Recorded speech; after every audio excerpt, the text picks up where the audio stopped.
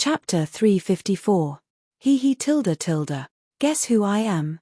In the afternoon, Lisa Schwan was lying in the air-conditioned room, a room with a lot of ice cubes, happily taking an afternoon nap. On a hot day, what else could he do but take an afternoon nap? Suddenly, he felt two soft and slippery little hands on his eyes. Then, he heard a deliberately rough voice. Lisa Schwan was sleeping soundly. After being disturbed, he became a little angry. He closed his eyes and removed the little hands from his eyes and muttered, "Lana, don't mess around tilde. Let brother sleep a little longer tilde. Wow tilde. Stinky brother, how did you know it was me tilde?" Lana slapped Lisa Schwan's forehead in dissatisfaction and jumped up to shout.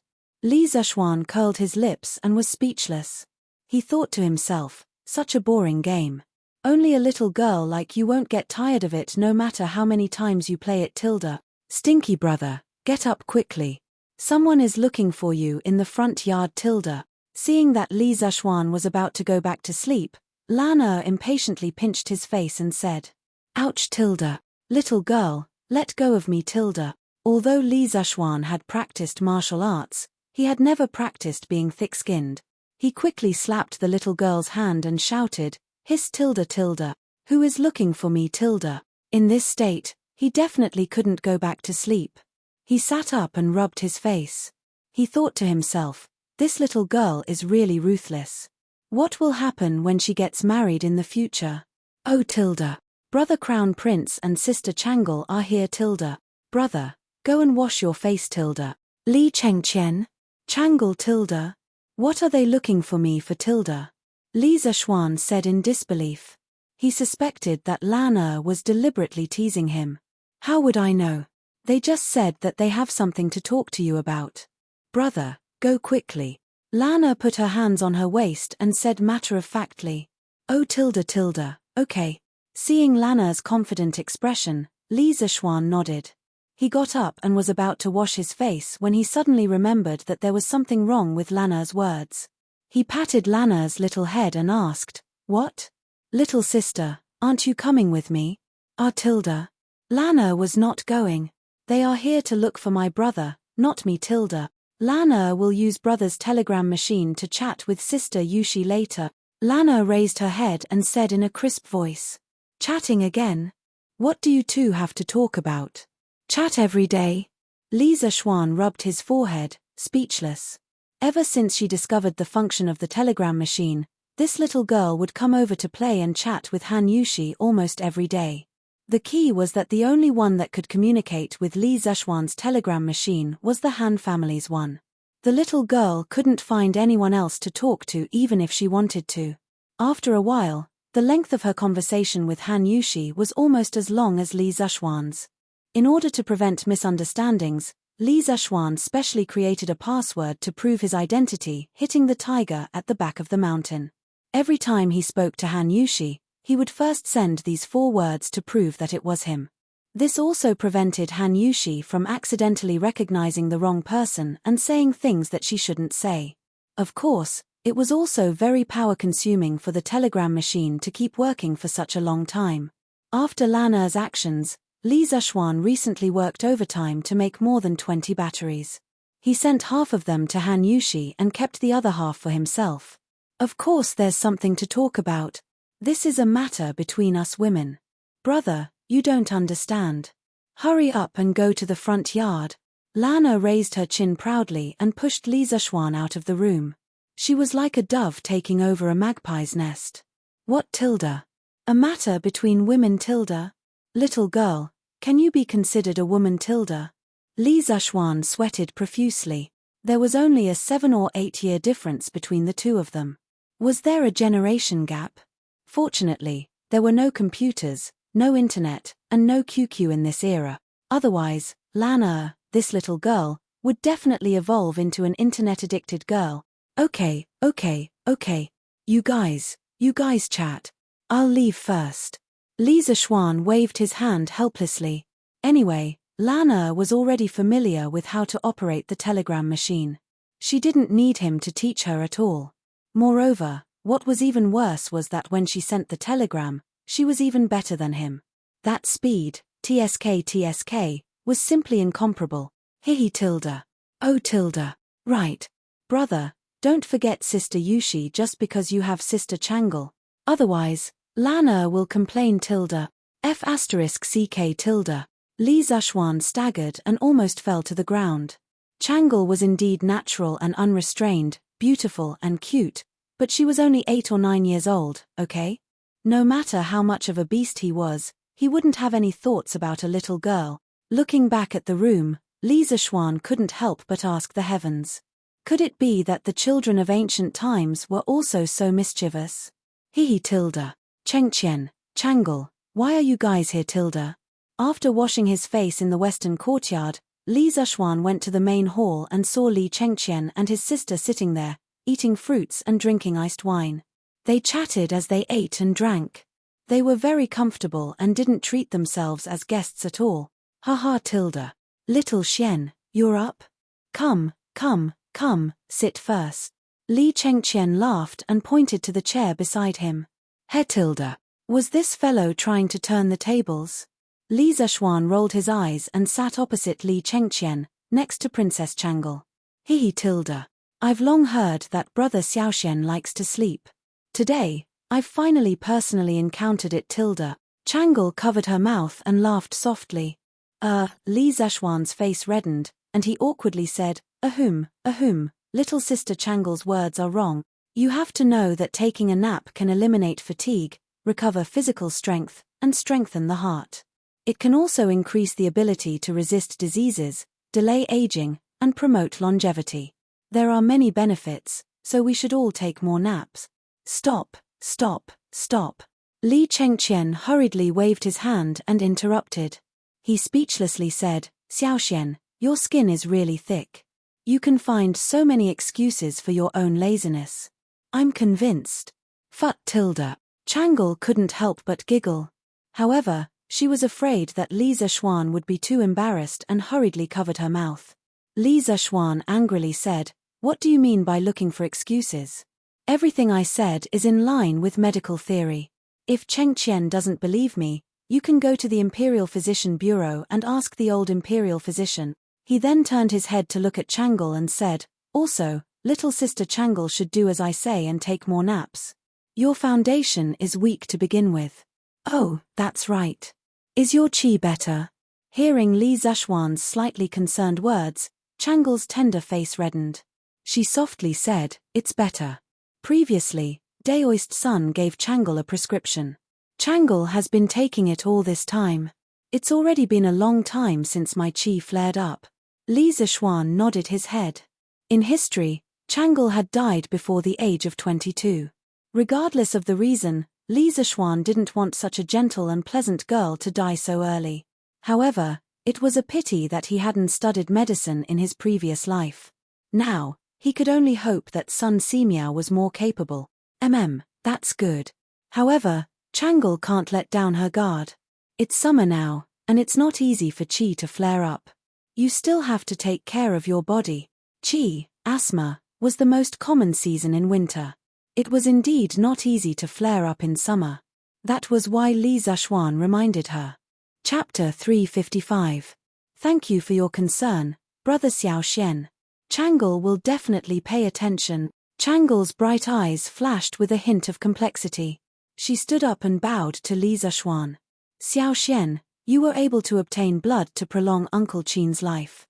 Don't you have a way to cure Changle and my mother's illness? The smile on Li Chengqian's face had long disappeared. He looked at Li Zushwan and asked in a deep voice. Does this guy really think I'm an omnipotent doctor? Li Zushwan smiled bitterly and said, Chengqian, you think too highly of me. If I had that ability, I would have cured Sister Changle long ago. Actually, even if my master were alive, he would only be able to alleviate the illness. It would be difficult to cure it completely. Asthma was caused by tracheal allergies. There were as many allergens as there were things in the world. Everyone's allergens were different, so the cause of asthma was extremely complicated. The pathogenesis was also unclear. Even in modern society with extremely advanced medical conditions, there was no way to cure it completely. But if the right method was found, the asthma condition could be controlled very well. But I do have some ways to alleviate or stabilize the condition. Li Zishuan tried hard to recall and muttered. Oh. Then tell me, Xiao Xian. Li Chengqian's eyes lit up as he hurriedly said. Chang'e also looked over with a face full of anticipation. Chang'e's illness is caused by her tracheal allergies to a certain substance. Chengqian, you need to find a meticulous palace made to accompany Chang'e at all times and take note of Chang'e's daily activities. It's best if you can analyze the source of Chang'e's allergies, such as pollen and dust. In the future, as long as you try to avoid these sources of allergies, you will have fewer relapses and suffer less. Generally speaking, people with illness are more sensitive to dry and cold air. It's fine now that it's summer. But once winter comes, Chang'e will probably suffer. So Chang'e, you must take advantage of this season to walk around and exercise. It's best if you do some exercise that isn't very strenuous, such as riding a scooter. Also, I have a prescription for treating qi disease. I memorized it when my master prescribed medicine. It might not be useful, but Chang'e can give it a try. Hey, Xiao Xian, wait. I'll take notes. Li Chengqian hurriedly raised his hand to interrupt. Although Li Zishuan said so, he did not dare to underestimate him. The news of Li Zishuan obtaining blood to prolong Qin Xiong's life had spread throughout Chang'an City, so he trusted Li Zishuan's medical skills very much. Li Zishuan smiled and didn't stop him. He waved his hand and asked the servants to bring Li Chengqian a brush, ink, paper, and inkstone. When everything was ready, he continued. This recipe costs 30 renminbi for the ginkgo, 20 renminbi for the sugar, and 5 renminbi for the starch. First, he removed the outer shell of the ginkgo and placed it in a pot with water. After boiling, he peeled the ginkgo and dug out its core. Then, he placed the ginkgo into a bowl, steamed it with water, and took it out. Put the ginkgo and sugar into the pot, add 2 bowls of water and bring it to a boil. Remove the foam and thicken it with starch before serving. This recipe can unblock the blood vessels, protect the liver, moisturize the skin, anti-aging, suppress lung qi, stabilize phlegm, detoxify, and strengthen the body. Even if it can't cure Chang'e's qi disease, it will be very beneficial to her body. It can be eaten for a long time and should be helpful. The ginkgo was the seed kernel of the ginkgo tree. It could not only be used as medicine, but also as an ingredient. It was very effective for asthma. In his previous life, Li Zishuan's grandmother had mild asthma. She had been eating ginkgo according to this folk recipe. She paid attention to avoiding allergens and didn't have an attack for many years. However, ginkgo was poisonous when eaten raw. Oh, ginkgo can treat qi disease. Then I'll have people pick more and send some to mother. Li Chengqian happily folded the recipe in his hand and smiled. Thank you, brother Xiao Xian. Chang'e squinted her eyes and smiled sweetly. Of course, she was happy that her illness was under control. After all, no one wanted to be sick all day. Haha. Small matter. But Chang'e, you still have to move around more. Our bodies are like a container. Exercise can make this container stronger, and it won't be easy for external diseases to invade. Okay. Chang'e has been playing with my brothers and sisters recently. Oh right, brother Xiao Xian, I heard that your curious pavilion is selling new carriages today. Chang'e raised her head and looked at Li Zishuan. This was also one of the reasons why she came here with Li Chengqian today. Yes. Why? Chang'e also wants that kind of carriage? Yes. Chang'e sat in Brother Crown Prince's carriage before. It was so comfortable. It's a pity that Chang'e can't leave the palace for long periods of time, and you have to line up to buy a carriage from Curious Pavilion, so I can only buy one from Brother Xiao Xian. Chang'e blinked her beautiful eyes and said mischievously. Ha. Li Zishuan patted his head and said embarrassedly, this is my fault. Cough. It's my fault. I should have given you one back then. You're also one of the shareholders of Curious Pavilion. How about this? Our current carriages are all black and red. They don't suit you. In a while, I will ask the workshop to customize a carriage for you for free. They will make it in whatever color you want. By then, Chang'e's carriage will be unique in Tang Dynasty. How about it? Really, Tilda? That's great. Changle wants a pink one. Is that okay? Changle said excitedly. Indeed, every girl has a cute young girl's heart. Haha. Of course. Hee hee. Thank you, brother Xiao Xian. Chang'e cracked a smile. It was truly a smile that could charm hundreds of people. Li Chengqian, who was sitting at the side, pursed his lips in jealousy. Changle had never smiled at him like that before. Ahem. Xiao Xian, I'm here today to talk to you about business. Li Chengqian coughed dryly and said seriously. What is it? Chengqian, tell me. Li Zishuan was observant and alert. He had already noticed the fleeting expression on Li Chengqian's face. He couldn't help but find it funny. Brother Xiao Xian, brother Crown Prince, let's talk about business. Changle went to play with sister Lan Er. Changle stood up and said. Empress Zhongsun had taught her well in this aspect. She had never asked about the so-called business between men. Okay. Lan Er is in the western courtyard. Xiao He, take Princess Changle to find Miss. Li Zishuan nodded and instructed. Yes, young master. Your Highness, this way please. Xiao He cautiously bowed to the three people in the main hall and then led Changle out. Okay, Chengqian, what do you want to say? Li Zishuan said casually as he leaned back in his chair. Li Chengqian thought for a moment and slowly explained his intentions. A few days ago, Xiao Xian, you said that you wanted the Imperial Court to send people to supervise that Ang daily. Imperial Father arranged for me to come over. Therefore, I came today to discuss the follow-up matters with you. Chapter 356. Li Chengqian came over today mainly to contact Li Zishuan before he officially sent someone to the Thatang Daily editorial department. He wanted to confirm the scope of authority of the person he sent over. While ensuring that he could complete the task given to him by Li Zishuan, he tried his best to avoid conflicts with Li Zishuan's people. Just like what Li Zishuan said before, if the person he sent over didn't know the scope of authority and blindly fought for power, it would affect the normal operation of Thatang Daily. As the founder of Thatang Daily, Li Zishuan didn't want to see this result. As the leader of the Tang Empire, Li also didn't want to see this result. Li Chengqian himself didn't want to see this result, because he was already a small fan of Thatang Daily. He would take time to read every issue of the newspaper.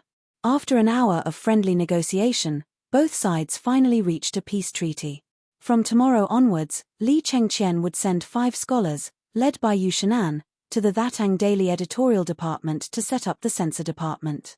Every issue of the newspaper had to be submitted to the censor department for content review before it was published. If it passed the review, it could continue to be published. If it didn't pass the review, it would be rectified. The censor department only had the right to review the content and didn't have the right to appoint or remove the internal personnel of Thatang Daily.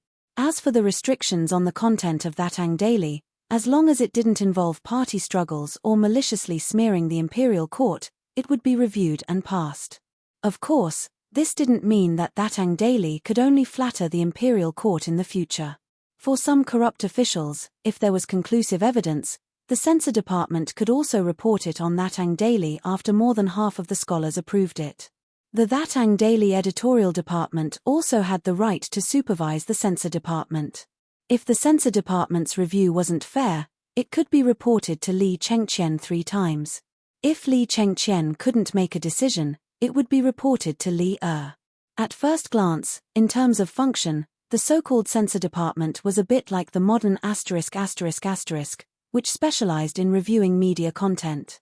But in terms of power, the censor department was much weaker because it could be supervised by the editorial department. It was a bit like the modern political commissar, and the editorial department was equivalent to the military chief. The military chief was to solve the problem of how to fight a war. The military chief, including the company instructor, battalion instructor, and the political commissar of regiments and above, solved the problem of why to fight a war and who to fight for. It was hard to say who was more powerful between the two of them, as they did not have a direct superior-subordinate relationship. They were supposed to keep each other in check. The purpose of their existence was not to fight for power, but to help the army win the war. Similarly, The censor department and the editorial department didn't want to let that young daily to get on the big ship of the imperial court and get rapid development nationwide. Lee's ultimate goal was to let Lee's to get involved. What? Where's Changle? After the discussion, Li Chengqian looked at the time and felt that it was time to return to the palace. So he followed Li Zishuan to the west courtyard to find Changle and return to the palace together. But he didn't see Changle and Lan in the courtyard, so he couldn't help but ask in confusion. He thought that Changle and Lan would be playing with the scooter in the west courtyard. That was why he asked. But he didn't know that Lan already had a new toy, which was the radio telegraph. As for the scooter, to hell with it. It couldn't be helped. Children liked the new and hated the old. Li Zishuan rolled his eyes and said unhappily, "Why are two little girls playing around in the courtyard on such a hot day? They're in my room. In my room." Hearing this, Li Chengqian looked at Li Zishuan with a strange expression. He thought to himself that his good brother really dared to say that a princess of the imperial family was in his room. Although Changle was only 8 years old, no one dared to say that, okay? This was a taboo for the imperial family. However, he didn't suspect that Li Zishuan had other intentions. This was because the impression that Li Zishuan gave him was that he was the type who spoke casually and didn't follow the rules. After a long time, he had already gotten used to it. Walking in front, Li Zishuan didn't notice Li Chengqian's strange expression. He walked directly into the room. From a distance, he could hear the beep tilde beep tilde beep tilde beep of the radio, as well as the laughter of Changle and Lan. Younger sister Lan, this thing is really fun. Let me try it. I also want to talk to older sister Yushi. Okay. Older sister Changle, wait a moment. I'll talk to older sister Yushi. Beep tilde beep tilde beep tilde beep tilde beep tilde beep tilde beep. Older sister Yushi, Princess Changle wants to talk to you. Is that okay? Dozens of li away, in the Han residence's small courtyard. Upon receiving this message, Han Yushi's wrist couldn't help but tremble, her heart beating wildly. She would be very happy to talk to Li Zishuan and Lan because she was very familiar with them. However, Changle, a high and mighty princess of the imperial family, Han Yushi was somewhat at a loss. Beep tilde beep tilde beep tilde beep tilde beep tilde beep tilde beep tilde beep. Older sister Yushi, are you still there? Tilde. Han Yushi jumped in fright. After translating Lana's telegram, she promptly replied, beep tilde beep tilde beep tilde beep beep beep. Lana, I'm still here. Ask the princess to come over and talk. Yushi is all ears. Li residence, western courtyard. Older sister Changle, come. Speak. I'll help you send it. Older sister Yushi, hello. Beep tilde beep tilde beep tilde beep beep beep. Hello princess. Greetings to your highness the princess. Lana's voice reading the telegram, don't. Changle and older brother Xiaoxian are very good friends. Older sister Yushi need not be so courteous. Beep tilde beep tilde beep beep beep tilde.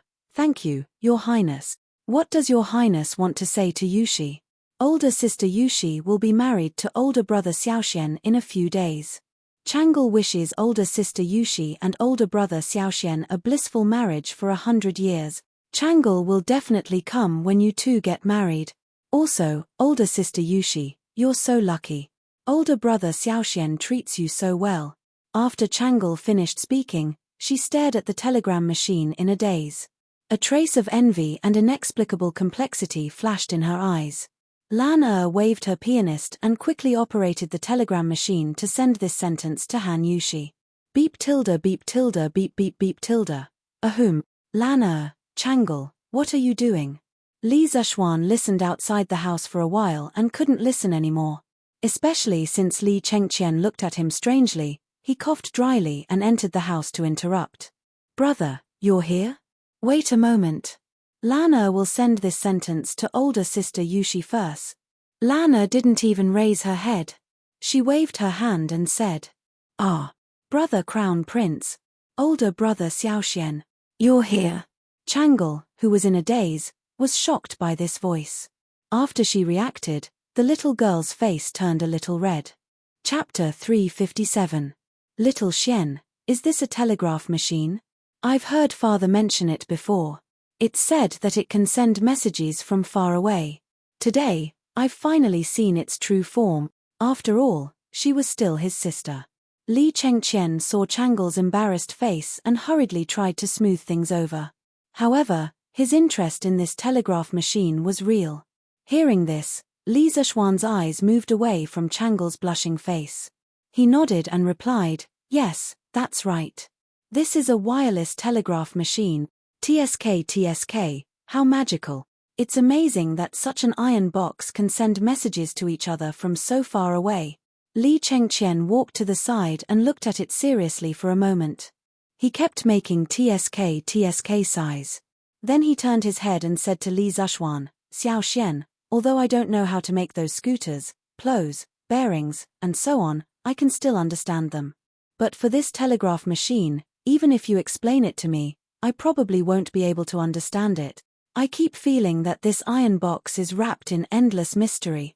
Little Xian, you're really getting better and better. Is this the engineering you were talking about?" "Yes, this is engineering. It includes many other basic subjects." "Chengqian, it's normal that you don't understand it." Li Zishuan had never expected people from the Tang dynasty to be able to understand electromagnetism now. That was an extravagant hope. However, after his Yanghuang College was built, this would no longer be an extravagant hope. "Oh, I also heard that little Xian wants to build an academy to teach the engineering you talked about. If there's anything you need help with in the future, just tell me.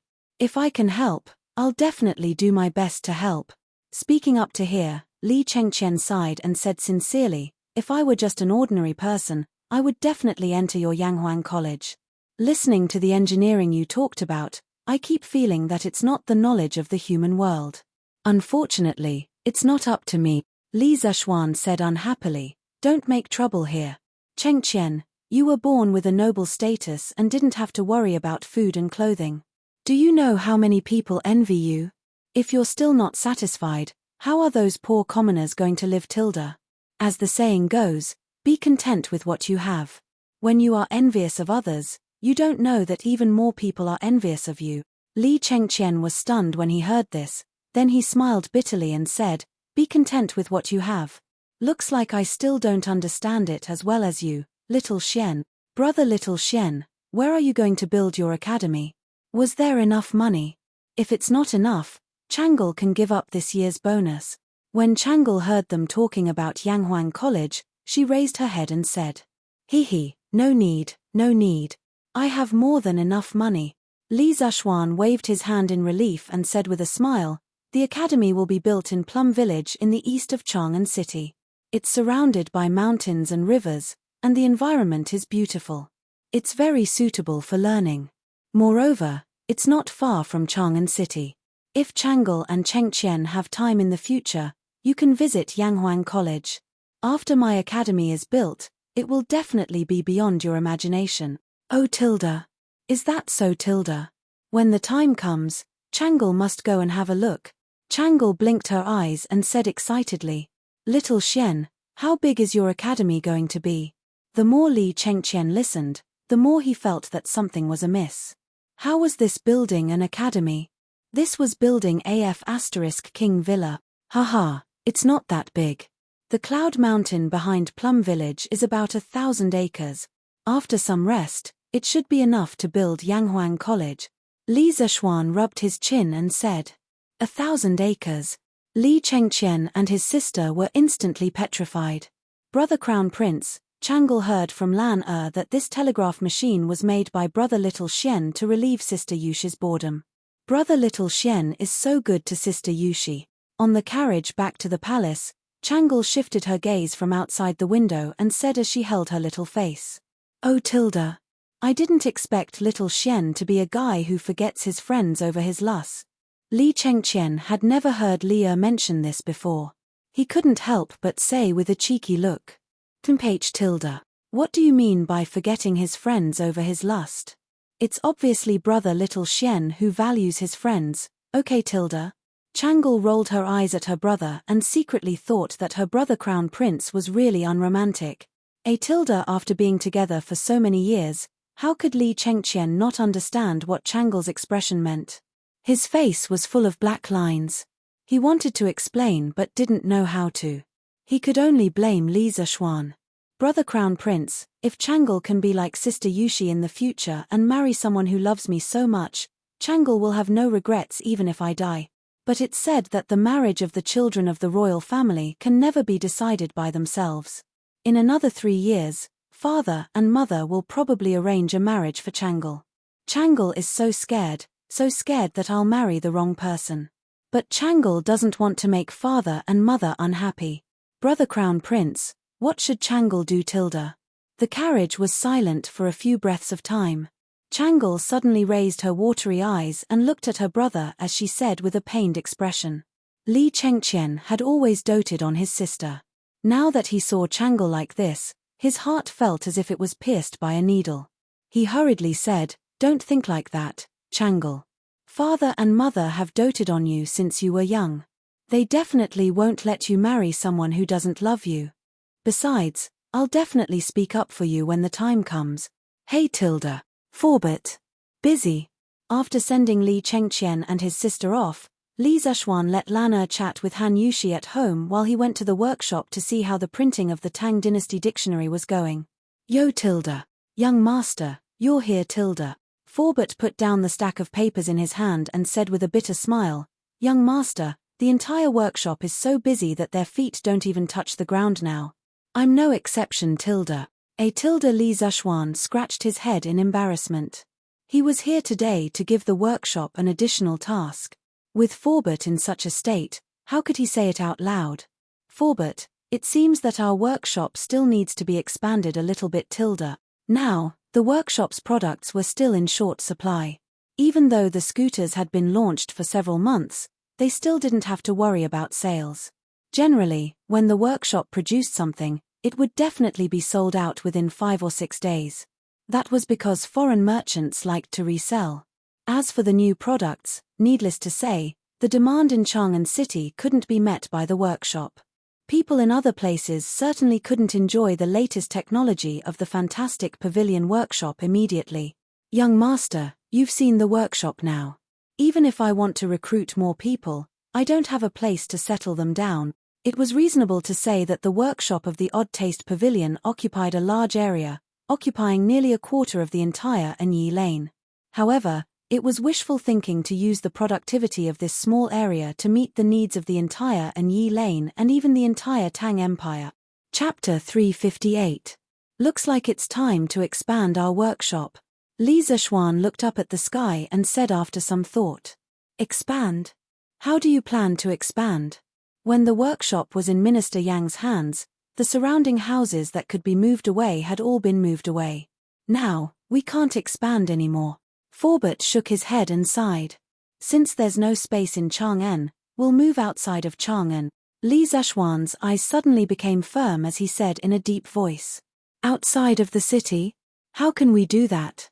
"Young master, people in any era tended to live in big cities. Just like how modern people like to live in big cities like Tianju and Shanghai, the ancient people were no exception. The workshop had finally taken root in Chang'an. Now that Li Zishuan wanted to move the workshop out, how could Forbet agree to that? "Why not?" "Forbet, you know that I'm going to build a college in Plum Village, right?" "Well, I've heard about it from Ma Ju." "Haha. It's good that you've heard about it." Li Zishuan nodded and smiled. Plum Village is surrounded by mountains and rivers. It's not only suitable for learning, but also for production. In the future, not only will I be staying in Plum Village, but most of the workshop's production tasks will also have to be moved there. "But no buts." Before Forbet could refute, Li Zishuan interrupted him. He said firmly, "Plum Village is indeed remote and desolate compared to Chang'an. But when Yanghuang College is built, that place will replace the Imperial College and gradually become the Tang Empire's sacred land of learning. Many other industrial chains will be born there. Moreover, with the talents cultivated by Yanghuang College, the workshop will gain a lot of benefit. Modern first-rate universities basically had a lot of companies under their name. For example, Tsinghua University had 30 to 40 listed companies under its control. Among them, there were a few very famous and powerful companies, such as Tsinghua Tongfang, Tsinghua Purple Light, and so on. This was the so-called combination of production, learning, and research. To the greatest extent, it could quickly turn academic knowledge into wealth. Li Zishuan came up with this idea on the spur of the moment. Yanghuang College's initial position was an engineering college. Of course, it didn't mean that in the future, only engineering would be taught. Confucianism would also be taught, for political reasons, but the focus would definitely be on engineering. With the engineering foundation provided by Yanghuang College, the workshop would definitely be able to produce more high-end black technology. Of course, there was one thing that Li Zishuan did not mention. My village was surrounded by the Ba River, which was very suitable for using water power to carry out industrial production, especially for some stamping and forging products that required very high surface precision. Hydraulic impact forging could perfectly meet the requirements. When the time came, Li Zishuan might consider making some more awesome black technology. Alright, since young master insists, this old man agrees. Forbert was speechless. Surpassing the Imperial College and becoming the Tang dynasty's holy land of learning? Although he admired Li Zishuan's creativity, running an academy and inventing and creating were two completely different things, okay? Why did he feel that Li Zishuan's words just now sounded like he was listening to a heavenly book? But who asked him to be the boss? Forbert could only succumb to Li Zishuan's perverted thief and expressed that it was fine as long as he was happy. Haha tilde. 2 years later, Forbert, you will definitely admire my wise decision tilde. Li Zishuan could see Forbert's helplessness from Forbert's expression and couldn't help but laugh. Forbert was too lazy to even speak. He just stood there and rolled his eyes. Forbert, I will go to Plum Village in a few days. Come with me then and see where we can build our workshop. In the future, Anyi Lane will be the headquarters of our workshop. It will only be responsible for decision-making and some production tasks. Most of the other things will be in Plum Village. Therefore, the workshop there must be a large layout. Don't be afraid of spending money. Just tell me how much land you need. If Plum Village doesn't have enough, I will go to the neighboring villages to buy it. Li Zishuan said in an overbearing manner. He liked to do things in one step. Instead of constantly expanding in the future, it was better to do things perfectly now. Yes, young master. This old man will go with you. Forbert couldn't change Li Zishuan's decision. He could only hope that they could choose a good place with convenient transportation. Oh, Forbert, have you built a house before? Li Zishuan suddenly asked. Of course. Forbert had a bad feeling, but he still answered truthfully. Haha tilde. That's great. Li Zishuan patted his thigh and said excitedly, I already have the blueprint of Yanghuang College in mind. Forbert will also come with me to inspect the site. After I get married, I will draw the blueprint. Forbert, how about you bring people to help me build the college? Young master, this, if it is a simple house, this old man may build it. But if it is a garden with a more complicated structure, this old man is afraid that this old man can't do it. Forbert cupped his hands and said seriously, but this old man thinks that if you can invite someone to help you build the college, it will be absolutely foolproof. The college built will also be a masterpiece. Oh tilde. Who is it? Li Zishuan was a little disappointed when he heard Forbert say no. But when he heard the last sentence, he immediately asked excitedly. Minister Yang. Forbert stroked his beard and smiled. He recommended his old boss to Li Zishuan. Oh, so it's him. Li Zishuan suddenly realized. He had almost forgotten that Yang Lide was a very famous architect. According to historical records, in the early years of Wu De, Yang Lide was Cao Kanjun of the King of Qin's residence. Then he was appointed as the Minister of Imperial Clothing and designed clothes, umbrellas, and other ceremonial items for the palace. After Li ascended to the throne, Yang Lide was promoted to Minister of Works and was in charge of building palaces, mausoleums, and other projects. He had presided over the construction of Tsuewei Palace, Yuhua Palace, Xian Tomb, Tomb of Great Ancestor Li Yuan, Zhao Tomb, Tomb of Emperor Li Shimin, and other major projects. Even the outer walls and city towers of Chang'an City were built by him. He was deeply praised and used by Li Er. More importantly, Li Zishuan had a very good relationship with Yang Xiaoning. With this relationship, it might be much easier to ask for Yang Lide's help. Of course, it would be even better if he could steal Yang Lide's younger brother, Yang Liben. This was because the Yang family could be considered a real engineering family. As Yang Lide's younger brother, Yang Liben not only had superb painting skills, but he was also a master of landscape architecture. He was almost comparable to Yang Lide. When Yang Lide presided over the construction of the Zhao tomb, Yang Liben had also participated in it and played a crucial role. Okay. I'll visit Minister Yang another day. Li Zishuan pondered for a moment and said, yes, that would be for the best. Forbert heaved a sigh of relief and smiled. He was truly afraid that Li Zishuan would assign this task to him. Not to mention his lack of ability, he was also very old. When the time came, he would not be able to endure the torment. Oh, that's right. Forbert, instruct a few craftsmen in the carriage department to make a pink carriage. Apart from the color being different, the rest of the materials and specifications will be the same as the previous Don't Touch Me design. When it's done, I'll send it to Princess Changle. You can continue with your work. I'll go to the editorial department of Thatang Daily to discuss some matters with Ma Ju. Li Zishuan irresponsibly handed over the task and slipped away, leaving behind a confused Forbert alone in the wind. Chapter 359. Xiaoxi, go and see if the printing department can deliver 500 copies of the Tang Dynasty Dictionary today. If they can't, all of them can stay back and continue working tonight. In the editing department, Ma Ju was looking at a stack of data sheets. He frowned and ordered. From his expression, it was obvious that he was anxious. Yes, Master Ma.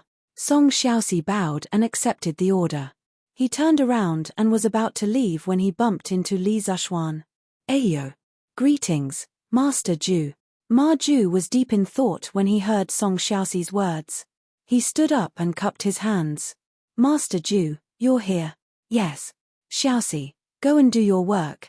Li Zishuan waved his hand. He had heard Ma Ju's words before he entered the room. He did not mean to eavesdrop, but his hearing was too good. He could not possibly cover his ears. Song Xiaoxi smiled and bowed. He quietly left the room and closed the door behind him. What's wrong? Brother Ma? Is the printing department unable to keep up with the progress?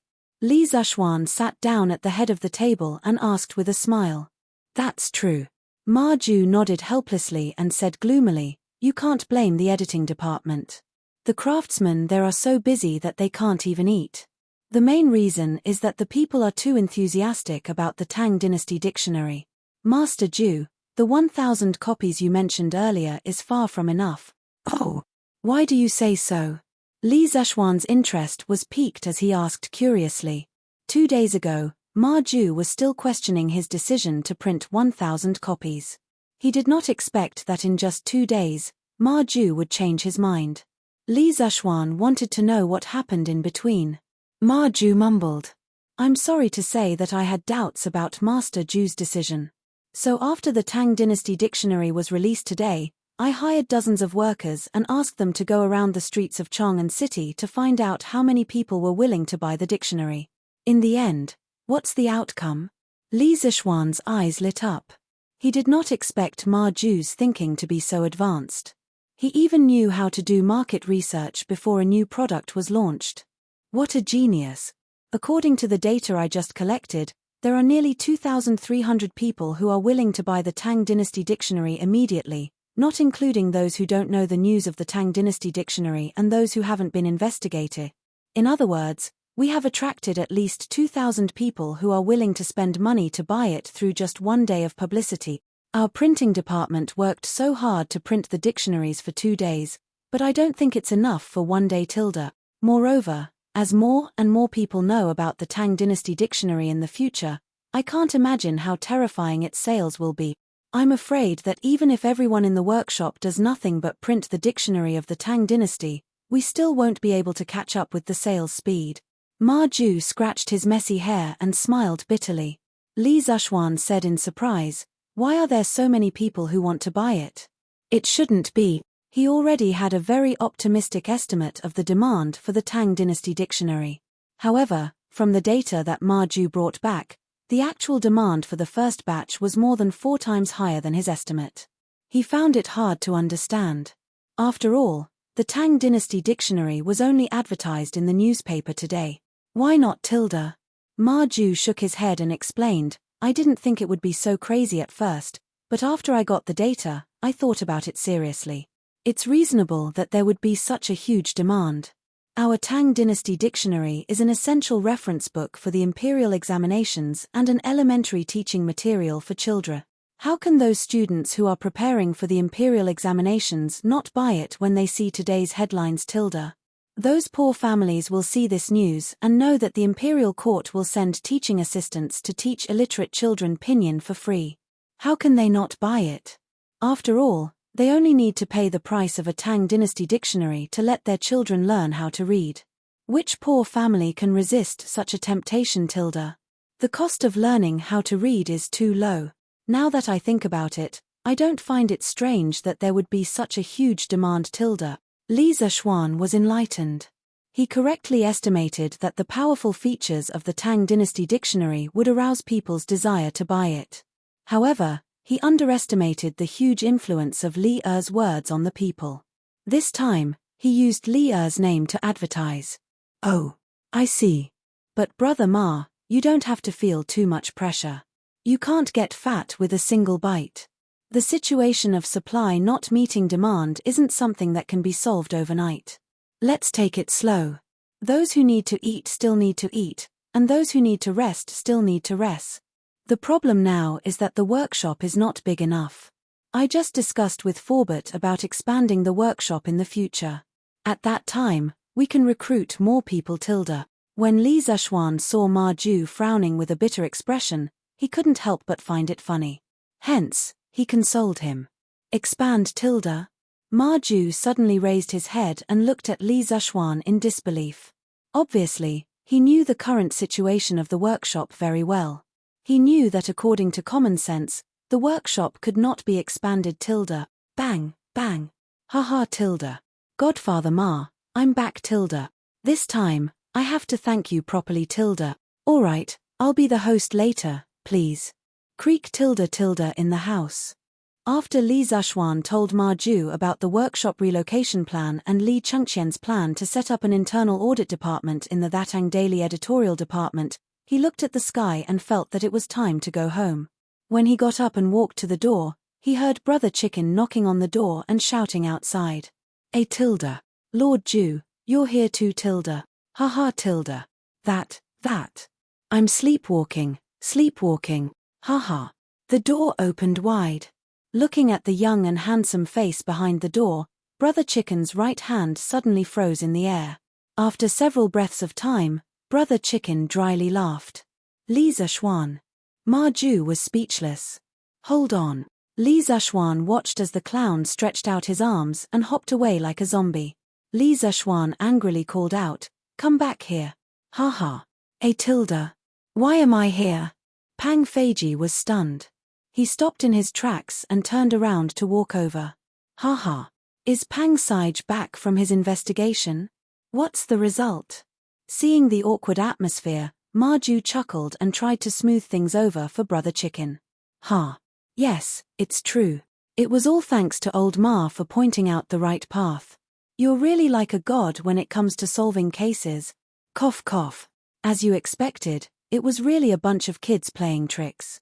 However, that bunch of kids didn't come to cause trouble again, so I can only report back first.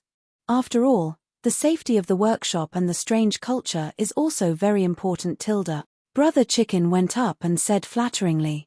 Then you two can chat. I'm going back. Li Zishuan heard the gist of it, smiled, waved, and left. Ma Ju had told him about the right Marquis household's investigation. To get such a result, Yuqi Jingde must have purposely gone easy on him. Otherwise, it wouldn't have ended so hastily. At the very least, the Biaozi he hired should have been found out by the Marquis. Now it seemed that he had to accept Yuqi Jingde's favor tilde. Chapter 360. The sky was overcast and Xiaokao lowered her head. The branches were bent and the sky was covered with dark clouds. It looked like a storm was coming. Chang'an, which had been hot for more than a month, was finally going to welcome a rainstorm. Li Zishuan was dressed very formally today. He wore a snow-white robe with a scholar's headscarf and clogs. He looked like a peerless scholar. His appearance was indeed very cool, but if it wasn't for today's special day, Li Zishuan wouldn't dress like this even if he was beaten to death. The robe was very complicated to wear. From the inside to the outside, it was divided into an inner shirt, undershirt, socks, and scarf, a middle shirt, a jacket, and an outer shirt. If it wasn't for Xiao's help, he probably wouldn't be able to wear it in the morning. The robe of the Tang dynasty was similar to a modern suit. It was usually worn on more formal occasions. Fortunately, it was a cloudy day today.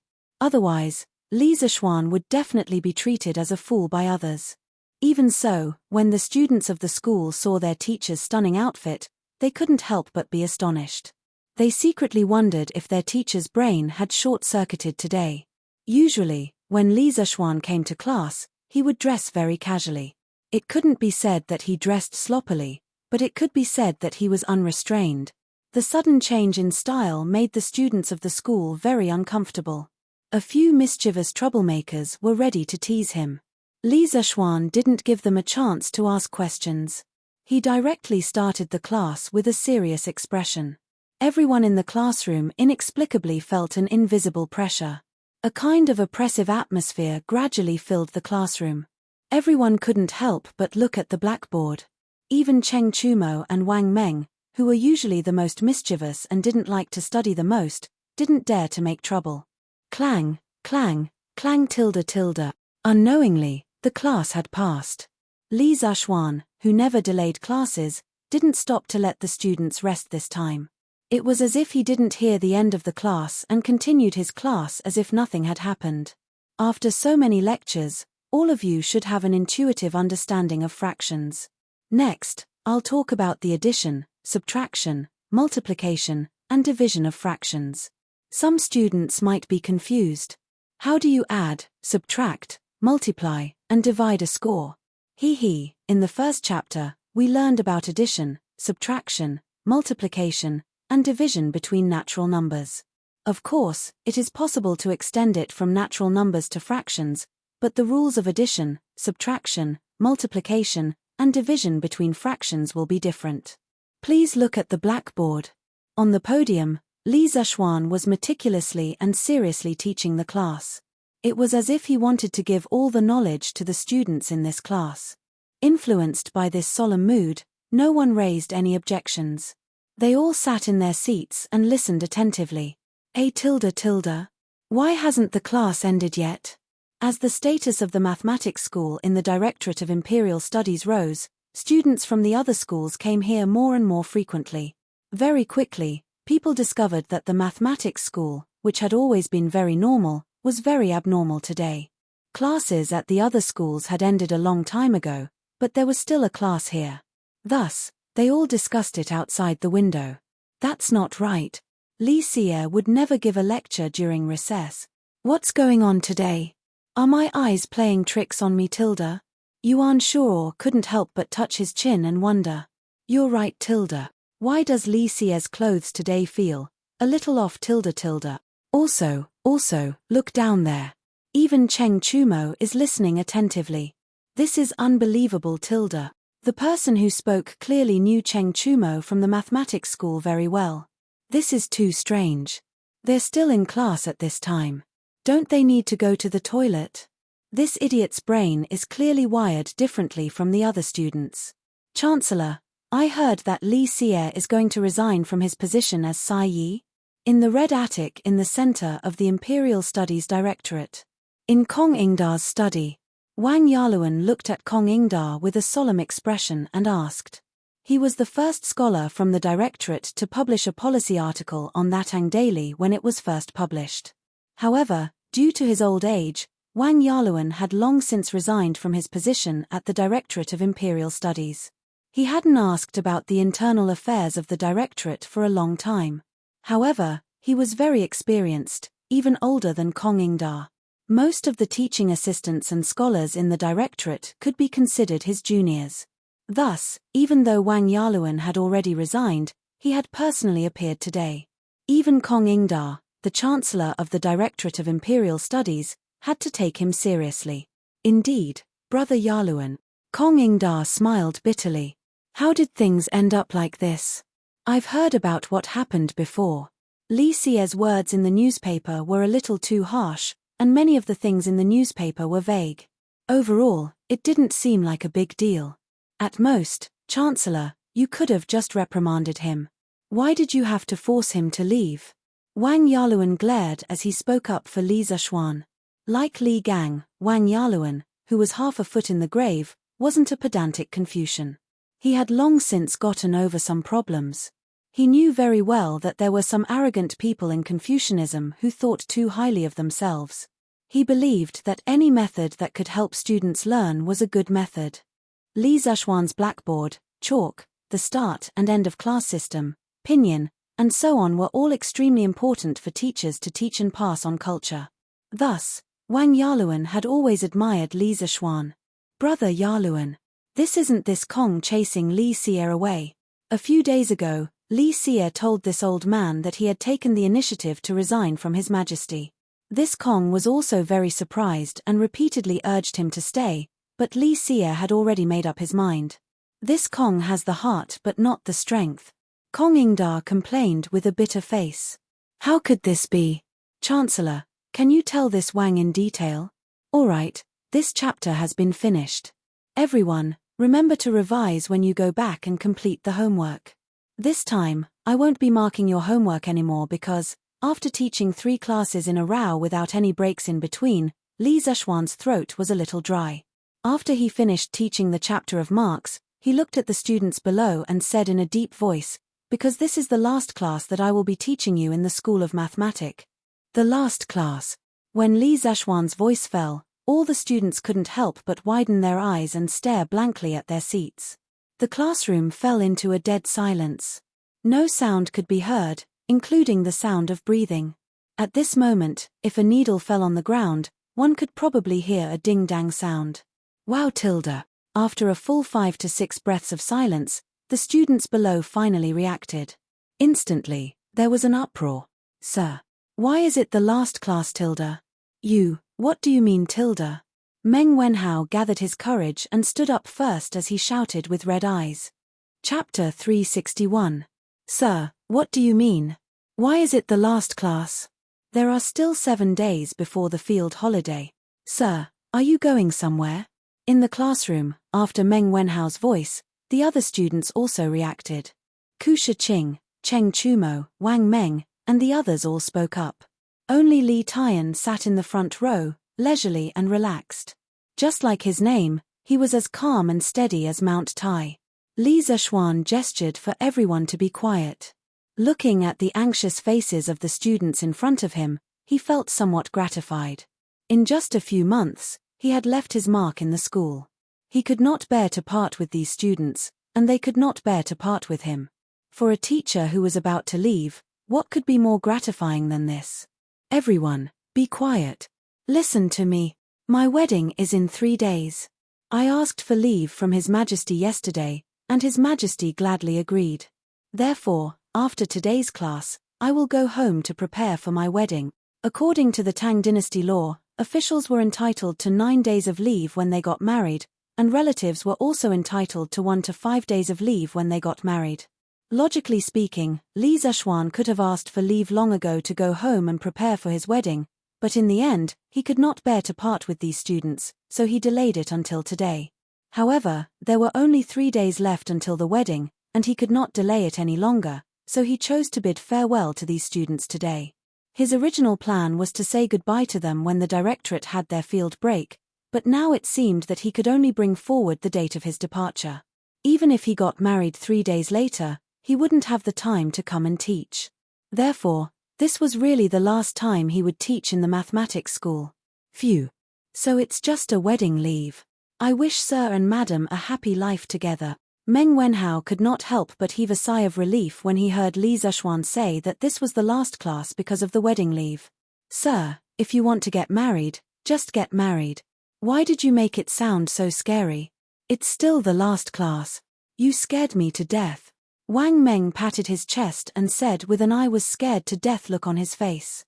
The rest of the students were about to chime in, but Li Zishuan coughed dryly and interrupted loudly. It's not just because of the wedding leave. Even if I don't get married in 3 days, I will still leave the Imperial College in 7 days. I have already resigned from His Majesty a few days ago. After 7 days, I will no longer be the minister of the Imperial College, and I will no longer be your teacher. By then, there will be other professors to teach you mathematics. Li Zishuan's words were like a bolt from the blue. The students of the mathematics school were all shocked and couldn't help but discuss. What? Sir is leaving the Imperial College? How can this be? I've only just learned the basics of Sir's new mathematics. How can Sir leave? Sir, why? You can't. Sir. That's right. Sir. No one can replace you. Yes, sir, you can't leave. You can't leave. You can, sir. The students were shocked at first, then panicked and helpless. In the end, they all shouted in unison, you can't go. You can't leave. The voices grew louder and louder. Li Zishuan, who was standing on the podium, couldn't help but be infected by this grand and impassioned atmosphere. At this moment, he really did have a slight impulse to disregard everything and stay behind. However, his strong willpower allowed him to restrain this irrational emotion. For the future of engineering, he had to jump out of the Imperial College and build his own academy. Quiet. Quiet. Li Zishuan pressed his hands and said solemnly, thank you for asking me to stay, but I have to leave. It's not convenient for me to tell you the specific reason. Why can't you tell us the details? Wang Meng yelled, interrupting Li Zishuan's words. Yes, why can't you tell us the details? Did the Chancellor ask Sir to leave? If so, let's go find Chancellor Kong and reason with him. Yes. Let's reason with him. Immediately, a group of people echoed behind him. Sun Zifan, Yu Dongcai, and a few other students who had just transferred over were the fiercest. Although they had only been in the Institute of Mathematics for a short time, they already liked the free and upward learning atmosphere in the Institute of Mathematics and Li Zishuan's new mathematics. Shut up. Wang Meng, Sun Zifan. Both of you shut up. Li Zishuan was both touched and angry at the sight of this group of idiots eager to go out and fight with Kong Ingda. He shouted loudly, let's go. We won't shut up. Sir, if you don't tell us the reason, we won't shut up. Yes. Sir, quickly tell us who stopped you from teaching us. We'll go beat him up. Yes. We'll beat up whoever doesn't let Sir teach us. Although Wang Meng, Sun Zifan, and the others were usually afraid of Li Zishuan, they didn't seem to be afraid at all now. Pa. Cough, don't misunderstand. Ouch. F***ck. Ouch.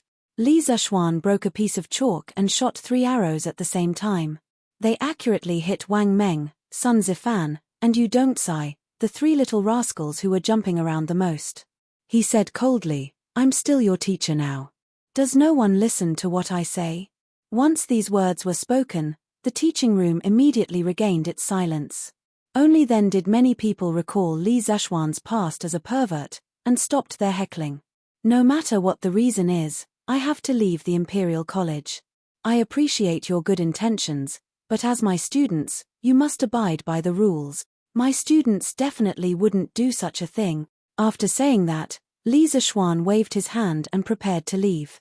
Meng Wenhao quickly got up and said, Sir, can you tell us what your plans are after leaving the Imperial College? The other students' eyes lit up when they heard that. They looked over, but this time, no one dared to jeer. Li Zishuan paused and said, I plan to build my own academy to impart engineering. May I ask what engineering is? Meng Wenhao cupped his hands and asked. I have named what I have learned as engineering. The so-called engineering is the study of engineering, the study of the principles of all things, the creation of weapons in the world, and the study of improving the lives of the people. The mathematics that you have learned is the foundation of engineering, Li Zishuan answered. Meng Wenhao carefully savored those words. Then, he asked with a complicated expression, then why don't you impart engineering in the Imperial College? The Imperial College doesn't offer this subject. Besides, engineering is a huge academic system that includes many subjects. It would be inconvenient to impart it in the Imperial College. Therefore, I applied to build my own academy to impart my knowledge to the Emperor. Li Zishuan shook his head and said, "What kind of students will your academy accept?" Meng Wenhao hesitated for a moment and asked, "That's right, I can go to Mister's academy then." Wang Meng patted his head and said excitedly, "When the academy is built, I will hold an entrance exam. At that time, no matter if you are a noble or a commoner, as long as you pass the exam, you will be able to enter the Imperial College, and the tuition will be free. However, Wenhao, you have to think carefully about whether you will choose to stay in the Imperial College, where you have a bright future, or go to my academy, where you have an unknown future, to search for the distant truth. You have to know that with your current level of mathematics, you have a high chance of entering one of the 4 schools in the Imperial College's annual examination at the end of the year." Li Zishuan said seriously. He hoped that all the students in the School of Mathematics would go to Yanghuang College. However, people at this age were the most impulsive. Therefore, he had to tell them clearly in advance so that they would not regret it. Chapter 362. I'm not afraid. If you want to set up your own academy, I, Sun Zifan, will be the first to sign up. Li Zishuan's realistic words woke everyone up. Many times, there was a big gap between ideals and reality. The Imperial College was the highest educational institution run by the Tang Empire's government. There was no doubt about its superiority.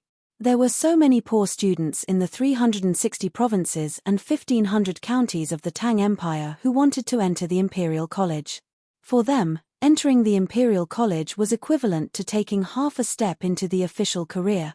At this time, it was really difficult for these students to give up the Imperial College with a bright future. However, Li Zishuan's vast knowledge and novel teaching methods deeply attracted them. Even Cheng Chumo and Yu Dongcai, who disliked studying the most, had to admit that they could learn a lot of novel knowledge from Li Zishuan's classes. This difficult multiple-choice question made many students feel conflicted. The School of Mathematics quieted down again. However, some people didn't care about the so-called future. When most people were thinking and conflicted, Sun Zifan was the first to jump out and say loudly. Li Zishuan had said that if they continued to stay in the School of Mathematics, they would definitely be promoted to the School of Mathematics by the end of the year. He really didn't care about this at all. Back then, he had voluntarily transferred from the Imperial College to the School of Mathematics.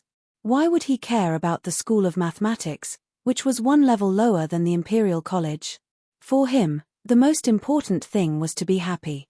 The atmosphere of the School of Mathematics made him very comfortable. There was no boring competition of wealth or scheming. There was only mutual learning, joking, and cursing. He liked to stay here.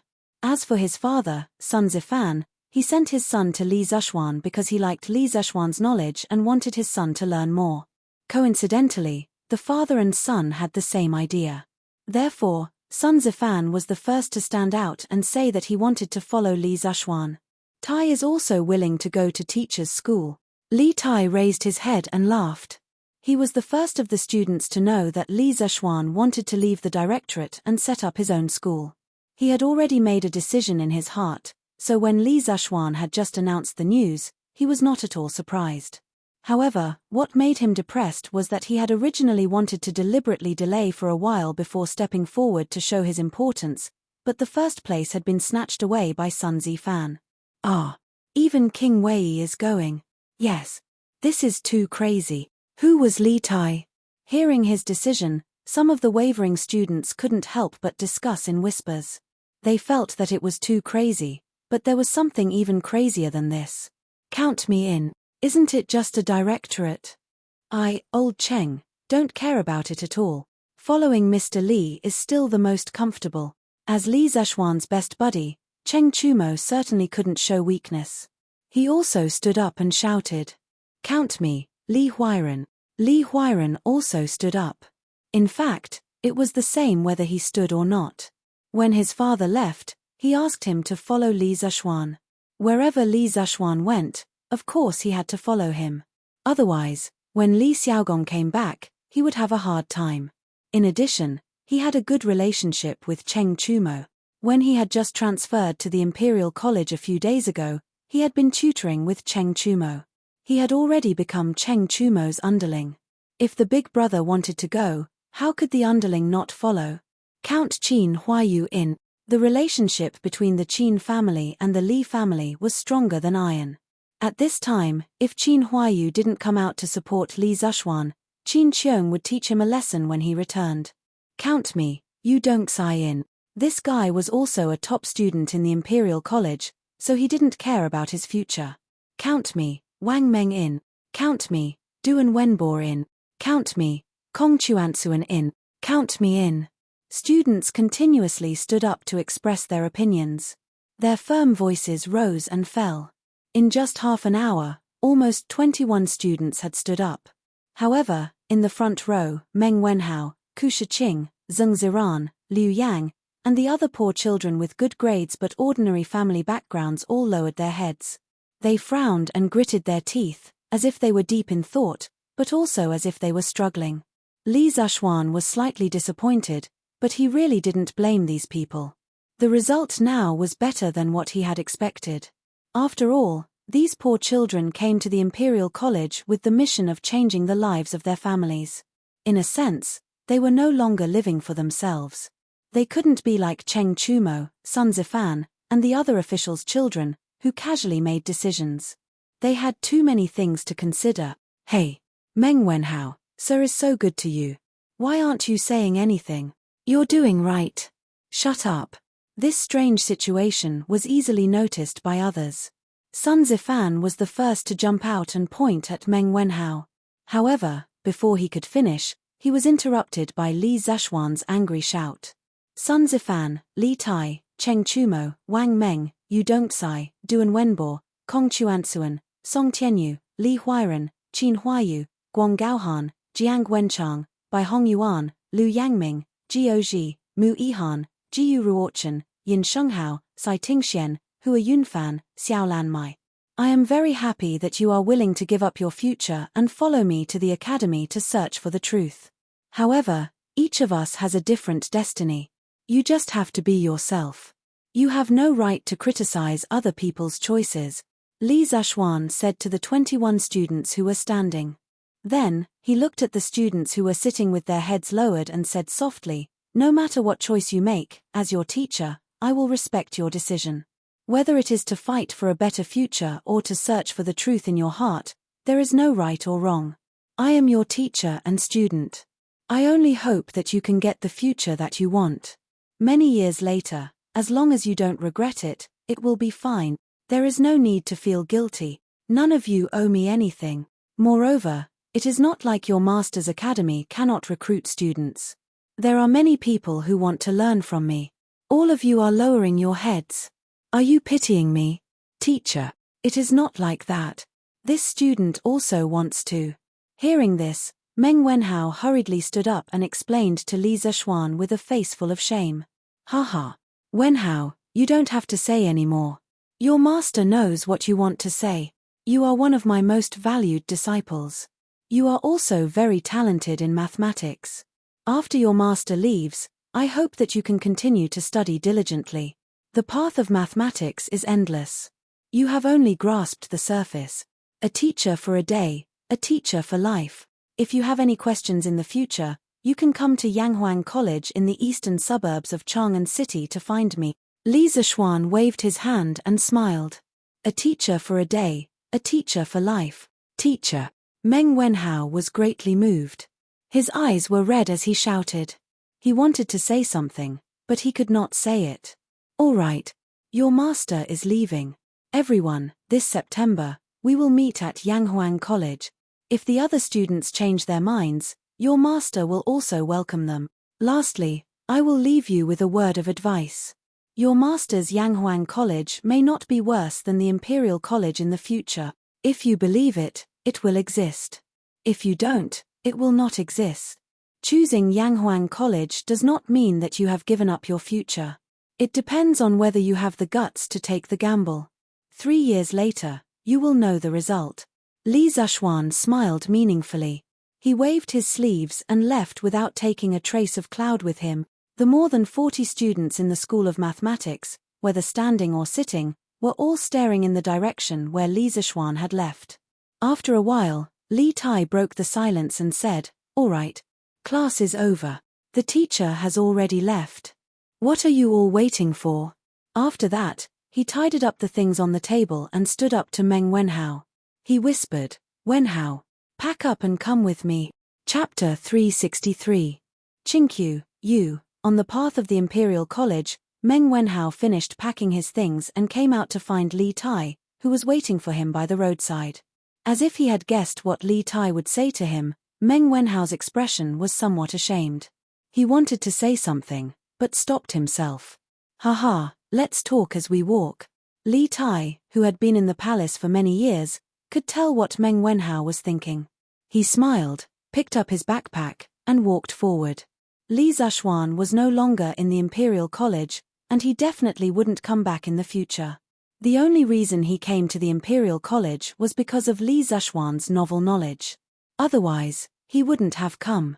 The knowledge that the other doctorates and teaching assistants in the Imperial College could teach could be taught by the scholars under him. Why would he give up what was near and seek what was far away? Therefore, he was on leave from today onwards. "Oh." Meng Wenhao stared blankly for a moment before responding. He moved his feet and followed behind Li Tai. Li Zixuan announced the big event at the beginning of the 4th class in the morning. At this time, only the mathematics school was open for classes, so the path was quite quiet. Meng Wenhao stepped on the smooth and hard bluestone pavement, listened to the various sounds of insects and birds, looked at the lush branches of the century-old trees around him, and smelled the fragrance of the expensive flowers on the side of the road. Meng Wenhao's mood didn't improve at all. He felt that he was going to make a wrong decision that he would regret for the rest of his life. His heart was heavy. "Wenhao, are you still thinking about what happened in class?" Li Tai walked in front and asked softly without turning his head. "Yes." Meng Wenhao nodded his head, but he forgot that Li Tai's back was facing him, so he couldn't see him nodding his head. "Haha. If we don't talk about your family, what is your original intention, Wenhao? Do you want to stay in the mathematics school and wait for the year-end examination to be promoted to a 4-gate school, or do you want to go to Yanghuang College with Sir and learn his engineering knowledge?" Li Tai's sharp eyes saw through Meng Wenhao's misgivings. He stopped and asked, "Of course I'm going to Yanghuang College with you," Meng Wenhao answered without thinking. Then, he seemed to realize that his answer was too impulsive and hurriedly added, "As the saying goes, one can see a whole leopard through a tube. From Sir's new mathematics, I seem to be able to see another world in Sir's heart. If I don't care about my future, my parents, and my younger sister, of course I'm willing to follow Sir to pursue that distant truth.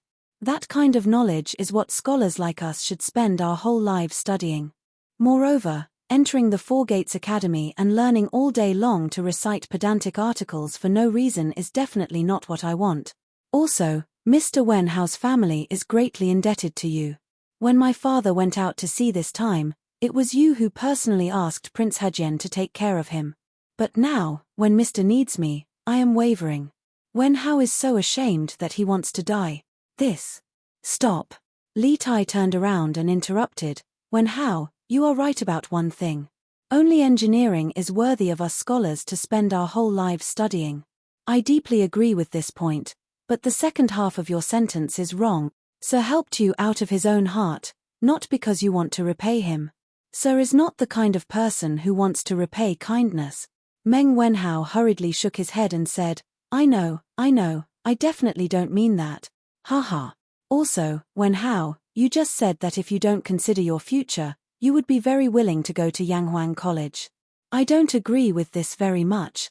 It seems that you didn't take the last words Sir said before he left seriously. Li Tai said meaningfully. What words? Meng Wenhao was startled. He had been struggling and blaming himself in the teaching room, so he really didn't hear the last few words Li Zixuan said. Hey. It seems that Wenhao really didn't listen carefully. Li Tai curled his lips, turned around, and said as he walked, Sir said that choosing Yanghuang College doesn't mean that you give up your future. Maybe you don't think so, but I have always believed in Sir. I believe in the future of Yanghuang College. Otherwise, why would my father agree to let Sir build his own college, Tilda? At this point, he looked at Meng Wenhao and said very seriously, even my father thinks highly of Yanghuang College. What reason do you have to think that Yanghuang College has no future? Wenhao, think about it seriously. Don't ruin your future because of secular views. That's all I have to say. You're on your own. After that, Li Tai flicked his sleeves and turned to leave. Meng Wenhao was stunned in place and was speechless for a moment. Li Tai left a sentence in the air in front of him. Confucianism cultivates the heart and benefits the world. Do you want to cultivate the heart for a lifetime and become a rotten scholar who only knows how to care about others, or go to Yanghuang College and become an omnipotent and peerless expert who benefits the country and the people like Sir? It's all up to you, Wenhao Tilda. Confucianism cultivates the heart and benefits the world. Meng Wenhao's lifeless eyes suddenly bloomed with endless vigor. Slowly, his eyes gradually became firm. I want to benefit the world. I don't want to become a rotten scholar, Meng Wenhao murmured, picked up his school bag, and walked resolutely to the gate of the directorate. So, Li Xie has no choice but to leave Tilda. In the principal's office. The conversation between the two big shots came to an end. At this time, Wang Yaluan stood up and asked with his hands behind his back. Brother Yaluan, I don't want to either, but Li Xie insists on leaving. Kong Ingda heard the blame in Wang Yaluan's tone. He couldn't help but cup his hands and smile bitterly. Ha Tilda. It was originally a small matter, but it ended up like this. Chancellor Kong, I have something to say, but I'm not sure if I should say it, Tilda. Wang Yaluan shook his head and said with some displeasure. Brother Yaluan, feel free to say it. Although Kong Ingda roughly guessed that this brother's words wouldn't be pleasant to hear, he still nodded and said, Forgive me for being blunt. Confucianism has been passed down to this day and has changed. When the sage first proposed Confucianism, it was to let people cultivate the heart. Chancellor, take a look. What kind of heart are people cultivating now? Scheming against each other, fighting for power, and completely forgetting the responsibility of being a teacher. Confucianism is degenerating, but Li Xie's new learning is rising like the morning sun. I have a feeling that losing Li Xie in the directorate is definitely an immeasurable loss. Chancellor Kong, you will definitely regret it soon, Tilda. Wang Yaluan's tone was solemn, and there were hidden meanings in his words. After he finished speaking, he didn't even bother to say goodbye and left with his hands behind his back. Confucianism is degenerating, and a new learning is rising. Sigh Tilda. Yaluan is expressing his dissatisfaction with Kui Shanyu and the rest. Looks like I've really made a mistake this time. It's really a case of being clear-headed for a lifetime and muddle-headed for a moment. Kong Ingda looked in the direction where his old friend disappeared and muttered to himself. Chapter 364. Master.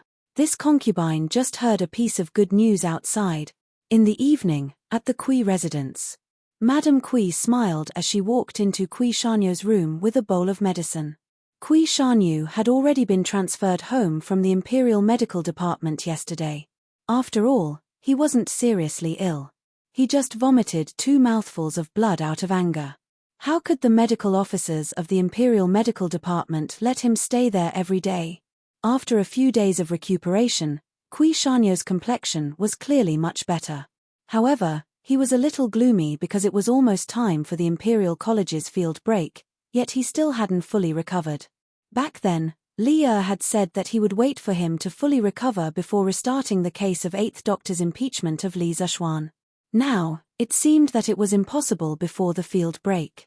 After all, his purpose of impeaching Li Zishuan was to prove to the teachers and students of the Imperial Medical Department that he, Kui Shanyu, was not worse than Li Zishuan. If he waited until the field holiday to reopen the impeachment case, how could he show his face in front of everyone? When everyone else went home for the holidays, what was he going to show off for? Therefore, although his body was getting better day by day, Kui Shanyu was still very depressed. At this time, when he heard his wife say that there was good news, he suddenly became energetic. He quickly sat up straight and asked, "What good news? Madam, tell me quickly." "Master, drink the medicine while it's hot. Madame Kui took the bowl of medicine and said softly, "I won't drink it." "Madam, tell me the news first." Kui Shanyu took the bowl of medicine and urged. To him now, a piece of good news was better than 10 bowls of good medicine. Then, okay.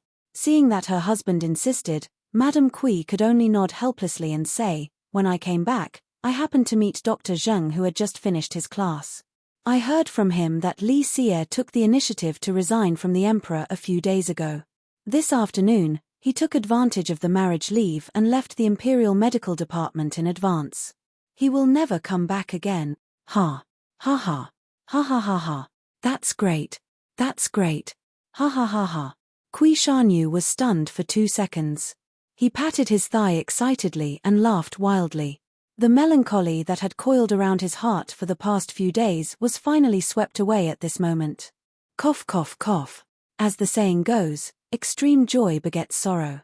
Continuous laughter affected the lungs, causing Kui Shanyu's heart and lungs to suffer from dysfunction. Cough, from a scientific point of view, excessive excitement could cause atherosclerosis or vascular malformations. In serious cases, it could even cause blood vessels to rupture and cause death. Fortunately, Kui Shanyu's condition wasn't too serious. Otherwise, he might become the first doctor in the history of the Imperial College to die of laughter. "Master, Master, are you all right?" Madame Kui hurriedly stepped forward and patted her husband's back as she asked nervously. Cough, cough. Who would have thought? Evil people have their own retribution. Before this old man even made a move, Li Zishuan had already fled in defeat. How satisfying. How satisfying. Cough, cough, cough. Kui Shanyu took a deep breath. Although he was still coughing, it still couldn't stop him from shouting excitedly. This guy really knew how to flatter himself. If Li Zishuan heard this, he would definitely spit on his face. Leaving the Imperial College and building his own academy had nothing to do with Kui Shanyu. It was completely because Li Zishuan couldn't stand the way Kong Ingda handled things. It wasn't because he was afraid of Kui Shanyu. If it was a direct confrontation, Li Zishuan said that even if the 8 of them attacked together, they wouldn't be afraid of Kui Shanyu. Master is still the best. Master, please drink your medicine. Madame Kui knew what kind of person Kui Shanyu was. She could only follow his words and coax him like coaxing a child to drink medicine. Cough cough. Ha ha. I don't need to drink anymore. This old man's illness is much better. Cough cough. Kui Shanyu waved his hand and said with a flushed face. This guy finally experienced what it meant to be in high spirits when faced with happy events. Chinkyu, I heard that you didn't go to the Imperial College in the afternoon. What's wrong? In the Ganlu Palace. The father and son were chatting together after dinner. Leah looked at Li Tai, who was sitting not far away from him, and asked kindly. Replying to father, I indeed didn't go in the afternoon, because from today onwards, Mr. Li won't be going to the Imperial College, so I came back.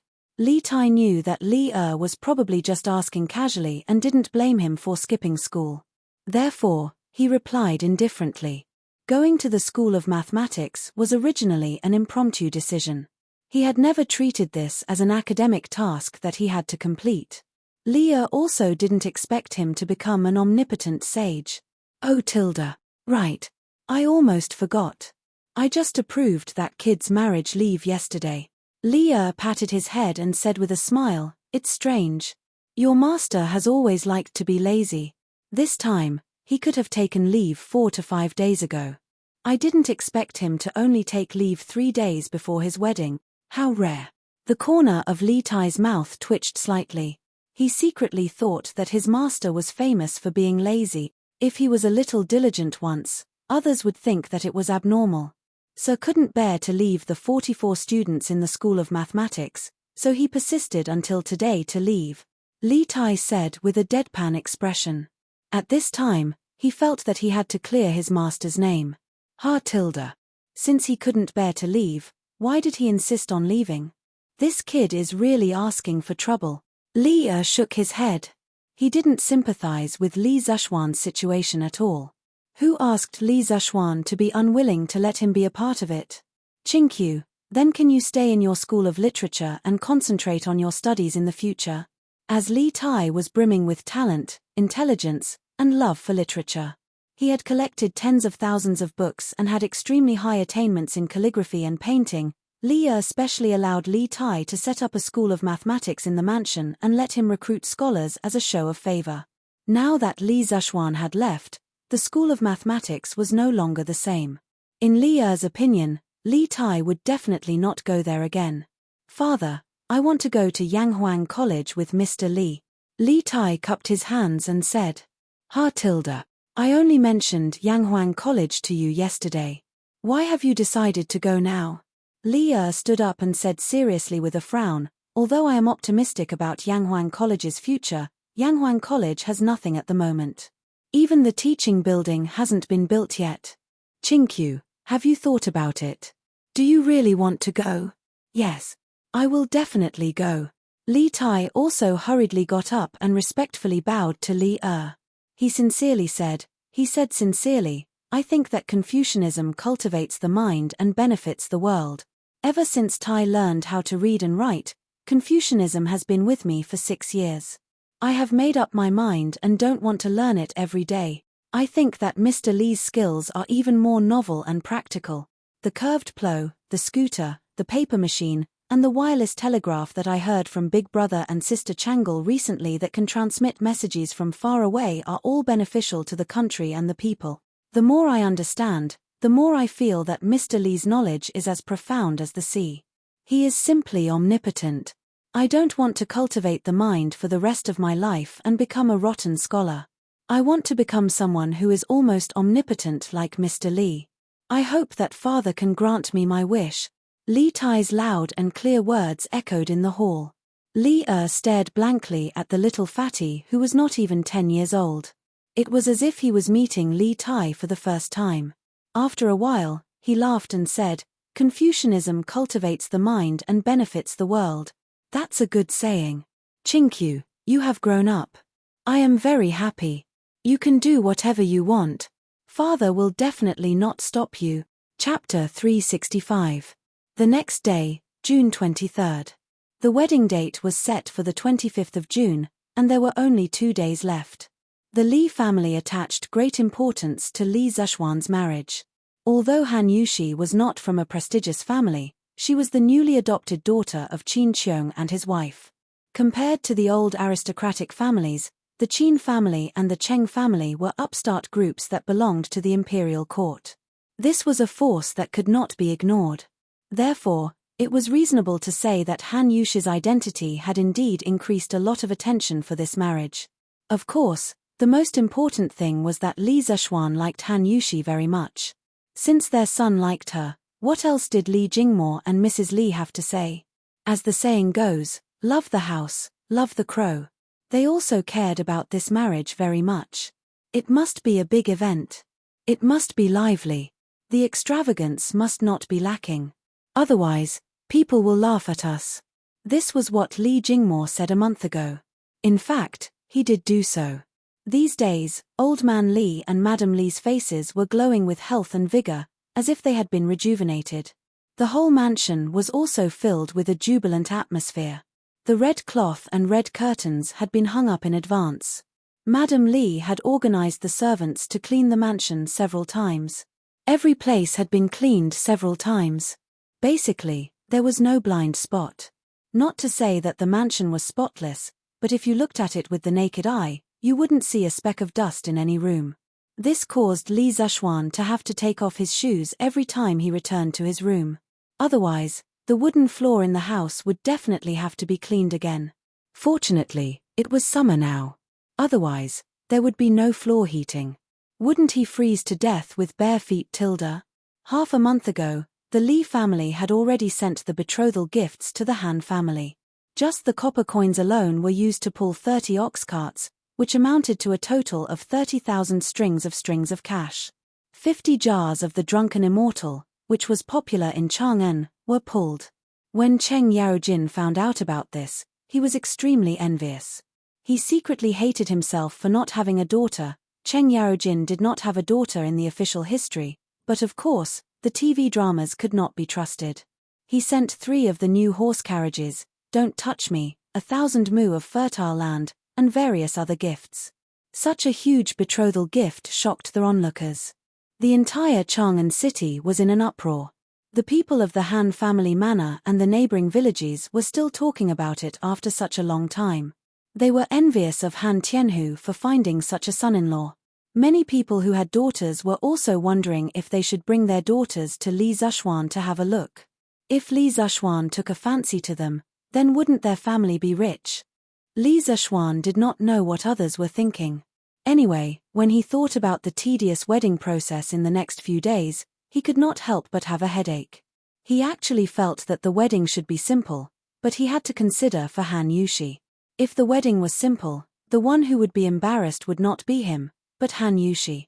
Although Han Yushi was not the kind of person who despised the poor and loved the rich, this was a once-in-a-lifetime event for a woman. Who would not want to be grand and happy?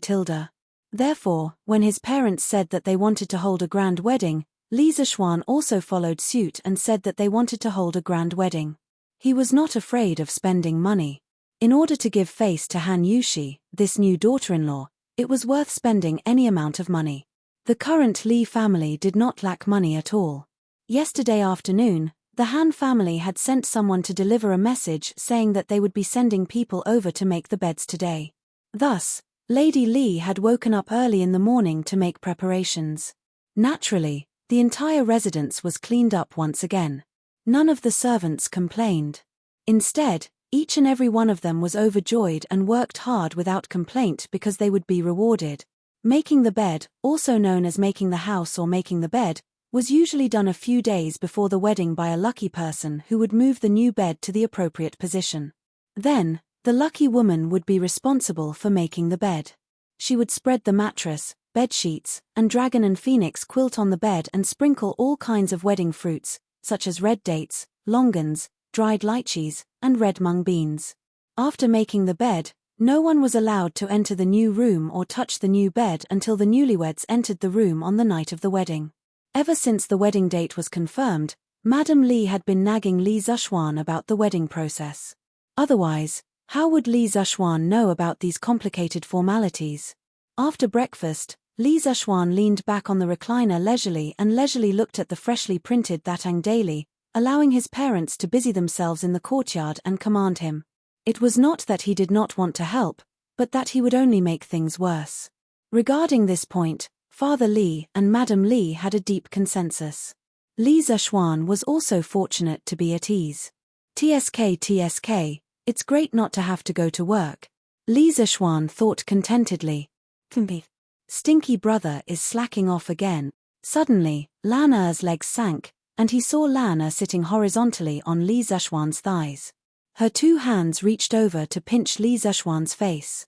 Perhaps it was because Li Zishuan's face was too handsome or something else, but Lan Er liked to pinch Li Zishuan's face the most, other than often pulling Li Zishuan's arm. Li Zishuan hurriedly slapped the little girl's hands away and said unhappily, "Get off. What are you doing?" He really had a headache when it came to Lan Er. This girl was almost 7 years old. In this era where girls were generally married at the age of 11 or 12, this age was not considered young. Although the Tang dynasty was liberal, it was rare for siblings to be so intimate. Li Zishuan, who came from the modern era, did not think much of it, but his parents had scolded him and the little girl many times over this matter. No. Brother, are you reading the newspaper again? Why don't you go and chat with Sister Yushi? Lan Er shook her head and used her two white and tender little arms to resist Li Zishuan's pull. She was unwilling to get off. Li Zishuan was afraid that he would hurt her, so he was too lazy to care. In any case, his parents were so busy right now. He glared at the little girl and said, "Don't worry. You still have the nerve to say that, Tilda. You're hogging the telegraph machine every day. How can I use it, Tilda?" The little girl was getting more and more thick-skinned. It was all because of her that Li Zishuan's chat time with Han Yushi sharply decreased. Of course, when it came to this little tyrant at home, Li Zishuan could only tolerate it. Tilda. How can there be? Lan Er won't hog it in the future. Brother can use it now. Tilda. Lan Er giggled embarrassedly. Why, Tilda? Li Zishuan looked at the little girl suspiciously and asked. Tilda, brother, your telegraph machine is not good Tilda. It can only transmit words, and it can't hear Sister Yushi's voice. It's really too bad. Lana feels that it's meaningless. Also, I heard from Mother that from the day after tomorrow, Sister Yushi will be living in our house forever. When that time comes, I can play with Sister Yushi every day. Why do I still need to use this broken telegraph machine Tilda? It's too tiring. You can't do this Tilda. It's too bad. Broken telegraph machine. Lisa Schwann's face darkened. This communication tool that transcended eras was actually despised by the little girl. Lan-er had developed a sense of superiority from playing with the telegraph machine. There was no one else who had higher standards than her now. Chapter 366. Broken telegraph machine? How can you play with a broken telegraph machine for so long? Li Zuxuan said angrily as he reached out to pinch the little girl's cheeks. Ah, isn't there nothing else to play with? Brother and Iron Egg used to go to the Imperial College every day. It's boring for Lan-er to be alone at home. Lan-er kept shaking her little head as she tried to get away from her brother's evil grip. It's boring for Lan-er to be alone at home. When Li Zuxuan heard this, he felt a little uncomfortable. The hand that was going to pinch Lan-er's cheeks gently landed on the little girl's hair bun. Li Zuxuan said gently, "It's my fault. Brother will accompany Lan-er often in the future." Lan-er nodded happily. Suddenly, she rolled her eyes and said mischievously, I don't want to. When the time comes, Sister Yushi will play with Lan-er. I don't need you anymore, brother. Li Zuxuan was speechless. This little girl was worried for nothing. Young Master, the Han family's bedding team has arrived. Master wants you to go out quickly. Just when Li Zuxuan wanted to teach this little girl a lesson, Xiaoxi ran over in a panic.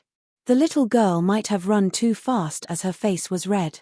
Lan-er had been scolded by Madame Li many times. She knew that her current appearance was indecent. When she saw Xiaoxi come in, she quickly jumped down from Li Zuxuan's lap and stood at the side, pretending to be an obedient girl. This obviously deceiving action made Xiaoxi smile. Actually, she was already used to this phenomenon. Even if she saw it, she wouldn't go out and say anything. Oh, you're here so soon Tilda? Okay, I'll go and take a look. Li Zuxuan patted his thigh, got up and said a few words before leaving the room. Sigh. Lan-er wants to go too. Brother, wait. When they arrived at the front yard, they saw that the yard was filled with all kinds of gifts, from silk and cloth to porcelain, gold and silver, to carriages and horses for food. There were 8 pieces of each, and 8 large carriages were pulled by copper coins. It wasn't that the Han family was stingy, but that these were just gifts to settle down in bed, and not part of the dowry. The dowry was calculated separately. According to the etiquette, the bride's dowry would only be sent over after the bed was set up. Master Tilda. Iron Egg came over and cupped his hands in salute. After Li Zuxuan announced his independence at the Imperial College yesterday, Iron Egg didn't need to go to the School of Mathematics anymore. Moreover, he went back to the Han family village yesterday afternoon. After all, his father was busy at home and it was hard for him. He could help out when he went home. It had to be said that after studying at the School of Mathematics for a few months, Iron Egg had become much more sensible. Today, the Han family came over to settle the bed. It was inconvenient for Han Tianhu to come, so Iron Egg came along. Iron Egg, you can't call me master anymore. You should call me brother-in-law Tilda. A chubby woman walked out. It was Liu Yuer. It was rare for her to say something witty in front of Li Zuxuan on this festive day, but no one blamed her. She and Old Who were both wearing bright red clothes today, and they looked very festive. Unlike other big families, which had a lot of direct relatives, Han Tianhu came to the Han family village after experiencing war. The Han family was really a small family. They didn't have a matriarch, so Han Tianhu could only invite Hu Hanyun and Liu Yuer over to settle the bed. Logically speaking, he could also invite Qin Qiong and old Madame Qin. After all, they were Han Yushi's adoptive parents. However, those two's status was too high, and Han Tianhu couldn't bring himself to invite them. You silly woman, how dare you make a joke about young master? Old Who tugged at his wife's arm and said angrily. Haha Tilda. Yue is right. Old Hu, don't blame her. And all of you, come in and have some tea and pastries. Don't stand on ceremony. Li Jingmo quickly waved his hand and said to the people in the courtyard with a smile. Thank you, old master. This time, the Han family brought a lot of gifts. Other than a few carts of copper coins, the rest of the things were all picked by people. Half of the Han family village's youths came to help. Haha. Yes, yes, yes. Auntie Liu is right. Uncle Hu, you guys have worked hard. Li Zishuan hadn't seen old Hu for a long time. When he saw him today, he felt very close to him. Back then, when Han Yushi was robbed at Rhinoceros Slope, old Hu stepped forward regardless of his own safety and delayed for a while. In the end, Li Zishuan successfully rescued Han Yushi. Li Zishuan would not forget this kindness. It's not hard, it's not hard. Young master, what are you talking about? This is what I, old Hu, should do. Putting aside the benefits that Li Zishuan brought to the Han family village, his son and daughter's illness were cured with Li Zishuan's help. Li Zishuan was grateful to him, but he was even more grateful to Li Zishuan. He Tilda. As expected, how are you guys doing recently? I haven't seen the two of them in a long time. Li Zishuan saw that his father had called the rest of the people in for tea and pastries, so he chatted with old Hu as they walked. He Tilda. Good, good, good. Thanks to you, young master, everything is fine. Now, this child is running around the Han family village. There are many farmers there who want to learn his skills. Yue and I really miss this child. Old Hu scratched his head and chuckled. Then, he said with a face full of nostalgia. Why? She hasn't come back yet. Li Zishuan frowned and asked worriedly. He couldn't help but think in his heart. Could it be that Yue met some evil people outside and encountered some danger? He Tilda. Young master, don't worry. That girl just replied to me a few days ago. Yue and I are illiterate. We only understood after we found Yue from the Han family. The letter said that Great Immortal Sun wanted to refine a type of medicine and lacked one ingredient. She and Great Immortal Sun have been picking herbs in the Taibai mountain area recently and helping the villagers there to treat their illnesses. There's no danger. Old Hu looked at Li Zishuan's expression and quickly waved his hand with a smile. Taibai Mountain was also known as Changbai Mountain. The name of Changbai Mountain had changed many times in history. Before the Qin dynasty, it was known as Buxian Mountain, meaning mountain with God. The classic of mountains and seas recorded, in the vast wilderness, there was a mountain named Buxian because of the reverence of the people. That was Changbai Mountain. In the Han dynasty, it was known as Dandan Daling. In the Wei dynasty, it was known as Gaima Mountain. In the later Wei dynasty, it was known as Tutai Mountain. In the northern and southern dynasties, it was known as Tsongtai Mountain and Taihuang Mountain. In the Tang dynasty, it was known as Taibai Mountain. In the Qing dynasty regarded Changbai Mountain as the birthplace of their ancestors. They sealed the mountain and offered sacrifices to the gods.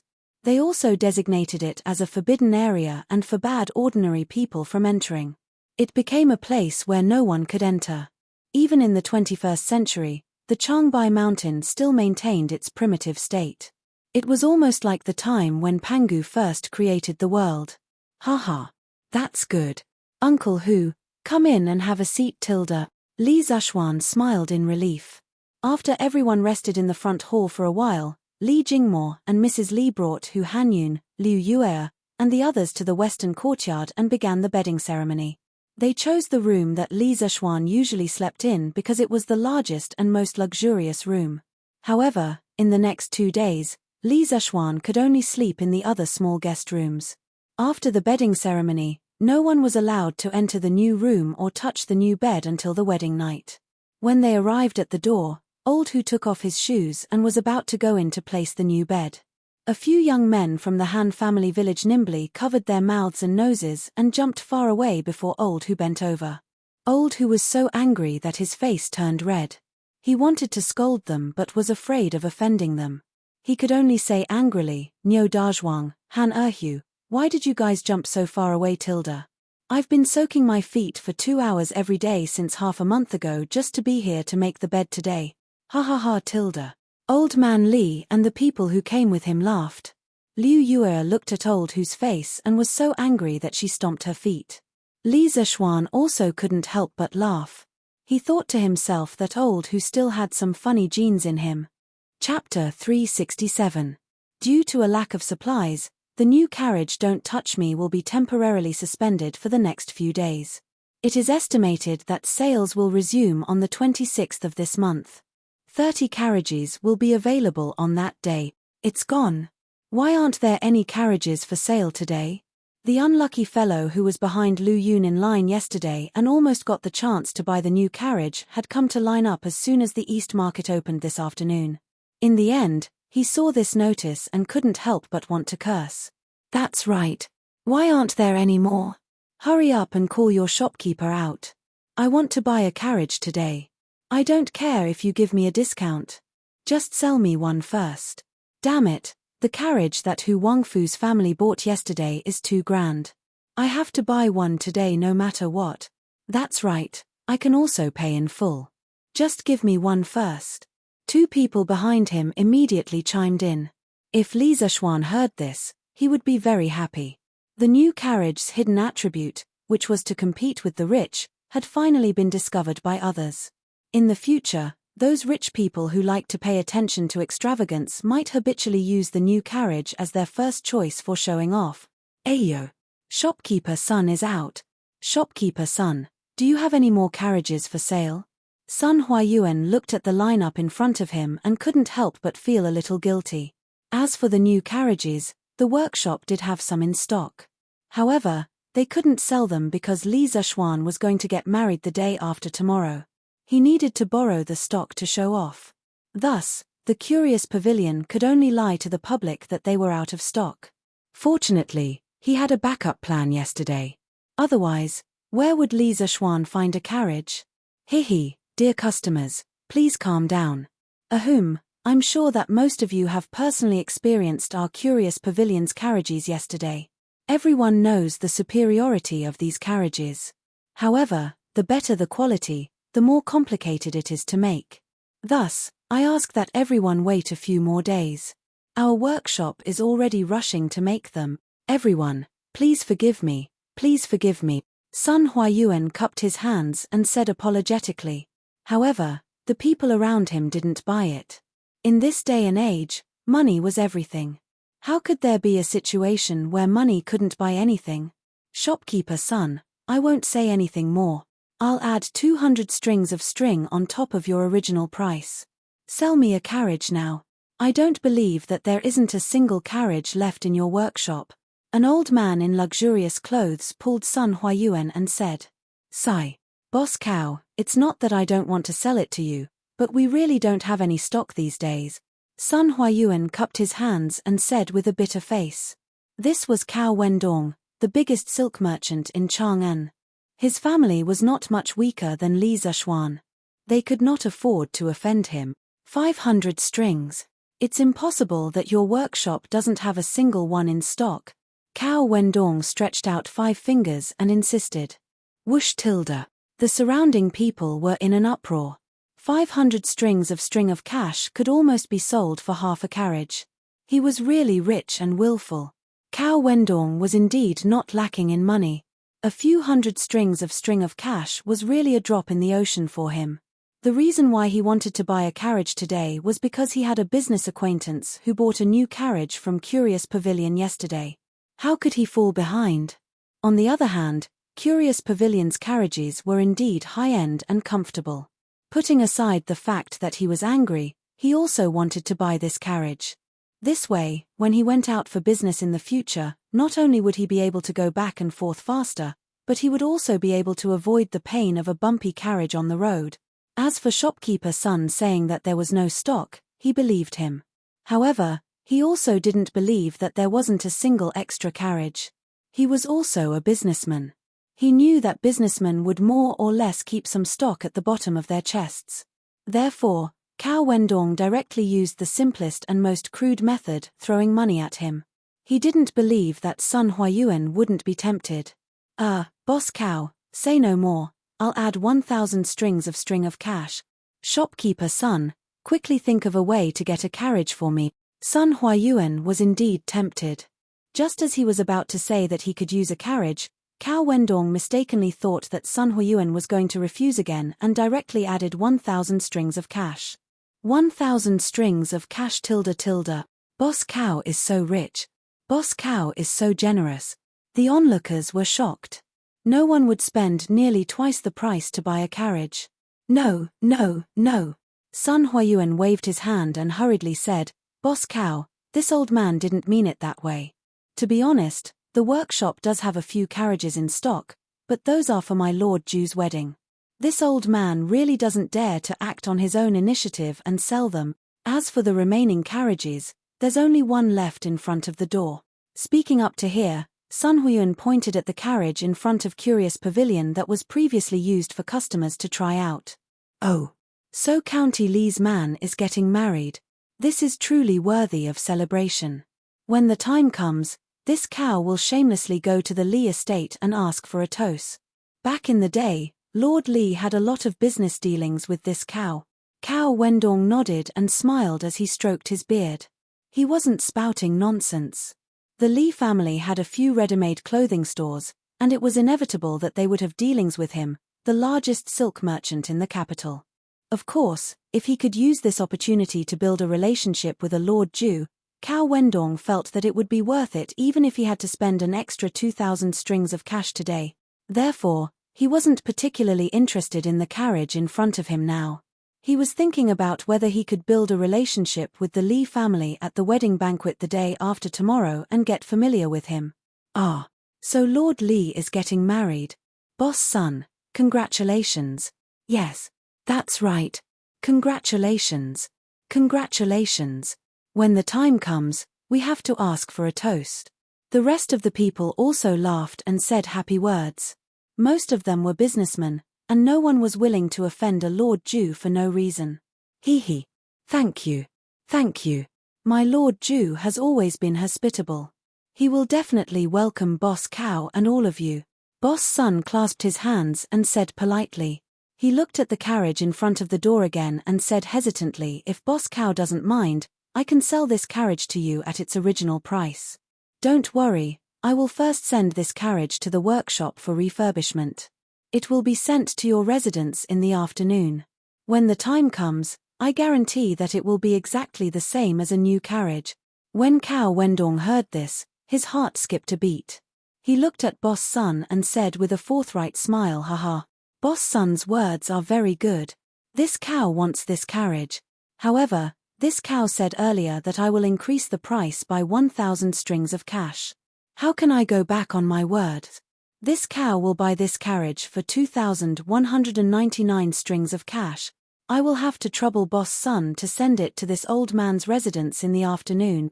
Hearing him say this, the eyes of the surrounding people who were looking at the carriage suddenly dimmed.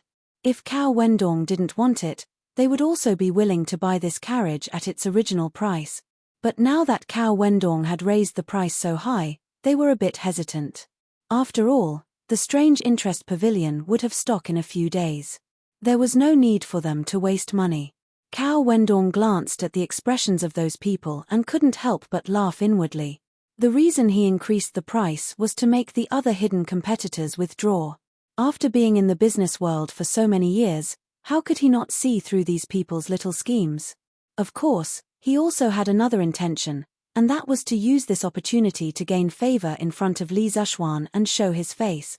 It could be said to be killing two birds with one stone. This. Sun Huayuan was still a bit inexperienced in the business world. How could he understand the open and covert struggles between these people?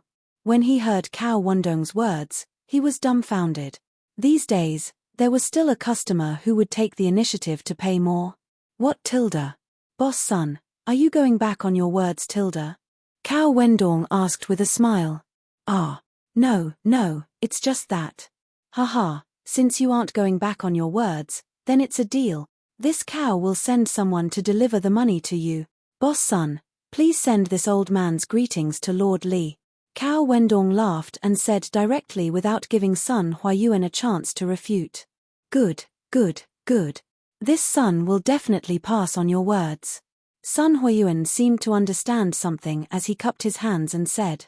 A sky-high price transaction was easily concluded. The two of them didn't know that this bizarre transaction had shocked everyone and spread to every corner of Chang'an City at the speed of a hurricane. Chapter 368. Did you hear? Mr. Cao from the Husheng silk shop in the West City bought a carriage from the Curious Pavilion for over 2,000 strings of cash, in a restaurant. A burly man smacked his lips and savored the wine in his mouth as he whispered to his companion. What? Over 2,000 strings of cash? What kind of carriage is that expensive? Another person at the same table exclaimed. Hey, you're so ignorant, aren't you? The Curious Pavilion released a new type of carriage yesterday. Not only is it spacious, but it's also very comfortable to sit in. There's almost no bumps. Also, it's said that this carriage is 30% faster than other carriages. Yesterday, this carriage was sold for 1,199 strings of cash. Hiss. That's almost 1,200 strings of cash. That's already very expensive. Why is it sold for more than 2,000 strings of cash today? TSK. I heard that the Curious Pavilion is out of stock. Mr. Cao insisted on buying the carriage today, so he had to add another 1,000 strings of cash to buy the carriage on display in front of the Curious Pavilion. Heh. This Mr. Cao is really rich. Huh. Who said he isn't? But his carriage is really comfortable. Is it worth that much? What? Brother Fang, have you sat in it before? Ahem. I went to try it yesterday, but I was a little late. The carriage was sold out before it was my turn. Actually, even if there was stock yesterday, he wouldn't have been able to afford it. He was just curious and couldn't help but try it out for free. Similar exclamations could be heard in every corner of Chang'an City. Cao Wendong's actions had inadvertently hyped up Don't Touch Me. The reason why the value of many things was so high in the end was because of hype. Just like the modern Bitcoin, it was extremely cheap at the beginning in 2009. At that time, someone used 10,000 Bitcoins to exchange for a hamburger. But in less than 8 years, the value of Bitcoin skyrocketed by 100,000 times. The highest exchange price for RMB reached 30,000 US dollars. Wasn't this all hype? Pity for the unlucky kid who used 10,000 Bitcoins to exchange for a hamburger. After this incident, the value of Don't Touch Me in the eyes of many people was much higher than the original price. When the Strange Taste Pavilion sold Don't Touch Me again, there would be even more people who wanted to buy carriages at the Strange Taste Pavilion with the intention of picking up a bargain. West City, Drunken Immortal Inn. Brother Zhong, how was it? Then don't touch it. You won't regret it if I buy it, right? Liao Shifan smiled proudly. Haha. No regrets. No regrets. Sitting in that carriage was simply too comfortable. My humble wife is overjoyed. Now, she won't have to suffer the hardships of running around when she visits her parents every year. Zhong Jingyang replied with a flushed face. Looking at this fellow's expression, she knew that he must have had a wonderful time last night. Haha. Brother Zhong, you're really flushed with success. Liao Shifan teased with a smile. Ahem. Brother Liao, please don't laugh at me. Zhong Jingyang coughed awkwardly and then cupped his hands mysteriously. Brother Liao, now that you've asked this question, I do regret it. I regret that I bought too little yesterday. Oh what do you mean by that? Hehe, I just heard that the Strange Interest Pavilion won't be selling any carriages. And Chonghua Square's Cao Wendong increased the price by 1,000 strings of cash today and bought the carriage in front of the Strange Interest Pavilion for exhibition. TSK, if I could buy one more carriage yesterday and sell it today, wouldn't I be able to earn 1,000 strings of cash? Zhong Jingyang said greedily. He was just a small businessman and couldn't be compared to Liao Shifan and Cao Wendong. To him, a deal that could earn him 1,000 strings of cash was already very tempting. Haha. Since that's the case, why don't you sell the carriage in your hands? After all, the Strange Interest Pavilion will still be selling carriages like this in the future. Liao Shifan, who had been in the business world for a long time, disagreed. He guessed that Cao Wendong was willing to pay 1,000 strings of cash because he wanted to curry favor with Li Zishuan. If Zhong Jingyang were to resell the carriage, he might not be able to earn 1,000 strings of cash. However, he could only think about it in his heart and couldn't say it out loud. Their relationship wasn't that close yet. Tilda. That won't do, Tilda. What if I can't buy it in the future? Wouldn't my wife cause trouble at home, Tilda? I can't sell it. I definitely can't sell it, Tilda. Zhong Jingyang was stunned and hurriedly shook his head. Haha, Tilda. Sister-in-law is really good at managing a household, Tilda. Ha ha ha ha, Tilda. TSK, little Xian is still the best. This carriage is worth more than 2,000 strings of cash in the blink of an eye. Haha. I can show off in front of Fang Yi and Du He later. Uncle Fang and Uncle Du definitely won't give them so much money to buy a carriage. Haha. After lunch, Cheng Chumo came to his backyard and touched the carriage that Li Zishuan gave him and laughed. Obviously, he had also heard about what happened in front of the strange interest pavilion. However, this idiot even knew how to show off now. He was really a genius. Hihi, Tilda. Young master is amazing, Tilda. Cheng Chumo's page boy, Jiang Wuyun, came over and flattered him. After spending so much time with Cheng Chumo, he knew this joker's character very well. Everything had to be coaxed, otherwise, everyone would have a hard time. Haha. Jiang Wuyun, won't you feel honored to be driving a carriage that costs 2,199 strings of cash in the future, Tilda? Other pages don't have this kind of treatment, Tilda. Cheng Chumo patted Jiang Wuyun's shoulder and laughed smugly. Tilda. It's my honor, Tilda. I'm deeply honored. Thank you, young master, Tilda. Jiang Wuyun was stunned. When he saw the smile on Cheng Chumo's face gradually freeze, he hurriedly echoed. He was completely convinced by Cheng Chumo's brain circuit. He always thought of things that others wouldn't think of. Haha, Tilda. Then do your best, Tilda. I have high hopes for you, Tilda. Jiang Wuyun. High hopes, my ass, Tilda. Yongle Lane, Li Residence.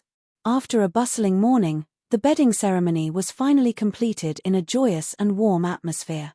One had to admit that it was really troublesome to get married in ancient times.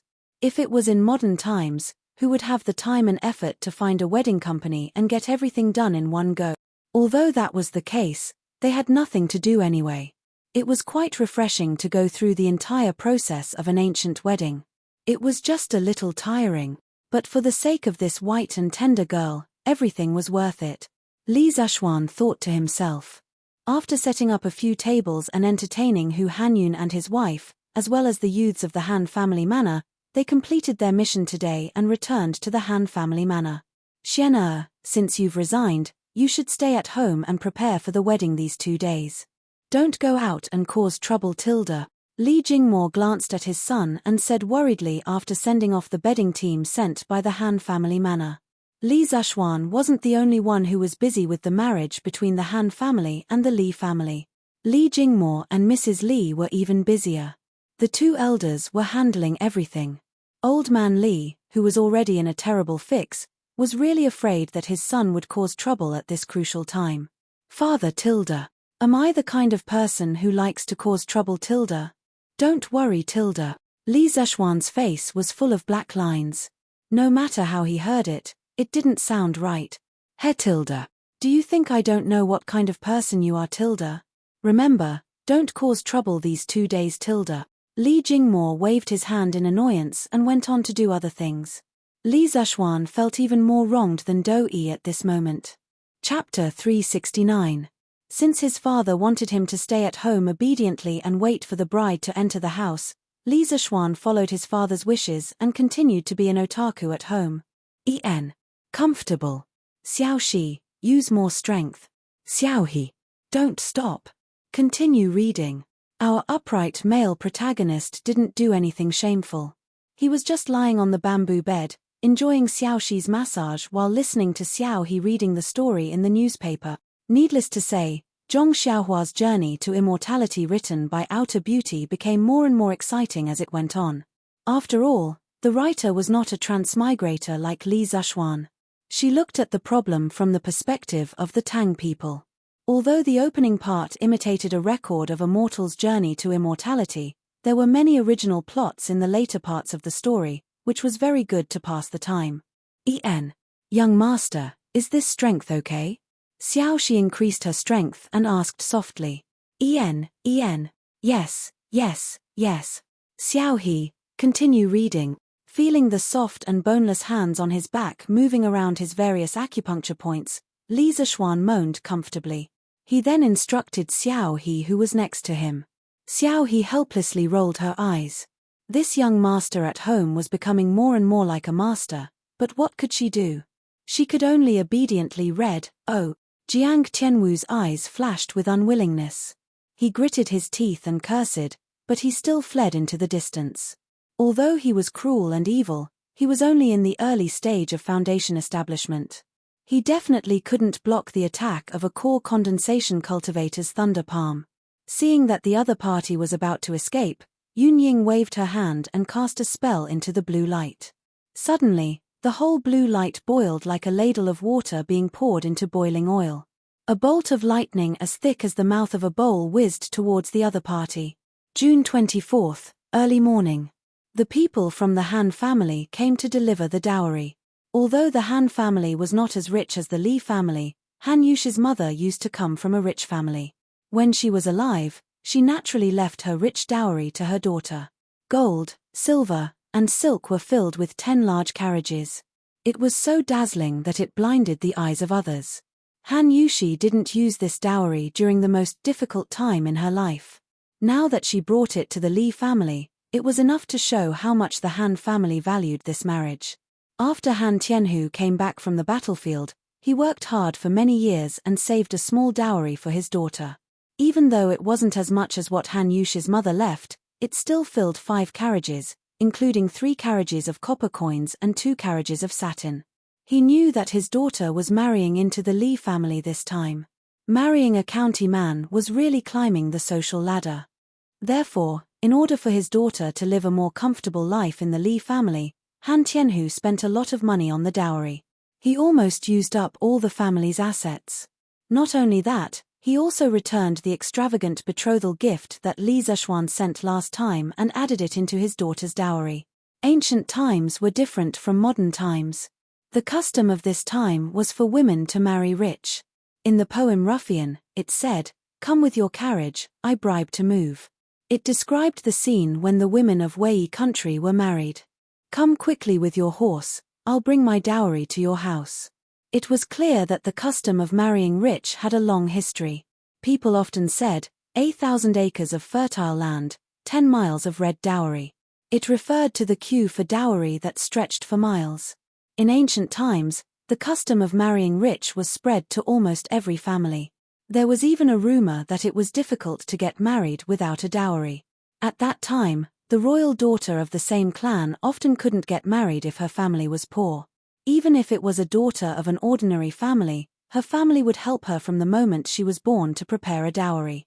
It was so that their children could not only find a good family in the future, but also have a higher status in the in-laws' family and live a happier life. Since ancient times, the parents' worry for their children had not changed at all. Before the big wedding, the bride's family would usually specially go to the groom's house to take measurements and order furniture for the dowry. There were even families that mortgaged their property because they didn't have enough dowry before the wedding. The Hengshire County Annals once described it this way: rich families have a couple hundred gold as dowry. This is comparable to ancient times. After the wedding, the man's family will pay 10% and the woman's family will pay 9%. From this, it could be seen that the dowry of a woman was much higher than the betrothal gift of a man.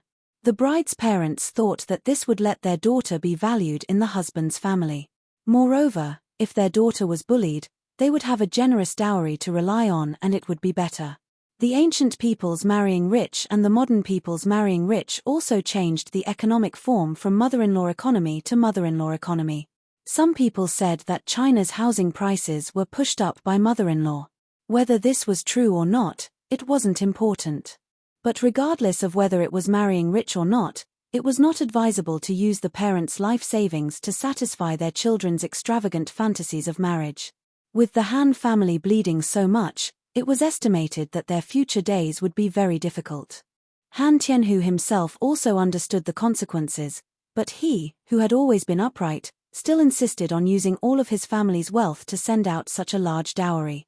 He thought that the Li family had given him and his daughter enough face by sending over 50,000 strings of money as a betrothal gift. Now that it was their turn to send out betrothal gifts, how could they be stingy? Naturally, they would send as much as they had.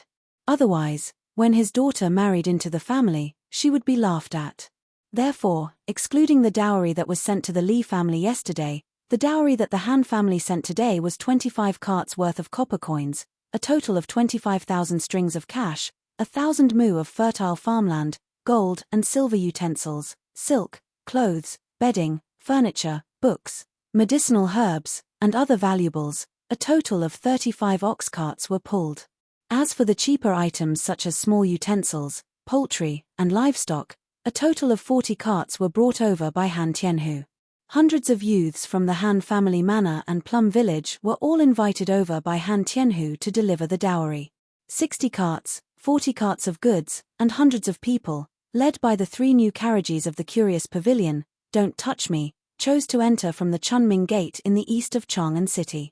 They passed by the Daozheng Square, Changle Square, and the East Market, all of which were bustling places in Chang'an City, and headed towards Yongla Square, where the Li family was located. This huge dowry team naturally attracted the attention of countless people as they walked on the streets of Chang'an City. Oh my God! Whose daughter is marrying off?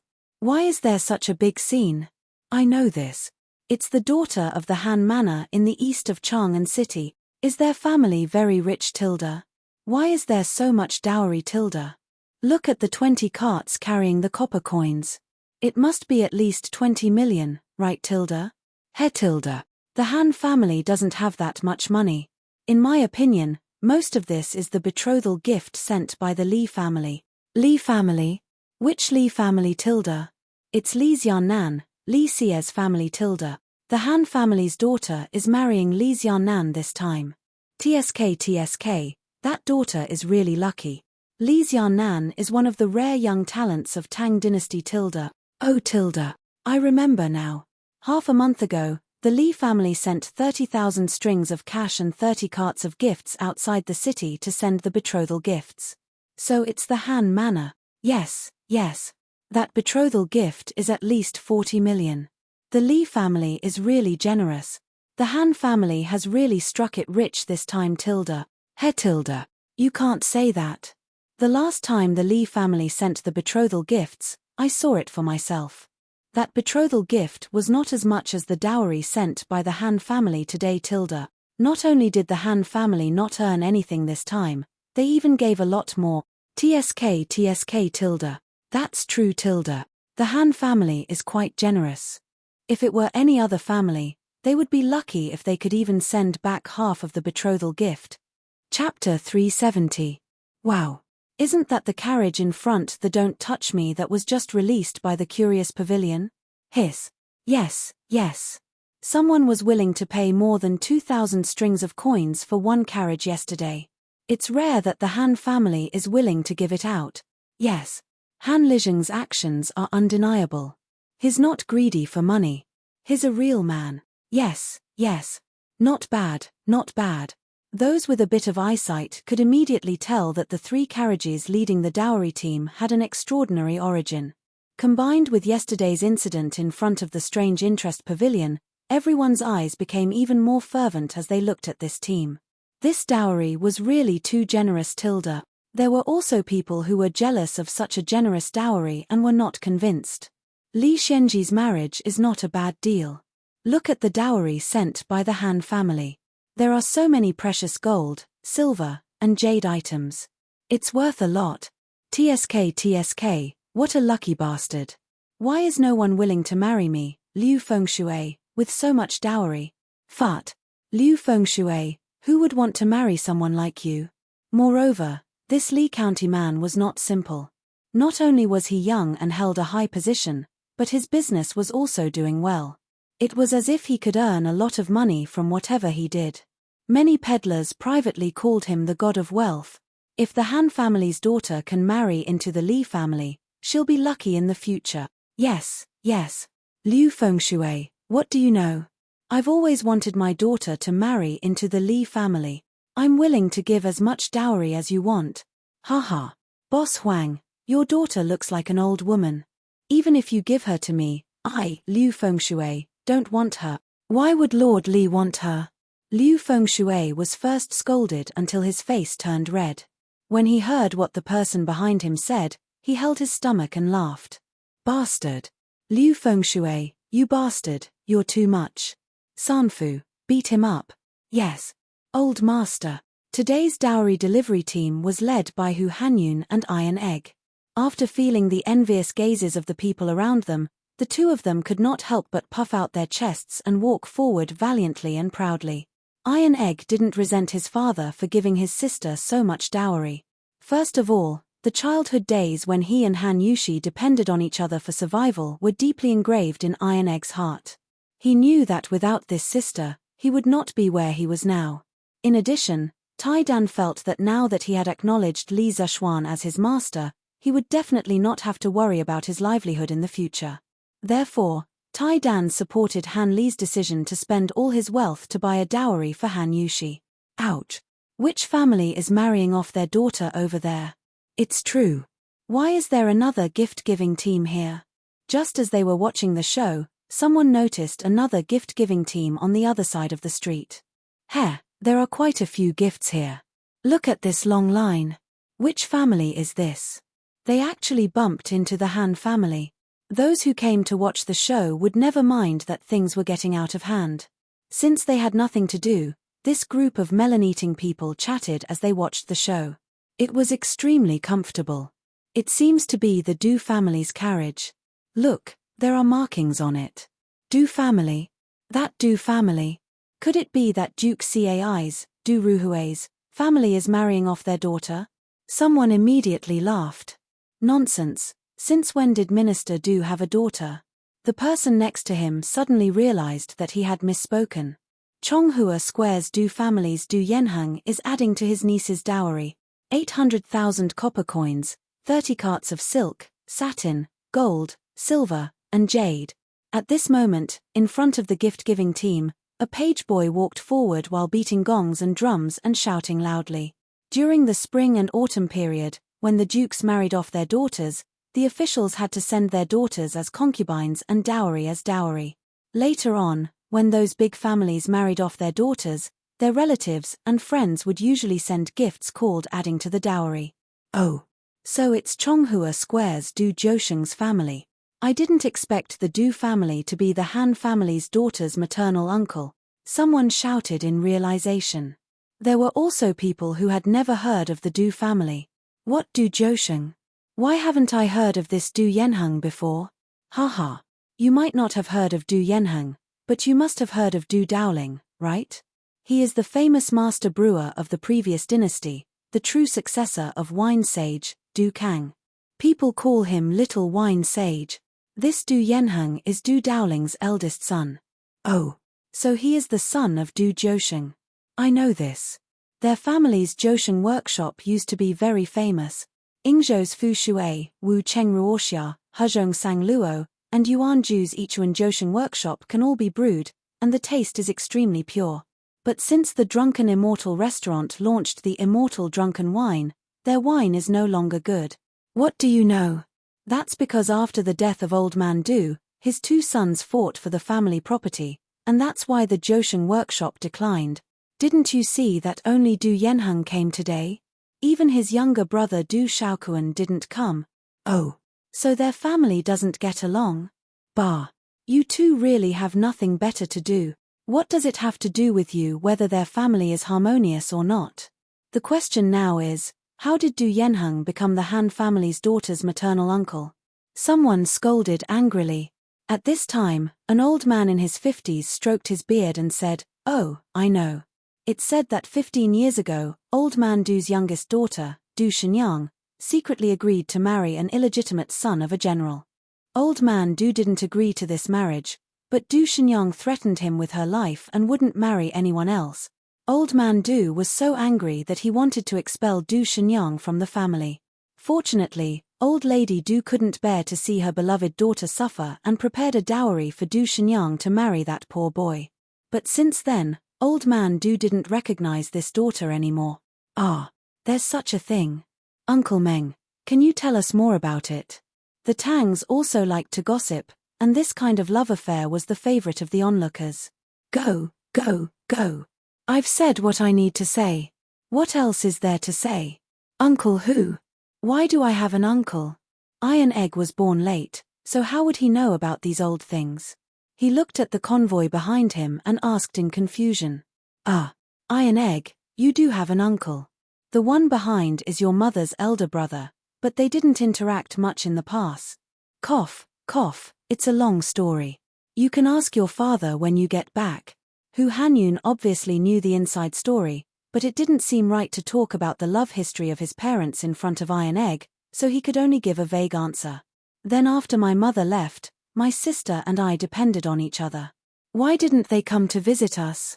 Iron Egg wasn't muddle-headed. He hit the nail on the head and said with some displeasure. He remembered all the hardships he and his sister had suffered in the past. This tilde. Hu Hanyun scratched his head and didn't know how to answer. You're Iron Egg, right? You can't say that. There's something else behind what happened back then. Just when Hu Hanyun was at a loss, a tall, muscular, bronze-skinned middle-aged man with distinct facial features walked out from the back of the convoy. Chapter 371. You are. Looking at the middle-aged man in front of him, Iron Egg asked with a frown. If you are Iron Egg, then I am your uncle, Du Yenheng. The middle-aged man said with a kind smile.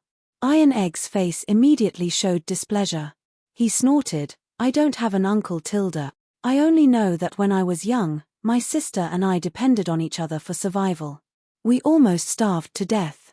Other than the people in the village, no other relatives were willing to help us.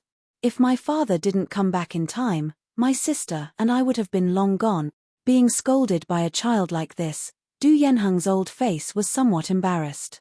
But thinking that he came here today to acknowledge his family, not to quarrel and make enemies, he could only patiently explain, Tai Dan, back then, your grandfather strongly opposed the marriage between your mother and your father.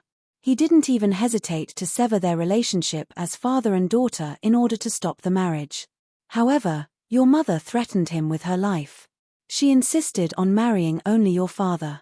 In the end, even a vicious tiger won't eat its cubs.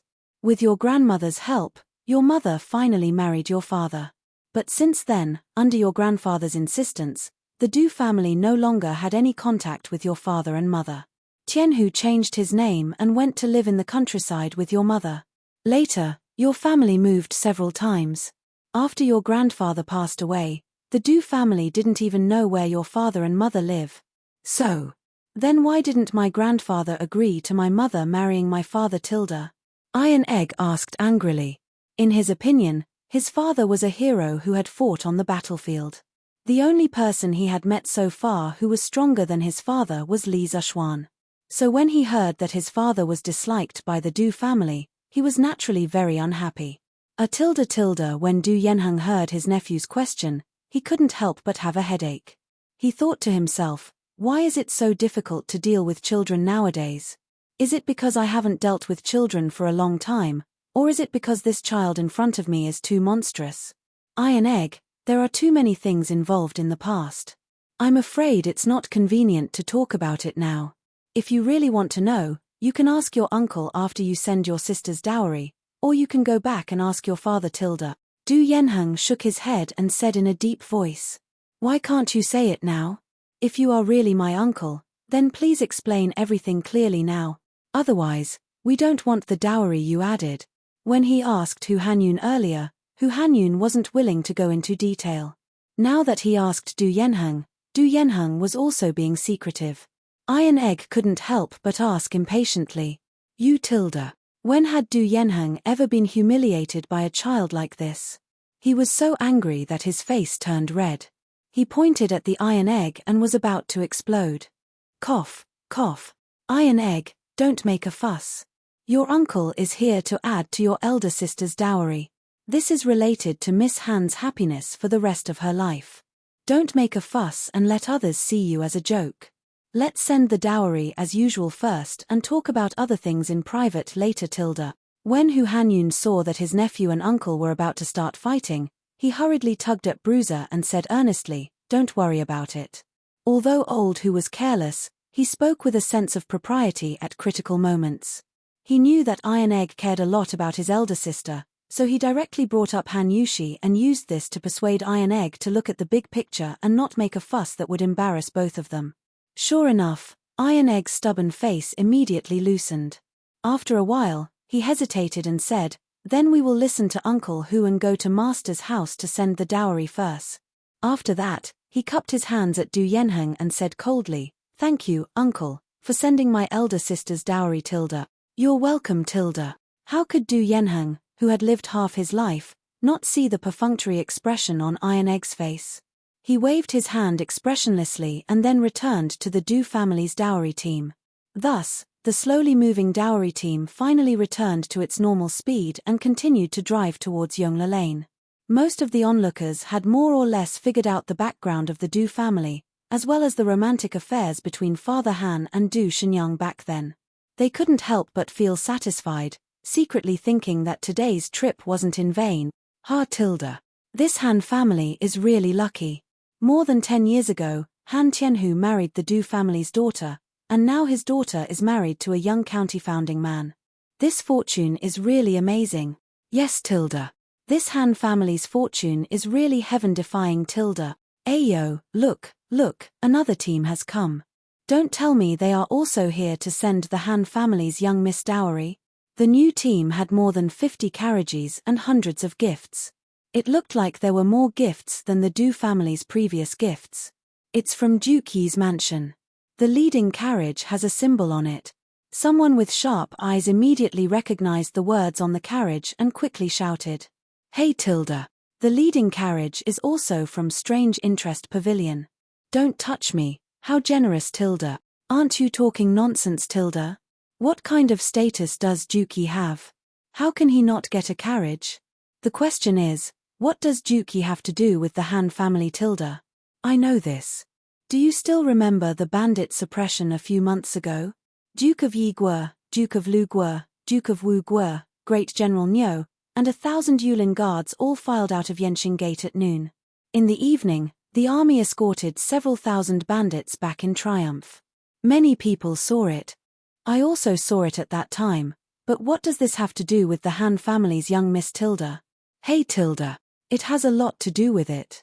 Why don't you think about it? What kind of bandits can actually alarm the 3 dukes and the Yulin guards to take action at the same time? Yes. Generally, bandits can be eliminated by the county government. Why did they make such a big scene? Haha. It was said that at that time, those bandits kidnapped the adopted daughter of the Duke of Yi. The Duke of Yi was furious and wanted to go out of the city to suppress the bandits. How could His Majesty bear to let him take the risk alone, so he sent 1,000 Yulin guards to help. And this Han family's young miss is precisely Duke Yi's adopted daughter. As if to confirm what he said, a manservant in front of the Qin family's caravan started to beat gongs and drums while shouting, "Duke Yi's mansion has added 4 million copper coins, 1,000 mu of fertile land, 5 shops, and 30 carts of silk, satin, gold, silver, and jade. Wow. This Han family's young miss actually has such a big background. His. Duke Yi's mansion actually added so much dowry. 4 million copper coins and 1,000 mu of fertile land. They are really willing to part with it. What does this mean? It means that Duke Yi really dotes on his adopted daughter, Han family's young Miss. That's right. Who was just saying that the Han family's girl marrying into the Li family was climbing up the social ladder? In my opinion, these 2 families are well matched. Hey. I heard that the Han family's young miss is a famous peerless beauty in the villages outside the city. She is not inferior to those aristocratic families' young misses. Duke Li really has good luck with women. He. Duke Li is also handsome and suave. He looks like a talent. I think that not only are they well matched, They are also a golden boy and jade girl, a match made in heaven. Qin Huayu walked at the front of the Qin family's caravan and listened to the discussions around him. The corner of his mouth curved into an elegant arc. These people's analysis was correct. Due to Han Tianhu and Li Zishuan, his parents really doted on Han Yushi and almost treated her as their own. Ever since they recognized this daughter, his mother had personally gone to the Han family to visit Han Yushi more than once. This time, the Qin family had also spent a lot of money to add to the dowry. It was to give Han Yushi face and prevent others from saying that Han Yushi married Li Zishuan because the Han family was climbing up the social ladder. From the looks of it, the effect was pretty good. Chapter 372. Haha. Iron egg. I'm not late, am I? Qin Huayu came to the front of the Han family's dowry team and smiled. Of course you're not late. Thank you, brother Huayu, for coming personally to add to my sister's dowry. Han Yushi was Qin Qiong's adopted daughter and could be considered Qin Huayu's adopted sister.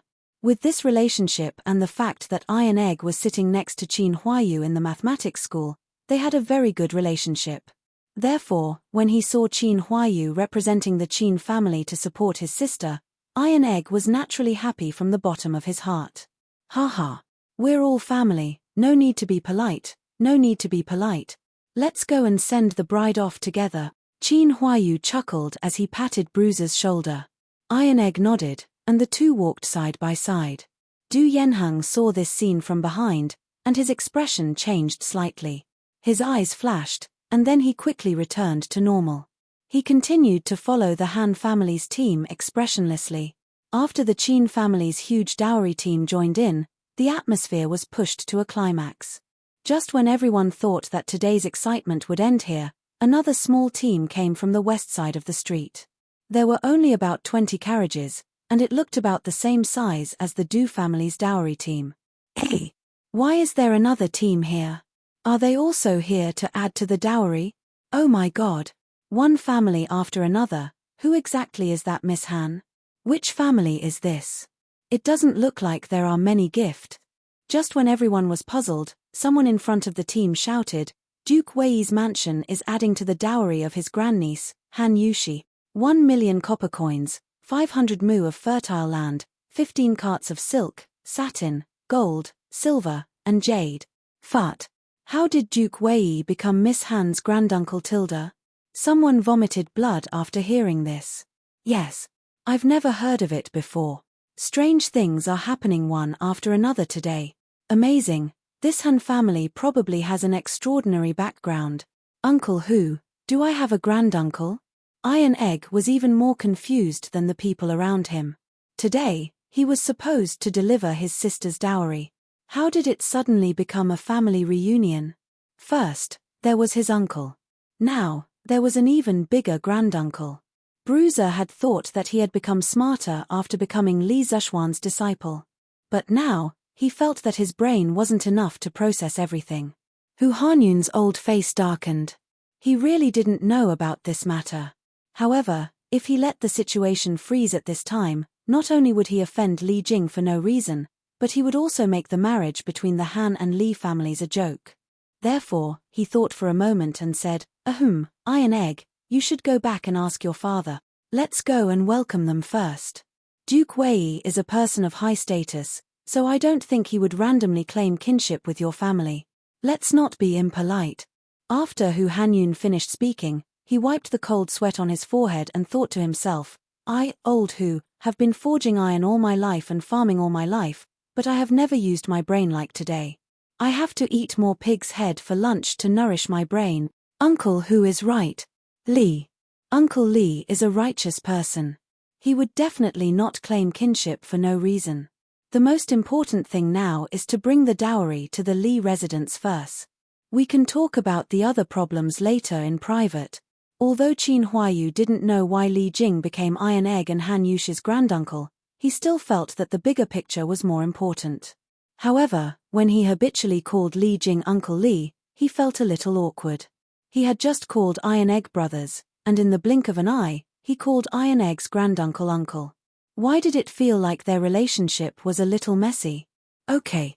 Then we will listen to Uncle Hu and Brother Huayu. Iron Egg thought for a moment and felt that it made sense, so he nodded and agreed. The three of them quickly walked over to the group, and they saw a middle-aged man with a pale face and no beard. He looked to be in his 30s, and he was wearing a very ordinary white martial arts suit. Yo, Huayu is here too? The man looked at Qin Huayu and smiled. Brother Dekue? So you came here in person? Hehe, what a coincidence. Qin Huayu exclaimed in surprise, then patted Iron Egg's shoulder and introduced, Iron Egg, this is Uncle Lee's eldest son, your ear. Haha, this is Iron Egg, right? I am your uncle. Today, I am here on your granduncle's orders to add to niece Yushi's dowry. Qin Huayu introduced halfway and didn't know how to continue. At this moment, Li Dejian laughed loudly and introduced himself to resolve Qin Huayu's awkwardness. Iron Egg stared at Li Dejian hesitantly for a long time. In the end, he couldn't call him uncle. Looks like your father didn't make it clear to you. But it's no wonder. Your father left home in a fit of anger, then changed his name and started his own family. He hid it from many people. If it weren't for the Du family coming today to add to your sister's dowry, my father would still be in the dark. Li Dejian saw the hesitation in Iron Egg's eyes. He laughed and took the initiative to explain, but now is not the time to talk about this. Let's not talk about the truth first. Iron Egg, I am already 30 years old. It's not a loss for you to call me uncle, right? Li Jing was 57 years old this year, and his eldest son was 30 years old. It seemed that Li Dejian's words were very reasonable. Li Jing suddenly became a grandfather. In this era where young men and women generally got married at the age of 14 or 15, it was barely acceptable. Iron Egg, hurry. Hu Hanyun pulled Iron Egg's arm and urged in a low voice. Uncle, thank you for adding to my sister's dowry. Iron Egg saw that Li Dejian's words were sincere and approachable. He didn't have the arrogance of a son of a high-ranking official. Besides, Li Jing was the Minister of War and a first-rank duke. There was no reason for his son to come all the way here to claim kinship with him, a poor country boy. After thinking it through, he cupped his hands and thanked Li Dejian. You're welcome, you're welcome. I came in a hurry and didn't prepare many gifts. Nephew, I hope you don't mind. Li Dejian patted the back of Iron Egg's head and laughed. Young Master Li, what are you talking about? The Han family is already very happy that you can come. Old Hu hurriedly said politely. Don't be so polite with each other here. Hurry up and go to Yongla Lane to send the dowry. The people there must be waiting anxiously. Qin Huayu laughed and waved his hand. Yes. We can't delay business. Let's go, let everyone follow. Let's go. Li Dejian came to his senses and hurriedly said. Thus, the four families formed a dowry delivery team and marched toward the Li residence in a mighty manner. The number of gifts and the luxurious lineup attracted the attention of countless people. It also made the entire Chang'an city boil. I didn't expect this. Duke Wei actually found out about Han Tianhu's true identity so quickly. Looks like today's trip wasn't in vain. Du Yanheng, who was at the back of the team, looked at Li Dejian in front of him and muttered to himself in a voice that only he could hear. Chapter 373. Rewind time to an hour ago. Puning Fang, Duke Wei's mansion. Master, are you reading again ? A young woman suddenly appeared at the door of the study. She was graceful and looked to be in her 20s. She was wearing an archery uniform and thin boots. Her sleeves were tied to her arms. She looked valiant and formidable. What's the matter, Chu Chen ? Li Jing was pondering over some details in Sun Tzu's The Art of War. After hearing this familiar voice that had accompanied him for almost half of his life, he quickly put down the military book, rubbed his temples, and said weakly, Chu Chen, Zhong Chu Chen, this beautiful young woman was actually Li Jing's first wife, the famous Hongfu Nu. However, Li Jing was already 57 years old this year. Even if Hongfu Nu was not 50 years old, she should at least be 40 years old, right? But looking at her face and the way she was dressed, she looked exactly like a young girl who wasn't even 20 years old yet. Also, Li Jing did not address Hong Fu Nu as madam, but directly called her Chu Chen. The relationship between this old couple was indeed quite strange. Hee. Master reads military books at home every day. How boring. It's better to read that Ang daily. With her hands behind her back, Hong Fu Nu skipped to the desk like a sunshine girl. She took out a That Ang daily from her sleeve and said with a smile. Cough cough. No wonder it was said in history that Hong Fu Nu was still young even though she was 80 years old. Now, it seemed that it was true. It was hard to imagine what it would feel like to face a woman in her 40s or 50s who smiled faintly like a young girl. In any case, Li Jing seemed to have a strong immunity to this devilish girl's laughter. He glanced at the That Ang daily on the desk expressionlessly. His lips moved, and he wanted to say something but stopped. Master still doesn't like reading this newspaper, Tilda. Then why don't we go to the backyard and have a spa, Tilda? Obviously, Li Jing must have rejected her more than once before. When Hong Fu Nu saw the expression on Li Jing's face, she immediately knew the answer, so she pouted and said angrily, Tilda. Cough cough. Chu Chen, this newspaper only talks about some old and rotten things. It's not as interesting as the art of war. This old man is indeed not interested in this, Tilda. Li Jing's face darkened as he spat out blood. Only Hong Fu Nu would dare to make the Tang Empire's war god put down his military book and read that Ang daily. Hee. Since you don't like reading newspapers, then how about I tell you the story of the founder of that Ang daily? Hong Fu Nu tugged at Li Jing's arm and blinked. She smiled mischievously. Hee. Chu Chen is talking about Li Zishuan, right? This old man knows quite a lot about him. He's a promising young man. Li Jing shook her head and chuckled. Me? Of course not. Master, I'm sure you've never heard of what I'm about to say. This is something new that Chu Chen encountered at the entrance of the East Market. Hong Fu grunted delicately and spoke with slight displeasure. Cough cough, then Chu Chen, quickly tell me. This old man is all ears. Li Jing retreated in defeat. Hee. Previously, when I was at the East Market, I saw Li Zishuan's fiancé's family. They came to Chang'an to send dowry. That's a big show. Just the copper coins alone are worth 20 million. Oh Tilda. I've heard that Li Zishuan is getting married soon, but I didn't expect it to be so soon. Hee. That's not what I'm about to say. Master, guess who followed behind to add dowry, Tilda? This. I only know that Li Zishuan's fiancé's surname is Han, and her name is Yushi. As for their family's relatives in Chang'an, I'm not sure. Haha. That's what I'm saying. Master, you've never heard of these things. Hong Fu's daughter laughed happily. Then, she moved a stool from the side and excitedly began to explain to Li Jing, today, when the Han family's team entered the city, Du Yanheng of Chonghua Square's Du family personally led a team of dowry enhancers to follow them. He said that it was for his niece. Niece? How is the Du family related to the Han family's girl, Tilda? I heard from the people around that Han Yushi's mother is the little wine sage Du Daoling's daughter, Du Shenyang. Moreover, Du Daoling didn't agree to this marriage at first. Du Shenyang threatened him with her life before finally marrying Han Tianhu. Back then, this matter caused an uproar in Chang'an City, Tilda. Master, didn't you hear about it at that time, Tilda? Hong Fu Nu played with the hair in front of her chest as she told Li Jing the news she heard. Du Daoling. Du Shenyang. Wait. Li Jing felt that these two names were somewhat familiar. He frowned seriously and pondered for a while. Suddenly, he slammed the table and stood up, shouting, didn't Du Shenyang marry Han Tianlin back then? Could Han Yushi's father be Tilda? No. Master, you guessed wrong.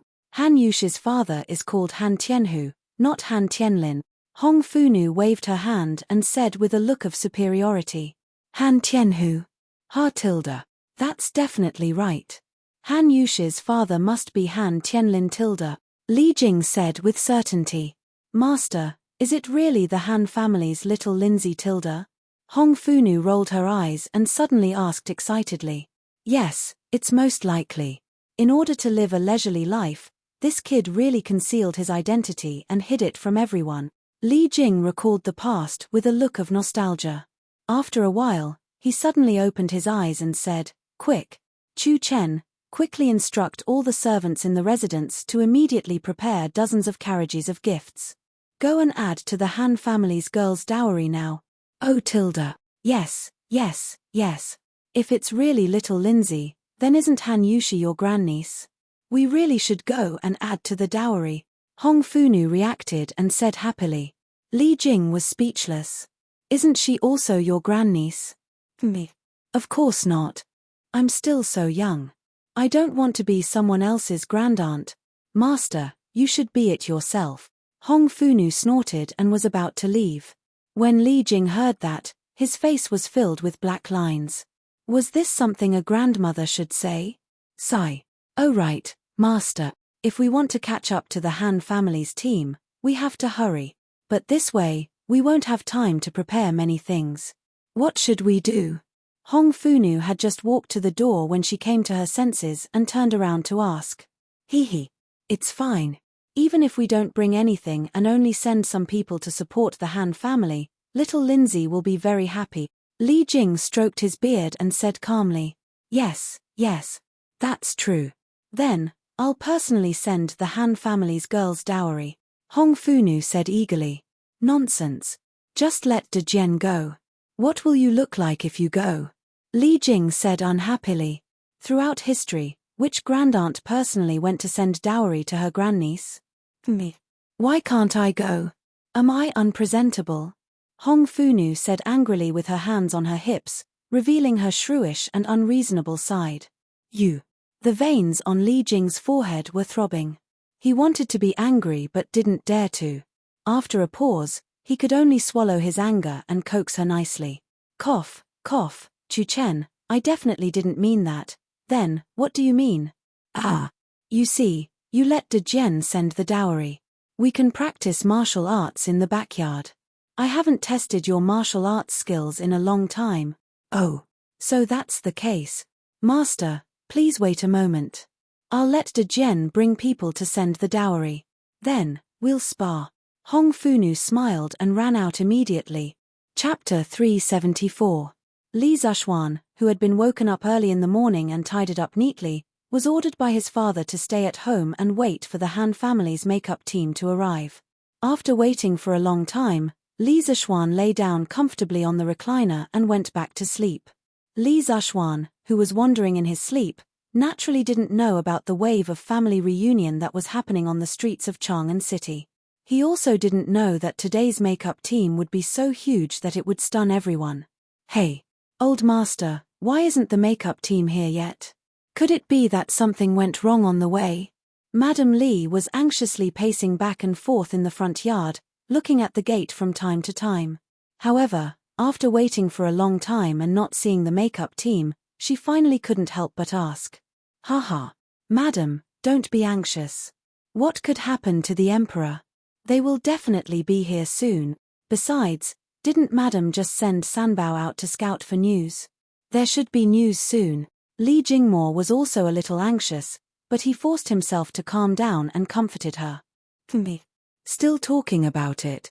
Didn't our daughter-in-law get kidnapped outside Chang'an City last time? Fortunately, Xian'er went there in time and nothing happened. Madam Li rolled her eyes and said unhappily. Wasn't that an accident? Besides, weren't those bandits already surrounded by the Imperial Army? Madam, don't worry about it. Li Jingmo's face darkened, and he said in a muffled voice. I'm worried about it. Madam Li immediately jumped up as if someone had stepped on her tail. If I don't worry about my daughter-in-law, who will? One of you is sleeping soundly in the hall, and the other is drinking tea leisurely here. In the end, it's me who's worrying for nothing. All right, with such an unreasonable wife, old Master Li could only grit his teeth and swallow his anger. He smiled and said, it was a slip of the tongue, a slip of the tongue. Madam, please don't be angry. They're here. Old Master, Madam, the makeup team from the Han family is here. So long. Just as the old couple was about to quarrel, Sanbao ran in and shouted while gasping for breath. You're here. He's here, Tilda. Where is it? What's so long, Tilda? Madam Li immediately forgot about her earlier emotions. She quickly glanced at the door and asked San Bao. Madam, they are almost at the entrance of the workshop. San Bao ran faster, so she came back first. The makeup line is so long, and there are so many people around to watch the fun. San Bao took a deep breath and bowed. Haha. Good, good, good. Old master, our in-laws have also given us face. I didn't send so many betrothal gifts in vain. When Madame Li heard this, she was overjoyed. She thought that Han Tianhu had only sent back most of the betrothal gift. She was already very satisfied with that. After all, the Li family had given her a lot of betrothal gifts. She only needed to send back a part of it, and it was already very ostentatious.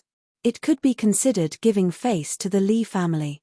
Which mother wouldn't want her son's wedding to be lively? Haha. Of course. Tianhu isn't someone who forgets righteousness at the sight of profit. He might have even supplemented the betrothal gifts from other places. The Han family's foundation is thin, but Tianhu's character is unquestionable.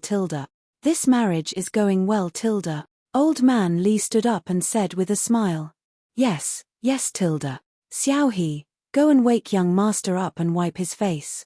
Why are you in such a daze on such a joyous day? Madame Li was so happy that she couldn't close her mouth. She turned her head and ordered Xiao He. Yes. Madam. Thinking of her young master, Xiao She covered her mouth and smiled. She ran to the main hall to wake the lazy pig up. In just a short while, there were sounds of drums and gongs outside the door. Then, they saw Iron Egg, Hu Hanyun, Qin Huayu, and Li Dejian, who were wearing joyful clothes, striding into the residence first. Grandmaster, Iron Egg is here to send my sister's makeup. Iron Egg smiled and bowed to Li Jingmo and Madame Li. Good. Good child, go in and rest. Iron Egg was very obedient in the Li family and was deeply loved by the two elders. At this time, Madame Li lovingly touched the back of Iron Egg's head and said softly, "The Han family presents their daughter's dowry. 20 million copper coins, 1,000 mu of fertile land, 3 plates of coral pearls, golden amber pearls, beeswax pearls, and agarwood pearls, 4 pieces of green jade, 4 pieces of white jade, 2 pieces of crystal, 2 pieces of gold amber, 2 pieces of jade, 2 pieces of ivory, 2 pieces of jade, 2 pieces of ivory, 2 pieces of eyed deer bone, 2 pieces of ox horn." San Bao and Ah Fu took turns to sing the gifts at the door. Butler Wang Zhong leaned over the red square table that had been set up earlier and quickly recorded everything down. As he recorded, his forehead started to sweat uncontrollably. There seemed to be an endless supply of gifts. He couldn't finish recording them no matter how hard he tried. Madame Li listened for a while and felt that something was wrong. She had never seen many of these things before. Most of the dowry from the Han family should be self-prepared. She couldn't help but look at Li Jingmo and ask, "Master, this isn't this too much?" "Yes, it is indeed more than what we sent over." "Isn't this Han Tianhu too honest?" "For the sake of his daughter's reputation, where did he get so much wealth?" "Yo." "It looks like there's still a long line behind." This." Li Jingmo looked out of the courtyard and was instantly stunned. There were close to 200 ox carts and 400 to 500 gifts. The procession of gifts stretched for several hundred meters. Looking around, it was either gifts or people. The usually spacious Yongle Lane suddenly became crowded. All the residents in the lane were alarmed and came to see what was going on. This led to more people delivering gifts and even more people coming to see what was going on. Old Master Li, Madame Li, Du Yanheng from the Du family in Chonghua Lane is here to send dowry for his niece. These are just some small gifts to show my respect. While Old Master Li was dumbfounded, Du Yanheng went forward and cupped his hands with a smile. You are Han Yushi's uncle? Li Jingmo asked in surprise. Yes, Yushi's mother is my biological sister. Because of my father, the two families might have been at odds. Today, I know that Yushi is getting married, so I came here specially to add dowry for my niece. I see. You are a guest. Brother Du, please come in. Li Jingmo looked at the silent Iron Egg beside him, and his eyes flashed. He knew that there must be something hidden in this, but he knew that now wasn't the time to delve into it, so he smiled calmly. Hehe, thank you Tilda. Du Yenheng heaved a sigh of relief and walked in. The Du family in Chonghua Lane is sending dowry for my niece Tilda 800,000 copper coins. San Bao then sang the Du family's gift list. Uncle Li, Auntie Li, Huayu is here today to add dowry for my adopted sister on behalf of my parents Tilda. Thank you, thank you. This was an old acquaintance. When Li Jingmo and Mrs. Li heard that the Qin family also came to send dowry for Han Yushi, their faces glowed even brighter. They quickly invited Qin Huayu to the side to chat enthusiastically. Coincidentally, Li Zishuan was also cleaned up by Xiao He, so the two brothers stood at the side and chatted about family matters. The Duke of Yi's mansion is sending dowry for his adopted daughter Tilda 4 million copper coins, 1,000 mu of fertile land, a pair of pure gold buttons inlaid with jewels, a pair of white jade mandarin duck buttons, 4 pairs of pearls, 2 small knives with jade handles and ivory handles, 4 gold necklaces, 6 silver necklaces, 1 golden phoenix with pearls, and 1 golden hairpin with longevity fruit in the mouth of a pair of phoenixes. When it was time to read the Qin family's gift list, the quick-witted San Bao immediately raised her voice to the maximum. The onlookers outside all heard it clearly, and there was an uproar. Countless exclamations sounded from the crowd. Wow Tilda! So the bride is the adopted daughter of the Duke of Yi Tilda. Oh my god Tilda! The Qin family is here to add dowry Tilda. It's not a loss for the Li family's eldest son to marry into this family Tilda. It's more than not a loss Tilda. It's a huge profit. Did you hear how much dowry the Qin family added? 4 million copper coins, 1,000 mu of fertile land Tilda. What the heck Tilda? Is the Duke of Yi marrying off his adopted daughter at this time? Or is he marrying off his own daughter? That's right Tilda. Such a thick dowry means that Miss Han's status in the Qin family is also very high Tilda. Hearing the discussions outside, the corners of Madame Li's mouth couldn't help but curl up into a very elegant arc. She was now very satisfied with this marriage Tilda. Cough cough Tilda. Li. Master Li, Madam Li, I am Li Dejian. Under the orders of my father and mother, I specially came today to send my niece Yushi's dowry Tilda. Li Dejian, who was on the side, originally wanted to follow Qin Huayu and call Li Jingmo and Madam Li uncle and aunt. However, when he remembered that Han Yushi was his niece, he felt that it wasn't right to call them by seniority. However, if he called Li Jingmo brother Li as a peer, he was afraid that Qin Huayu would be embarrassed. After thinking about it, he could only call him that. Chapter 375. First, an uncle popped up, and then another uncle popped up. Li Jingmo's mind couldn't help but become a little confused. It wasn't that he hadn't been to the Han family manor, and it wasn't that he didn't know about the Han family's situation, but he had never heard of Han Yushi having such relative. Also, why did the name Li Dejian sound so familiar? Uncle Li, Dejian is Duke Wei's eldest son. Qin Huayu saw Li Jingmo's confused face and explained softly. Buzz Tilda. Li Jing, it was actually Li Jing's son. Li Jingmo's mind was buzzing from this news. In terms of prestige among the people, Li Jing's reputation was definitely greater than Qin Qiong's. That was the Tang Empire's military god. The Tang Empire's military god who had won every battle. If Du Yenheng came over to deliver the dowry, he might have the intention of using Han Yushi's relationship with the Li family. Then, there was only one possibility for Li Jing to send his son over to acknowledge the family. Han Yushi was definitely Li Jing's grandniece. Li Jing, who was in a high position and had great prestige, wouldn't randomly come over to claim kinship just because of Li Zishuan's current achievements. Sorry for the disrespect. Thank you for your concern, Duke Wei. Dejian, please come in. Almost instantly, Li Jingmo understood the crux of the matter. He was a little overwhelmed by the favor and quickly thanked him. As for why Li Jing became Han Yushi's granduncle, that was the Han family's own family matter. It wasn't convenient for him to ask too much. Haha Tilda. Old Master Li is too polite Tilda. Li Dejian smiled honestly and returned the greeting. Tilda. This Tilda. This Tilda. Li Zishuan, who was standing beside Qin Huayu, was dumbfounded.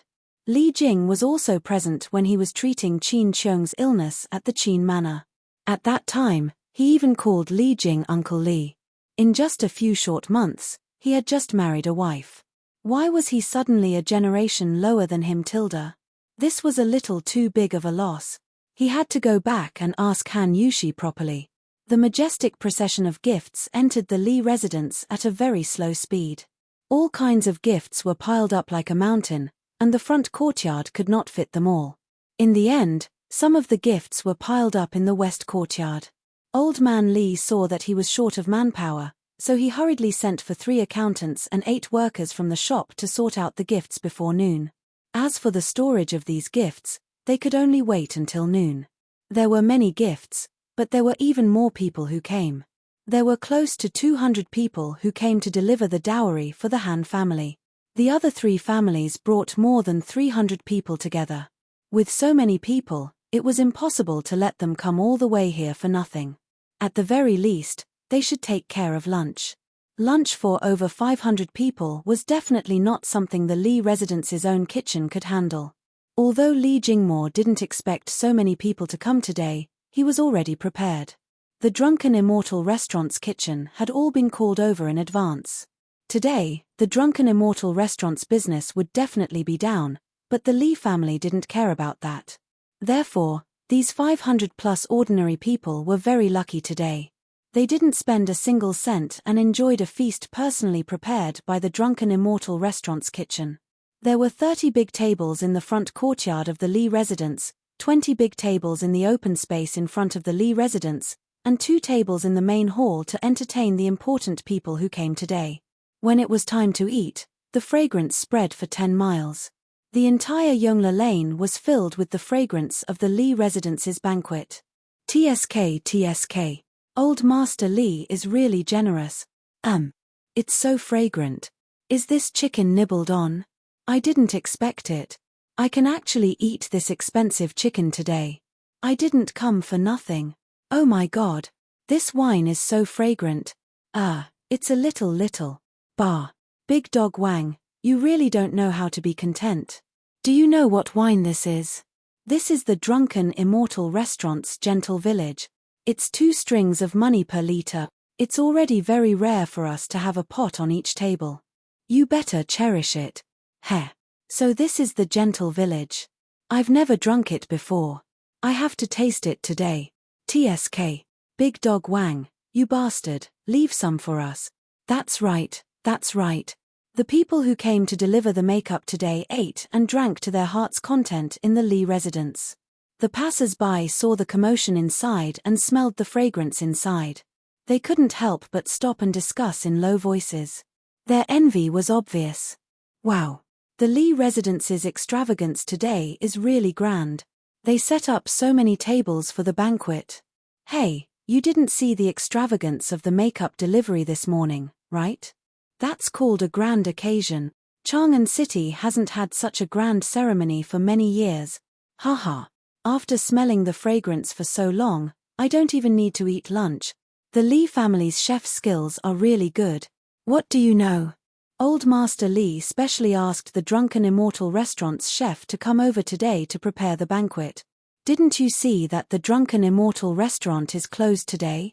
The Li family is really going all out today. Hee. Why didn't old Master Han ask me to deliver the makeup? Even if I have to work for a day, it's worth it to be able to eat this meal. Mother, I'm hungry.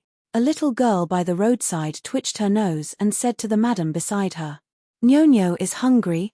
Then mother will go back and make something delicious for you, okay? The madam bent down and rubbed her daughter's little head as she said softly. No.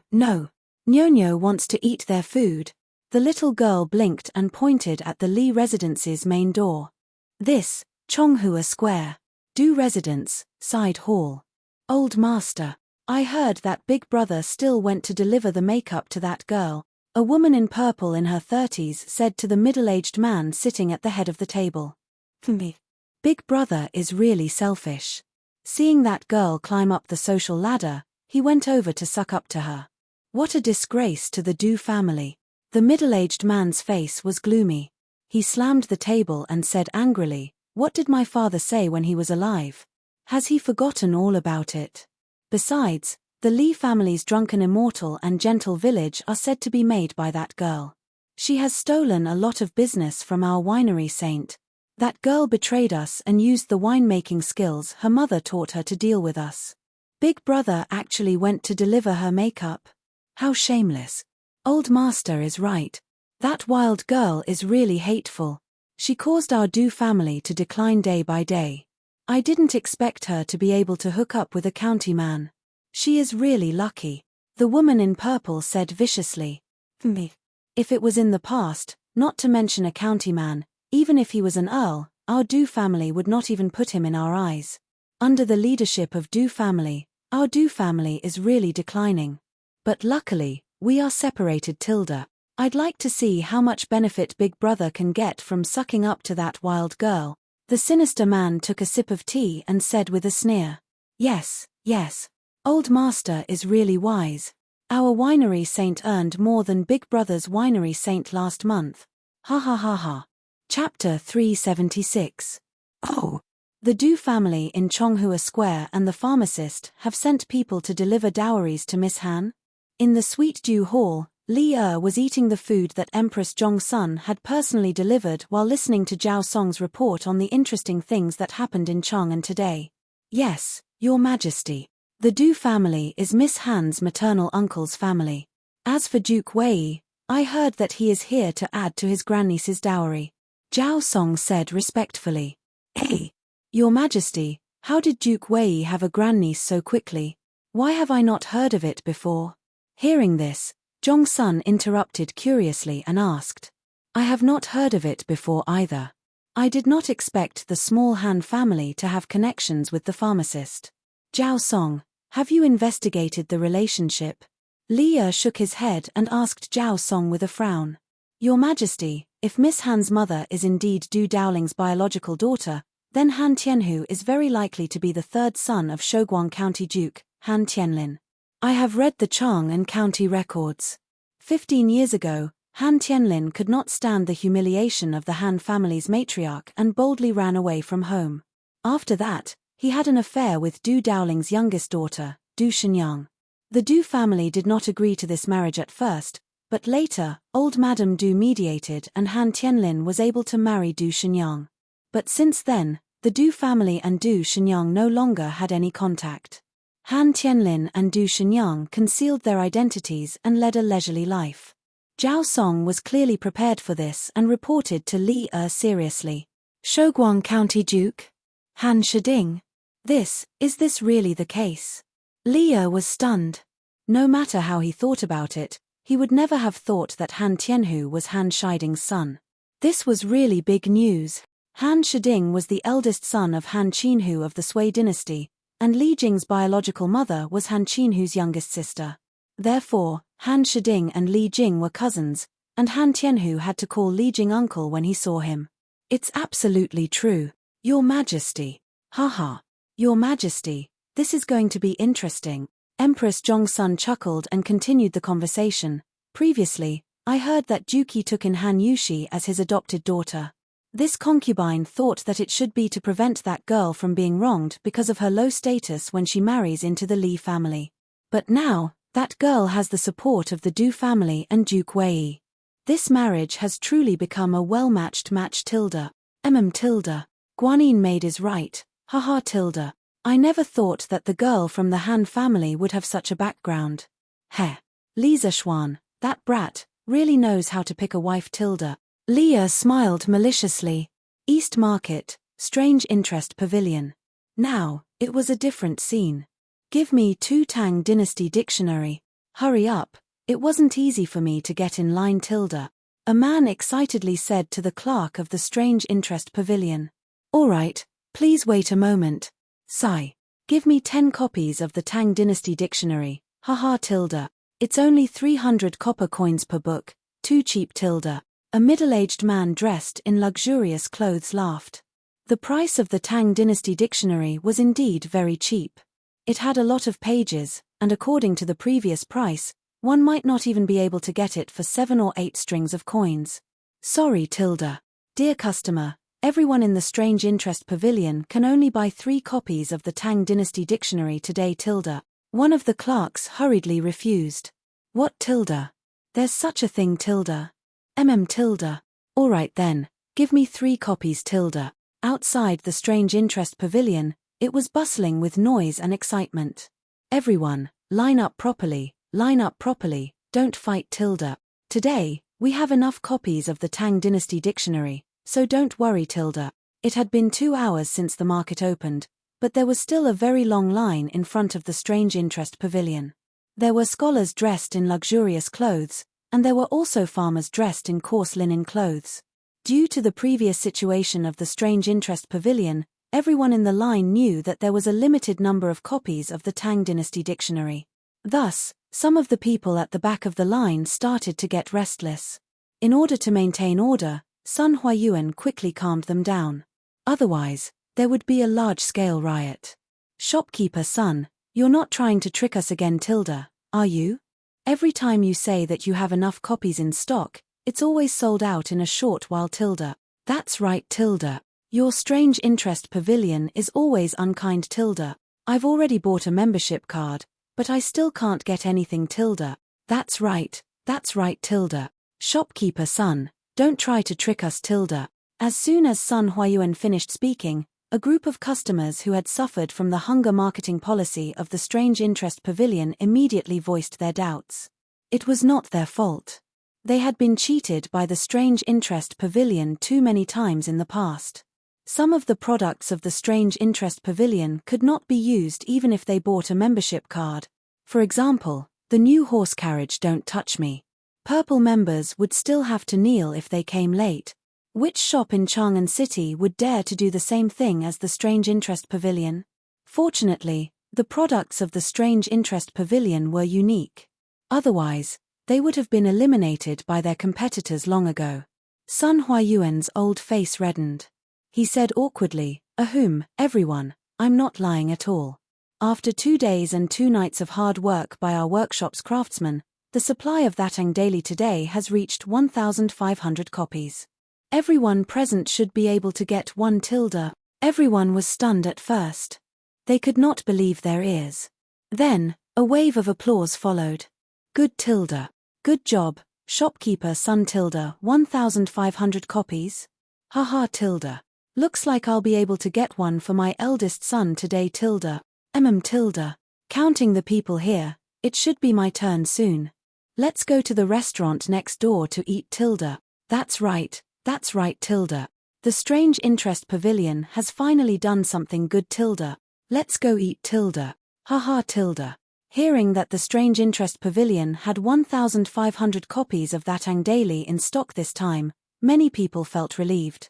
They looked at the time and saw that it was lunchtime. Therefore, a large number of people at the back of the line went to find a place to eat lunch. The huge crowd in front of the Strange Interest Pavilion was relieved. Sun Huayuan heard the discussions of some people and wiped the cold sweat on his forehead. He thought to himself, I heard that young master is planning to expand the workshop. Now, it seems like a wise decision. If the production can't keep up, no matter how good the products of the Strange Interest Pavilion are, they will be drowned by the saliva of these people. Young master, I've bought the dictionary of Tang Dynasty that you wanted. In a corner of the East Market, a black horse carriage was parked under a big willow tree, enjoying the cool shade of the tree.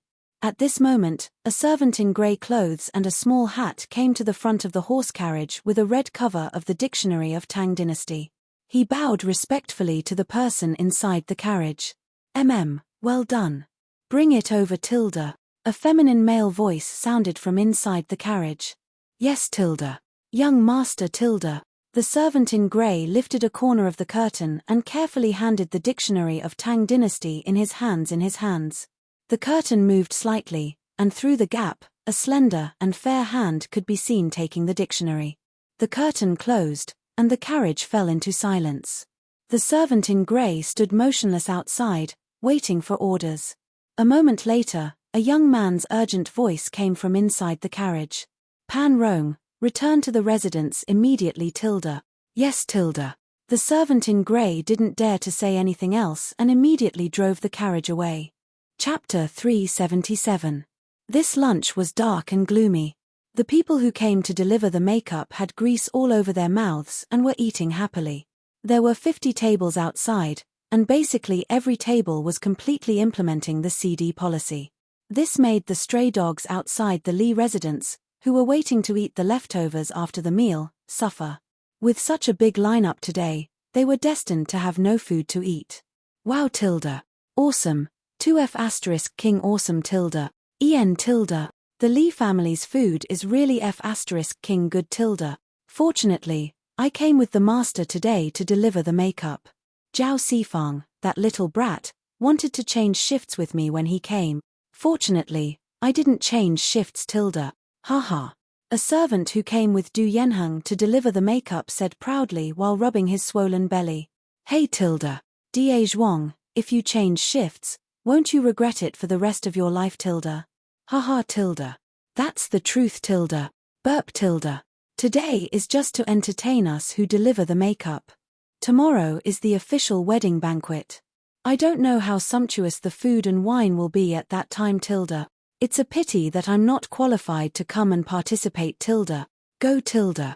You should be satisfied tilde. The meal we ate today is enough for many people to envy for a lifetime tilde.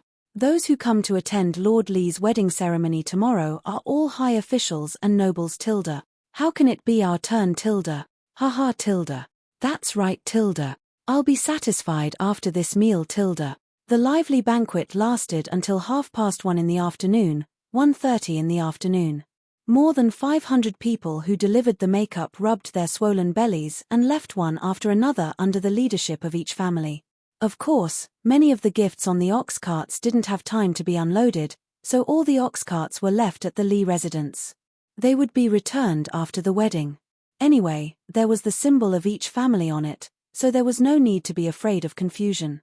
Besides, when the bride was fetching the bride tomorrow, they could be placed at the back of the convoy to add to the extravagance.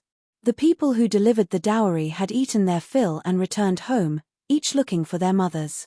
The people of the Lee residence, on the other hand, were extremely busy. More than 10 servants were busy tidying up the tables, chairs, bowls, and chopsticks, while the other 80 servants were busy helping to transport the dowry that had been sorted out in the morning to the Lee residence's storeroom. This was a huge project. When Li Zishuan had just returned home a few months ago, he felt that there were too many maids and servants in the house. Now, it seemed that there was not enough manpower. No wonder it was often said in books that some rich and powerful families had more than 10,000 maids and servants. In this era, it was not exaggerated at all, because the business of the big families was even bigger.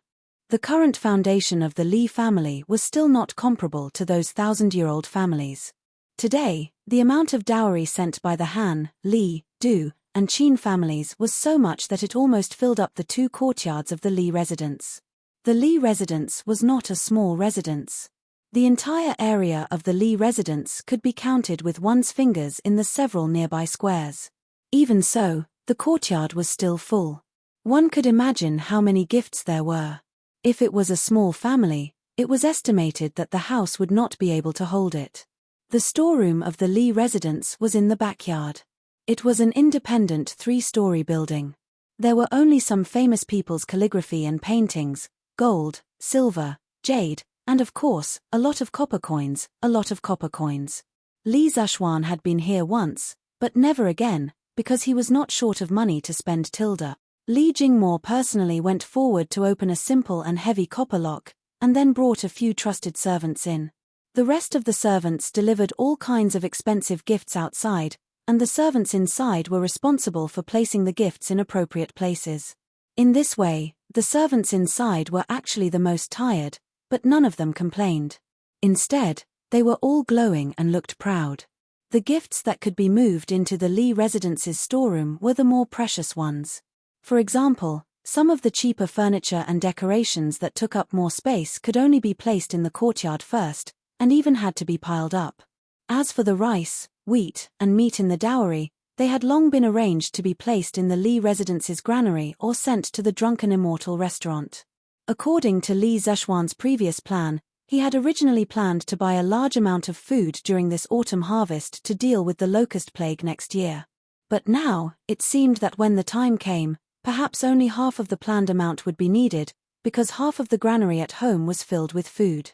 Xian these are all Yushi's dowry. You can't use them without permission in the future, do you understand, Tilda? Madame Li stayed inside for a while before coming out. As a woman, she couldn't help much inside. Li Zishuan was also bored inside, so he slipped out with his mother. Knowing that her son was deliberately playing tricks, Madame Li smiled and didn't want to expose him. She looked at the mountain of dowry outside, thought for a while, and then earnestly instructed her son. A woman's dowry in ancient times was usually the private property of the woman, especially at this time. According to the law, a woman's dowry was protected by the law. When a woman married into her husband's family, her dowry wouldn't become the family's public property, but still belonged to her private property. Not only could the parents-in-law not take it, even the husband couldn't take it. If the woman was divorced, then the dowry could be taken away. If the woman passed away, then the dowry would belong to her children. If she didn't have children, then most of the dowry would go to the mother's family, and the husband would get half of it at most. This still depended on negotiation, and it was also where disputes over property often happened. Therefore, the rights of women in the Tang dynasty were still very high, and they were protected by the government. It wasn't like the Ming and Qing dynasties, where women were completely dependent on men. They followed the father at home, the husband after marriage, and the son after the husband's death. The women of this time also had their own property rights, which was unimaginable in the future. Mother Tilda, I know, so don't worry Tilda. I don't care about that little bit of money Tilda. Li Zishuan pursed his lips. He was an awesome transmigrator, so no matter what, he wouldn't fall to the point where he had to rely on his wife's dowry to survive. If that was really the case, he might as well find a piece of tofu and kill himself. Hey Tilda. My son is promising Tilda. Madame Li looked at her son's smug face and couldn't help but smile lovingly. Haha Tilda. Isn't that because I was born good Tilda? Glib tongue Tilda. Alright, go ahead and be naughty. I'll go and see if there are any oversights. Xian nothing must go wrong at tomorrow's wedding Tilda. Madame Li covered her mouth and smiled, tapping her son's forehead in annoyance. After such a long time of family reunion, she felt that she was getting happier every day. The only flaw was that she hadn't fulfilled her wish of having a house full of children and grandchildren. However, that was soon, so she felt full of motivation when she did things now. Tilda. Thank you for your hard work, Mother Tilda, Li Zishuan said sincerely. People said that having an elder in the family was like having a treasure. This was really true. If it weren't for the two elders, he wouldn't have been able to handle this wedding alone. He didn't even know the most basic wedding procedures, and who knew how much trouble he would have caused. Chapter 378. After leaving the backyard, Li Zishuan started to get busy with his own matters. He couldn't rely on his parents for everything, so he had to help out where he could. Tomorrow was the big day of the wedding. He had his own plans and arrangements to give Han Yushi a grand and special wedding. First, it had to be ostentatious and imposing. He couldn't just let the Han family have 10 miles of wedding procession today and the Li family have a few ox carts to escort the bride tomorrow.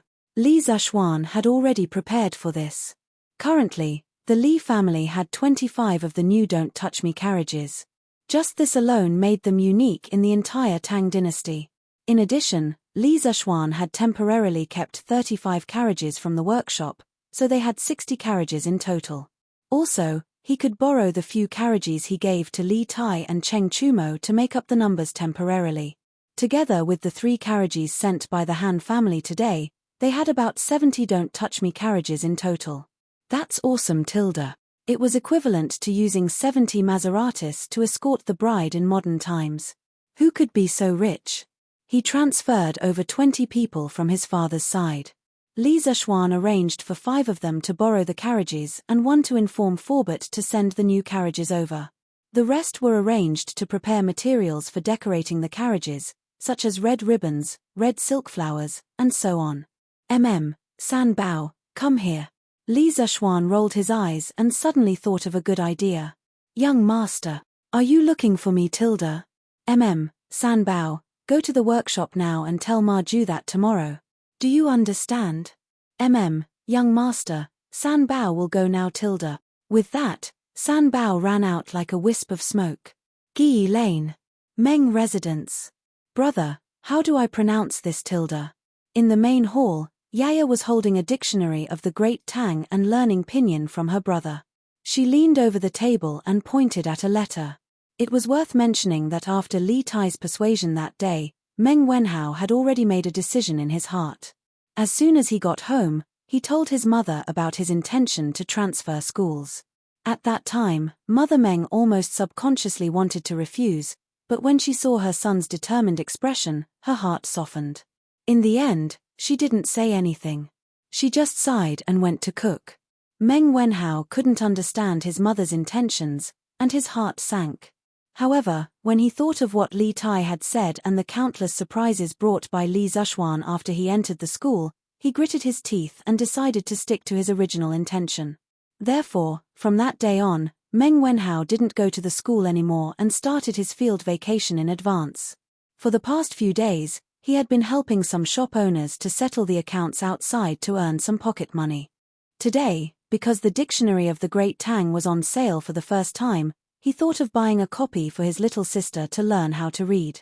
As a student of the Imperial College, Meng Wenhao certainly knew the benefits of pinyin. He didn't need to listen to other people's superfluous propaganda. Pronounce this letter G. Come, Yaya, pronounce it with your brother, G tilde. Hearing his little sister's question, Meng Wenhao looked at the direction she was pointing at and taught patiently. G tilde, is that right tilde? Brother. Yes, Yaya is so smart tilde. Meng Wenhao rubbed Yaya's head and smiled. How come here tilde. Mother has something to say to you tilde. At this moment, Mother Meng walked in and said to Meng Wenhao after taking a look at the situation in the room. Tilde? Okay, Mother, I'll be right there tilde. How do you know what day it is tomorrow tilde? In the side hall, Mother Meng looked at her son and asked softly. Tilde? Tomorrow? Hearing this, Meng Wenhao frowned and thought for a while. He really couldn't think of what day it was tomorrow. He couldn't help but wonder, Mother, I can't think of what day it is tomorrow tilde. Please tell me, Mother tilde. How is muddle-headed tilde? Mother Meng frowned and said seriously, how didn't you see the big wedding ceremony in Chang'an City today? Tomorrow is your husband's wedding ceremony. How can you not remember tilde? Tilde. So Mother is talking about this tilde. Meng Wenhao scratched his head gloomily. At first, he thought his mother was asking about what important day it was tomorrow tilde. How you said earlier that you wanted to follow Li Shenji to the Yanghuang Academy. I'm not well educated, and I don't understand the principles behind it. But since this is your decision after careful consideration, I'll support you. Mother Meng sighed, turned around, and continued, besides, Li Shenji is very kind and intelligent. Whatever he does, he won't harm his own student. I believe in my own judgment. How you should prepare to go to Yanghuang College tilde. What tilde? Mother, you agree tilde? Meng Wenhao's eyes widened in disbelief as he exclaimed. I agree tilde. How you started from the county school and got promoted to the Imperial College 2 years ago. Mother and your father have seen you overcome obstacles and get promoted step by step, but the road to becoming an official is still uncertain. How even if you continue to overcome obstacles and get promoted to the Imperial College, you still have to go through countless examinations. With Li Shenji's knowledge, it might be a very good way for you to follow him. This is the path you chose, how and Mother supports you. I believe your father will also support you tilde. Mother Meng looked at her son with bright eyes and told him the result she had thought about for a few days. Thank you, Mother tilde. I won't disappoint Mother's expectations and will succeed soon tilde. Meng Wenhao, who was a little dispirited before, suddenly became energetic and said excitedly. Although he had already made up his mind to stick to his dream regardless of whether his family agreed or not, if he could get his mother's approval, it was naturally the best and most perfect result. When mother and son work together, their sharpness can cut through metal tilde. Haha tilde. Silly child tilde. As long as you and Yaya don't have to worry about food and clothing in the future and are healthy, mother will be satisfied tilde. Mother Meng chuckled and continued, Li Xiaonan is a great benefactor to our family. Whether it is teaching you or saving your father's life, these are all things that we can never repay in our lifetime. How you mustn't forget your benefactor. This is Li Xiaonan's wedding. As his disciple, no matter what, you have to personally go and greet him and express your sincerity. Here's 2 strings of money. How take it and go to the East Market to buy some congratulatory gifts. Don't be too shabby. Tomorrow, how you can go to the Li mansion to congratulate your master on his wedding. Mother Meng took out 2 strings of money and handed it over. Before Father Meng went out to sea, Boss Feng had given the Meng family a large sum of money to settle down. Therefore, the Meng family could still afford this money. Mother, no need. I recently worked as an accountant for a grain store and earned a lot of money. I don't need you to give me money tilde. Chapter 379. What? No way. Absolutely not. Workshop, Thatang Daily Editorial Department. A thin, silver-haired old man in purple slammed the table and said angrily, The Tang Dynasty Daily has become the face of our Tang dynasty. How can we treat the content of the paper as a child's play? Absolutely not. Even if County Magistrate Li is here, I can't agree. Junior Supervisor Yu, please forgive me for speaking bluntly. When the censorate was established by His Majesty, its purpose was to monitor the unreasonable content in that Tang Daily. The scope of the censorate's authority was clearly defined.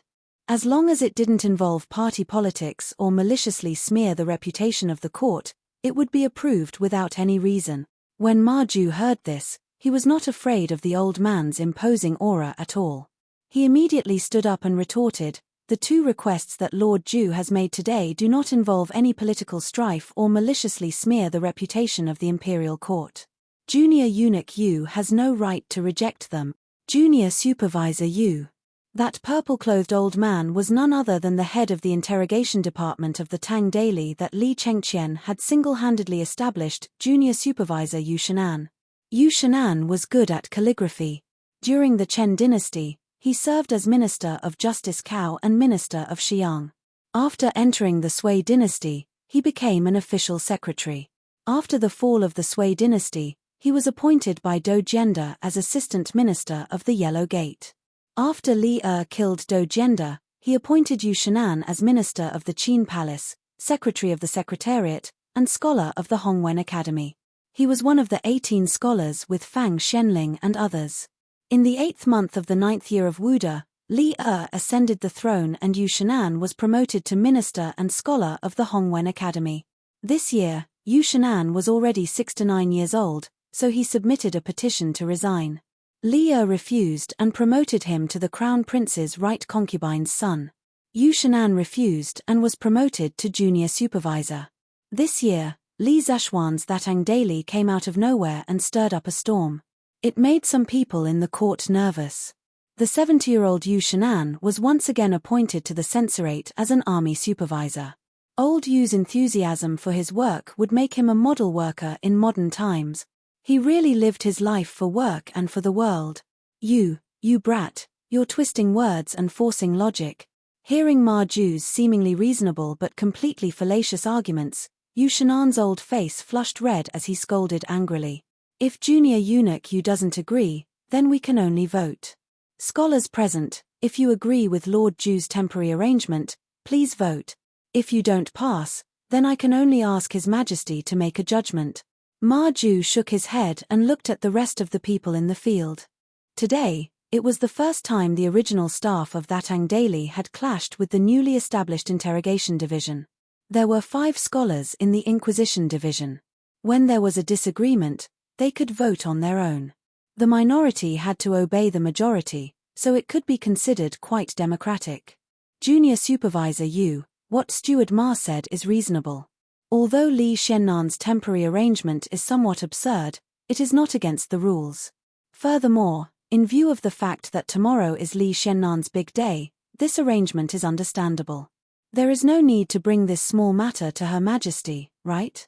That's why I agree, Tilda. An old man who was about the same age as Yu Shanan spoke up. This person was called Su Shizhong. He was also one of the 18 scholars in the Hongwen Library. His reputation was not much lower than Yu Shanan's, and he was currently the Interrogation Division's physician. Physician Su's words are reasonable. I agree as well. I agree as well. I agree as well. The rest of the people expressed their agreement. The main reason was that Li Zishuan's side was in the right. Even if they did not agree, it would be useless. Instead, it would cause a lot of trouble in the future. After all, the editorial department had the right to supervise the interrogation division. Tilda. Using the country's national weapon for personal use, what nonsense, Tilda. Seeing that the situation was irreversible, Yu Shanan angrily snorted and left in a huff. Hey, Lord Ju, Tilda. 35 new carriages are all here for you, Tilda. In the evening, Pang Feiji led the huge fleet of carriages to the Li residence. Coincidentally, he met Li Zishuan in the front yard, who was instructing the servants. Pang Feiji hurriedly threw down the reins in his hand and walked up to him with a smile. Oh, Tilda. Not bad, Tilda. You came at the right time. San Bao, bring a group of people to decorate these carriages.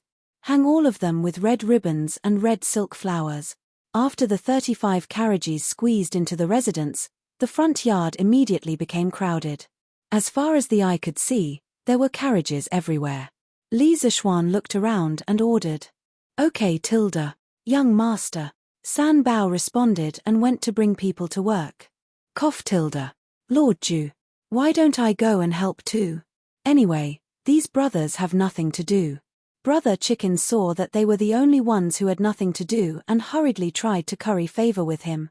This guy had long integrated himself into the Li group. If it wasn't for Yuchi Jingda calling him back to the Wu-Hu government for a meeting every once in a while, this guy would have probably forgotten that he was a Wu-Hu. There was no other reason.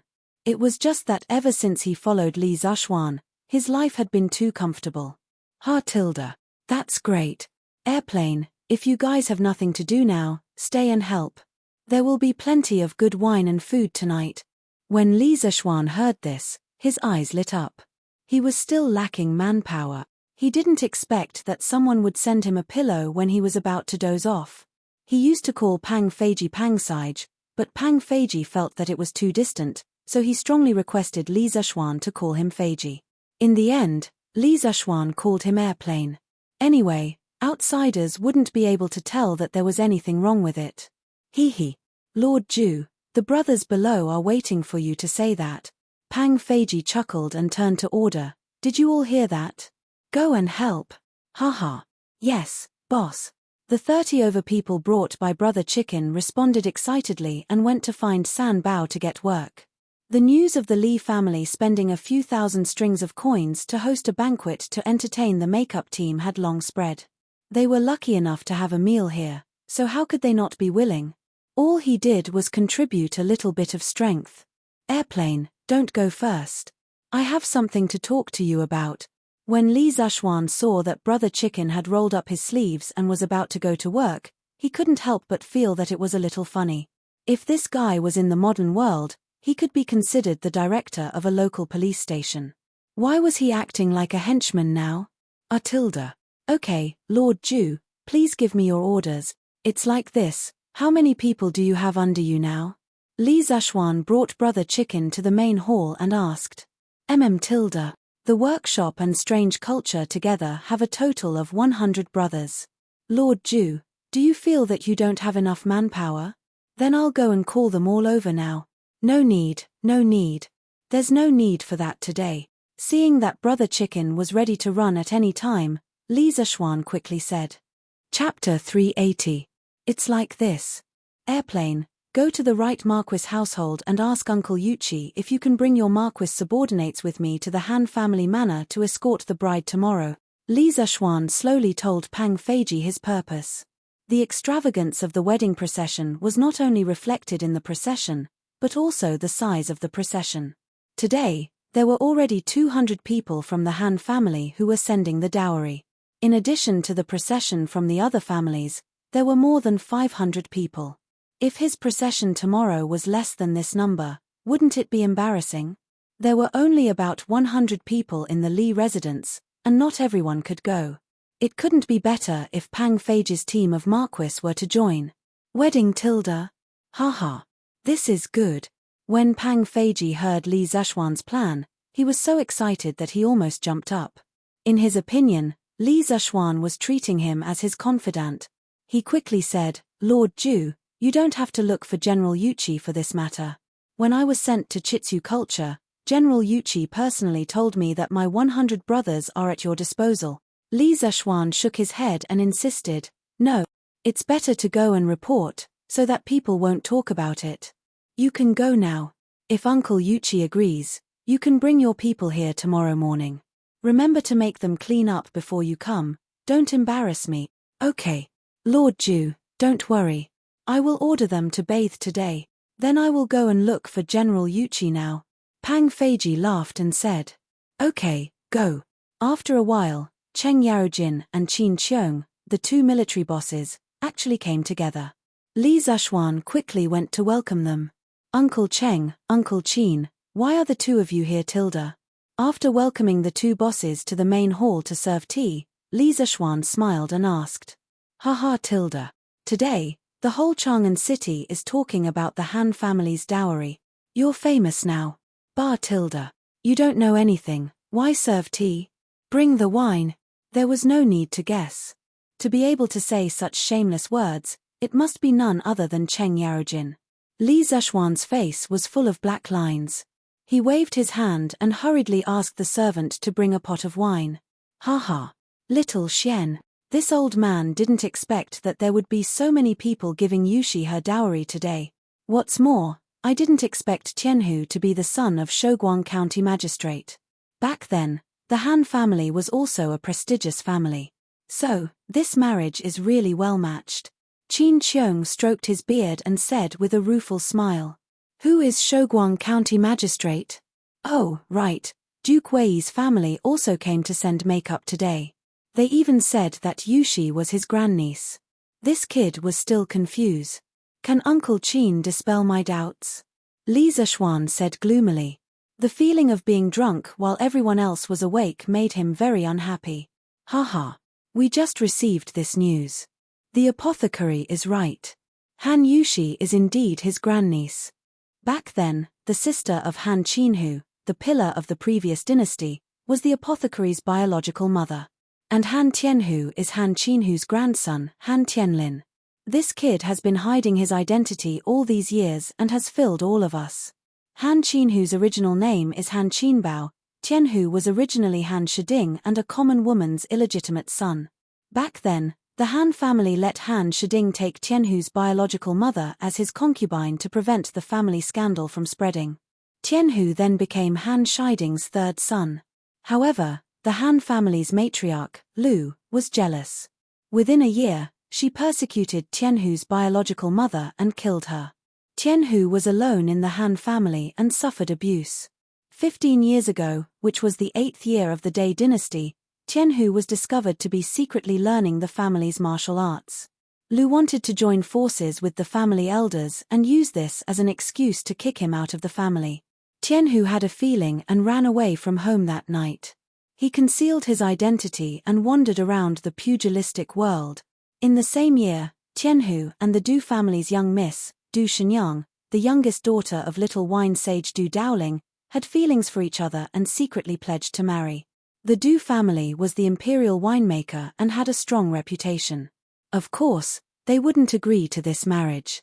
However, Du Shenyang had a strong personality and threatened to kill herself. In the end, old Madame Du's heart softened. She prepared a small dowry and quietly married Du Shenyang to Han Tianhu. The following year, in the 9th year of the Day dynasty, Han Shiding followed Duke Chu, Yang Shengan, to rebel and force Luoyang. In the end, Yang Shengan was defeated and committed suicide. Han Shiding was also captured. His wife and children were all imprisoned. The Han family also completely declined. Therefore, when Tianhu ran away from home that year, It could be said that he avoided being implicated in this unexpected disaster. Li Zishuan's jaw dropped. In his previous life, he had read many versions of the legend of the Sui and Tang heroes. Naturally, he knew that Han Qinhu and the Han clan were an extremely powerful existence in the Sui dynasty. He had thought that Han Lijing was just an honest and hard-working farmer. Who would have thought that he was actually from one of the top military families of his time? Moreover, Han Lijing seemed to be very charming. As a descendant of a general's family, he was able to hook up with the Du family's young miss. Li Zishuan couldn't help but have a whole new level of respect for Han Lijing. He was really a role model for his generation. Haha. How is it, kid? Do you think you've picked up a treasure? You're marrying Han Qinhu's great-granddaughter. TSK. When Cheng Yaojin saw Li Zishuan's shocked expression, he couldn't help but smile mischievously. Uncle Cheng, what are you talking about? Regardless of whether Yushi is from an ordinary family, or the daughter of a noble family, I treat her with sincerity. The concept of a well-matched family doesn't exist for me, Li Zishuan said seriously. He didn't marry Han Yushi because he coveted anything from the Han family. No matter if Han Yushi's identity was noble or ordinary, she would only have one identity after marrying into the Li family, and that was his wife. Sour, you're really sour. When Cheng Yaojin heard that, he exaggeratedly waved his hand in front of his nose to get rid of the air. Qin Qiong couldn't help but say, Jijia, why don't you act like an elder at all? I think that Xiaoxian is right. You're a good kid. I'm not worried about Yushi marrying you, haha. After chatting with the two big shots for a while, Li Zishuan finally understood why they were here. It turned out that they were here to pick up the bride tomorrow and support him. The Qin and Cheng manors had a total of nearly 400 servants. Tomorrow, Qin Qiong and Cheng Yaojin would bring these people to accompany Li Zishuan to the Han family manor to escort the bride. In old Cheng's words, with so many people from the bride's family coming today to deliver her dowry, if there were fewer people going to escort the bride tomorrow, wouldn't that be a loss of face? After understanding the purpose of these two people's visit, Li Zishuan was very touched. He bowed to them and then personally sent the two big shots out. Cheng Yaojin was all smiles and carefree on the surface, but he really treated him as a nephew. Whenever Li Zishuan encountered something, Cheng Yaojin would always be the first to jump out to support him. As for Qin Qiong, after this marriage, the Qin family and the Li family would be even closer. Chapter 381. Young Master, it's time to get up. Li Zishuan was excited for a long time last night when he thought about how he was going to marry a wife today. He only fell asleep late at night. When the sky was just beginning to brighten, when he was sleeping soundly, Xiaoxi came to wake him up. Okay, time to get up. Li Zishuan knew that he could not stay in bed today no matter what. He rubbed his eyes and jumped up. Then, he stretched out his hands and let the two maids help him put on his clothes. He was already used to the decadent feudal life of a rich man. If there was no one to serve him now, he probably would not even know how to wear clothes. Young master, you have to wear this new set of clothes today. It will be more troublesome to wear it. Please wait patiently. After Xiaoxi finished speaking, she took a red round neck robe from the side. There was a belt around the waist and a loose robe on the outside. It was imitating the style of an official's robe. Ordinary people did not have the right to wear clothes of this color and style. However, when it was a wedding, the imperial court allowed the commoners to wear the same clothes as the officials. The bride was also allowed to wear a phoenix coronet. The wedding ceremony of the Zhou dynasty advocated decorum and solemnity. It was different from the wedding ceremony of the later generations. The color of the wedding dress followed the xuanfu system. The groom wore a noble's hat and a xuanduan ceremonial robe. He wore a black robe, a white silk robe, and a red robe, or shoes, on his feet. The wedding dress of the Tang dynasty was a combination of the solemnity and holiness of the previous times and the warm celebration of the later generations. Usually, the men's clothes were crimson and the women's clothes were green. However, there were also many bridal dresses that were crimson. Young master, this wedding dress was designed by Madame a month ago. It was made of the best fabric and the best tailor in Chang'an City was hired. The embroidery on it was made by Madame herself recently. Xiao He said in a crisp voice as she tidied Li Zishuan's collar on her tiptoes. Tilde. Li Zishuan looked at the exquisite patterns on the clothes. It was as if he could see his mother doing embroidery every night under the candlelight. A warm feeling rose in his heart. In terms of the patterns and colors of the wedding dress, the Tang dynasty inherited the styles of the Zhou dynasty, the Warring States period, and the Wei and Jin period. They combined the delicate and exquisite designs of the Zhou dynasty, the grand and expansive designs of the Warring States period, the lively and concise designs of the Han dynasty, and the light and changeable styles of the Wei and Jin period. On this basis, they became more luxurious and creative, causing the art of clothing and patterns to reach the peak of history. The patterns in the Tang wedding dress did not completely follow the traditional patterns of the past. They boldly used realistic patterns such as flowers, plants, and other patterns. The patterns of the wedding dress were the most representative ones.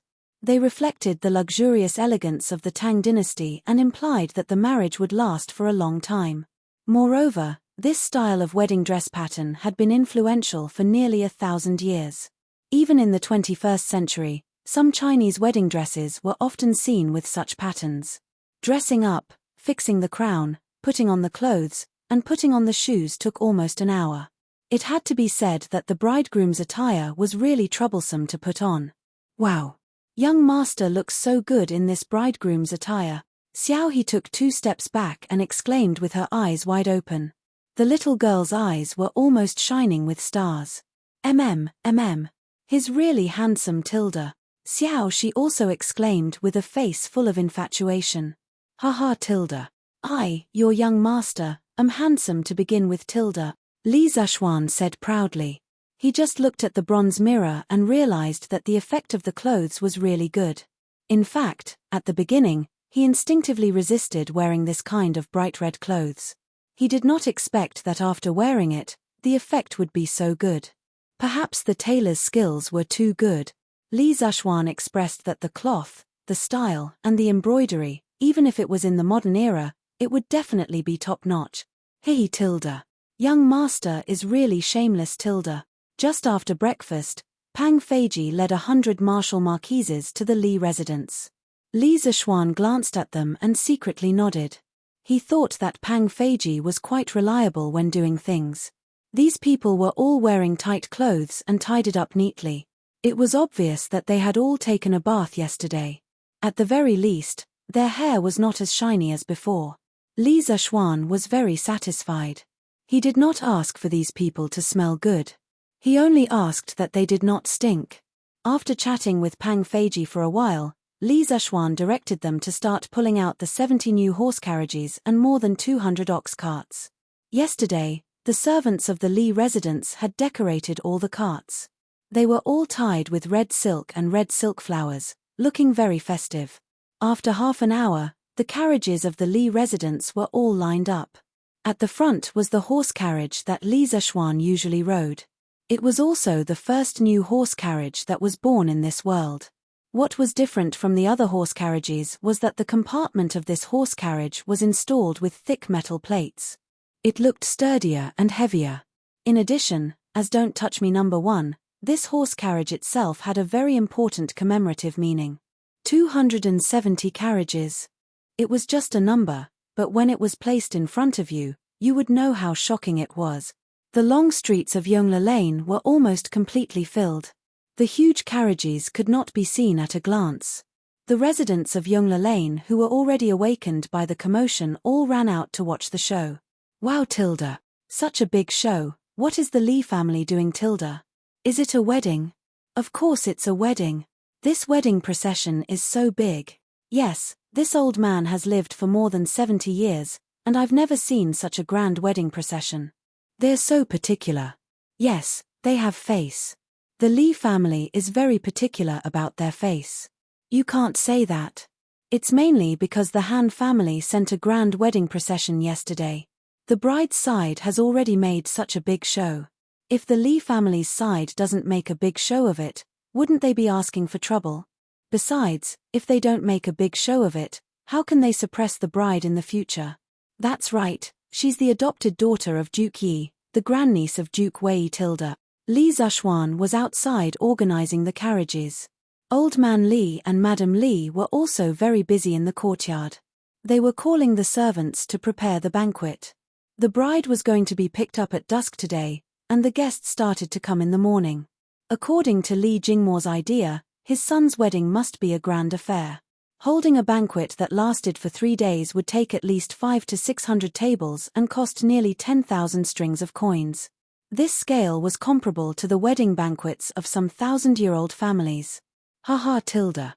Little Xian, I, old Cheng, am here. Come out quickly and let your Uncle Cheng see what today's groom looks like Tilda. With a rough laugh, Cheng Yarojin rode his horse and came to the front of the Li residence. Wow Tilda. Not bad Tilda. Kid, your appearance is not bad. You're only a little worse than I, old Cheng, when I was young, ha ha ha Tilda. Cheng Yarojin got off his horse and looked at Li Zishuan carefully for a while. Suddenly, he laughed shamelessly. Chapter 382. That madman Cheng is really shameless. He doesn't have any respect for his elders. Just as Li Zishuan was about to raise his head and spit at old Cheng's salted soda water, Yuqi Jingda patted his horse to kill and verbally attacked Demon King Cheng, helping Li Zishuan vent his anger. You're the shameless one. You look like a charcoal ball, and you're so stupid. Old Cheng wasn't afraid at all. He moved his lips and retorted. Ha! Madman Cheng, do you want to fight? These wicked words made Yuqi Jingda so angry that his hair stood on end. These two people were really enemies in his previous life. As soon as they met, they would fight. Li Zishuan's head hurt when he saw them. Let's fight. Who's afraid of you? Cough, cough. Can't the two of you stop? Don't you know what day it is today? Stop fooling around. Qin Qiong and Niu Jindar rode over from behind and said seriously. Ha ha, Uncle Qin, Uncle Niu, Uncle Yuqi, you're all here? Li Zishuan heaved a sigh of relief. In this world, only Qin Qiong, Li and a few others could restrain Cheng Yarojin. Ha ha. Xiao Xian, today is your wedding. Of course, we old fellows have to come. Xu Bao and Ji Jie want to send you to the wedding. How can I, old Niu, and your uncle Yuqi be missing? Niu Jindar got off his horse and patted Li Zishuan's shoulder as he laughed. Thank you, uncles. Li Zishuan thanked them sincerely. He had never thought of troubling these two military big shots to help, but now that they had taken the initiative to come, Li Zishuan was extremely grateful. He had to repay this favor in the future. The few of them chatted in front of the mansion for a while. At this time, the sun was already halfway up the sky. The auspicious hour has arrived. The convoy is setting off. Li Zishuan asked for the opinions of a few old generals and roared in a loud voice. Let's go. Crackle, crackle Tilda. With the sound of firecrackers, the huge convoy began to move out. Li Zishuan rode a tall horse and walked at the front. Today, no one would compete with him for the limelight. Not long after, the carriages left Yongle Lane. The Qin, Cheng, Niu, and Yuqi families' carriages were all waiting outside Yongle Lane, because if they all went in, Yongle Lane would probably explode. He wouldn't have known if he didn't look, but when he came out to take a look, he was really shocked. The four families had brought a total of 700 to 800 people and more than 200 carriages. Although these carriages weren't as luxurious as the new carriages, they were still very shocking when placed together. Haha. Little Xian, you look so energetic today. Yes, yes. His indeed handsome Tilda. The group outside Yongle Lane was personally led by Cheng Chumo, Yuqi Baolin, and Qin Huayu. When they saw Li Zishuan come out, the three of them hurriedly went up to greet him. Haha. Chumo, Huayu, Baolin, thank you for coming to help me today. Li Zishuan chuckled and cupped his fists. Haha. Little Xian, you're treating me like an outsider. We're brothers, let's not be so formal. Just drink a few more cups with your big brother today. Haha. Cheng Chumo patted his chest and laughed. Li Zishuan nodded and looked at Qin Qiong. Uncle Qin, why are there so many carriages? Qin Qiong laughed and said, Haha, our families aren't as capable as you to get so many new carriages. These 230 carriages were all rented from a few carriage companies in Chang'an. Li Zexuan nodded and cupped his hands. I'm sorry to have let you guys spend so much money, Tilda. Of course, he couldn't say that he was returning the money. This was a debt of gratitude, and it couldn't be repaid with money. Li Zexuan was sure that if he dared to say, I'll pay for the rental of the carriages, Cheng Yaojin's hammer would fall on him immediately. Haha. It's okay, it's okay. Let's go to the Han family village quickly, Tilda. Qin Qiong nodded with satisfaction and laughed. The 5 families gathered together, and there were more than 300 carriages. Behind them were more than 200 ox carts, and there were close to 1,000 people accompanying them. The ox and horses neighed, and the crowd was noisy. Those who didn't know would think that they were about to start a rebellion. Tilda. East of Chang'an City. Chunming Gate.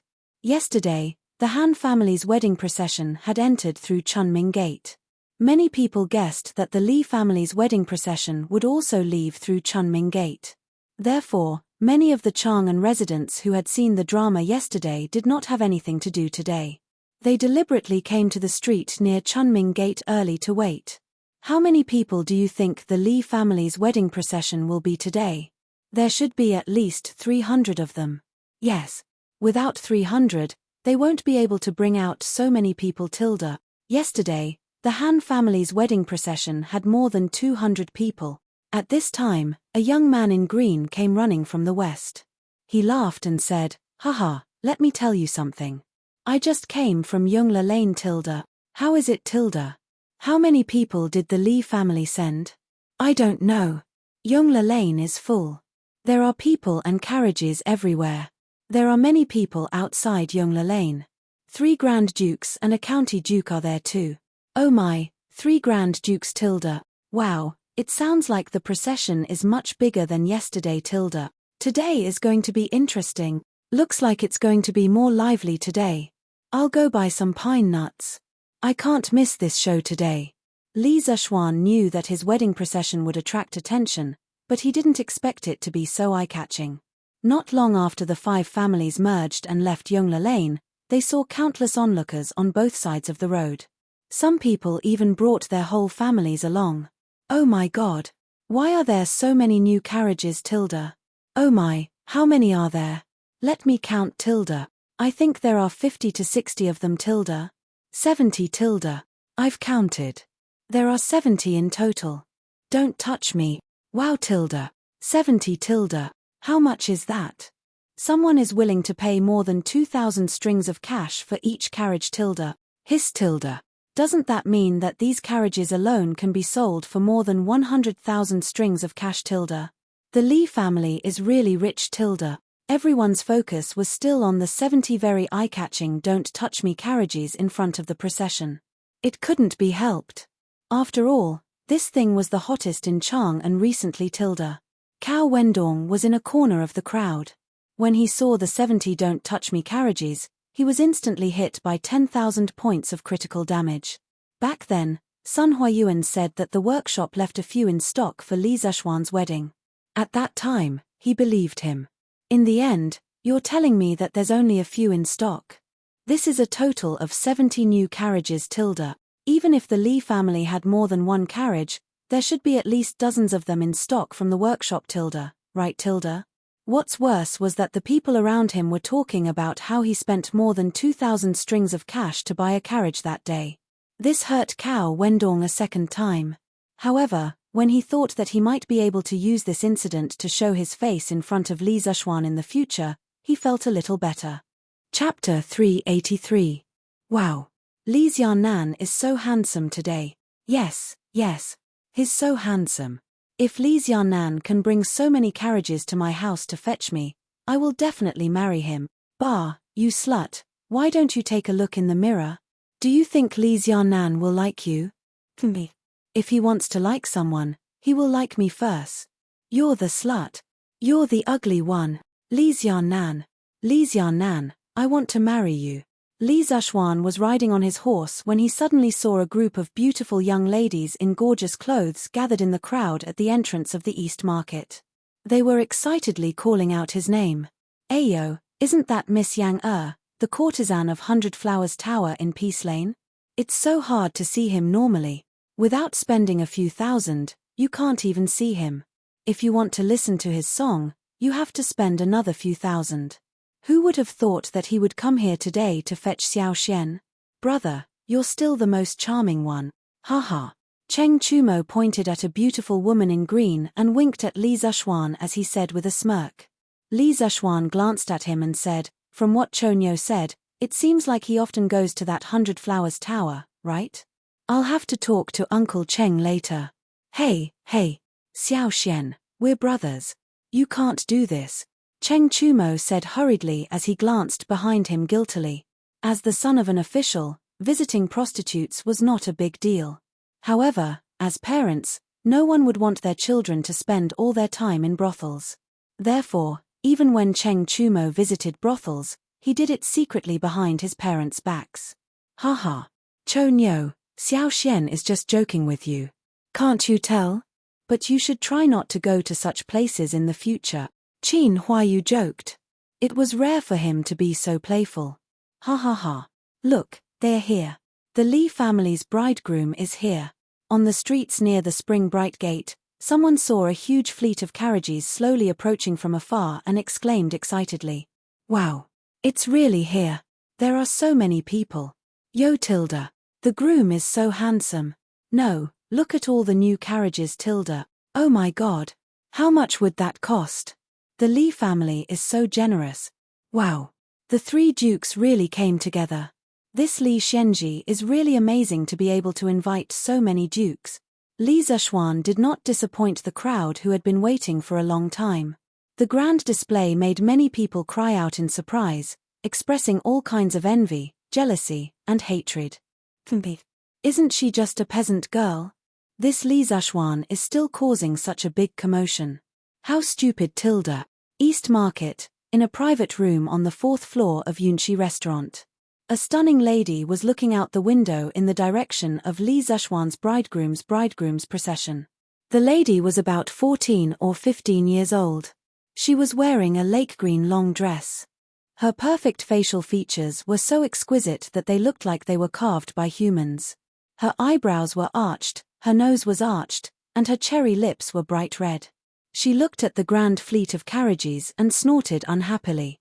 However, no one noticed that an imperceptible trace of jealousy flashed across her eyes. Hee. Ninga, you said it yourself. Han Yushi is just a peasant girl. Why do you have to be angry with her? This Li Zishuan is just lucky. So what if he has some spare cash? Can his Li family compare to our Kui family? Heh. A man in white came behind the lady and said nonchalantly while waving his folding fan. Second brother, you can't say that. Li Zishuan's achievements today are definitely not due to luck. Ninga feels that this person is very powerful and smart. Otherwise, he wouldn't have been able to obtain so much wealth and such a high status in such a short period of time. The green-clothed girl shook her head and opened her red lips in disagreement. Oh. From what little sister said, you seem to know this Li Zishuan very well. Could it be?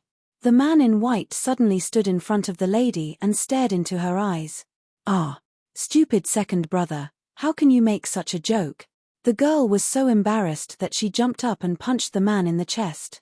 She snorted and refused to let go. Shush. At this moment, 2 groups of soldiers and horses, totaling more than 200 people, rushed over. The commoners at the city gate began to discuss spiritedly. Wow. 2 more groups of people came. What are they doing Tilda? Ayo. They seem to be the Imperial Guards of the East Palace. Oh my god, is His Highness the Crown Prince here? It can't be, right? How can this Li Xiancheng invite the Crown Prince? Shush. Don't say any more. It's really the Crown Prince. The other group is brought by His Highness King Wei. Oh. This is a big scene. Oh my god. It's really the Crown Prince and King Wei. Silence.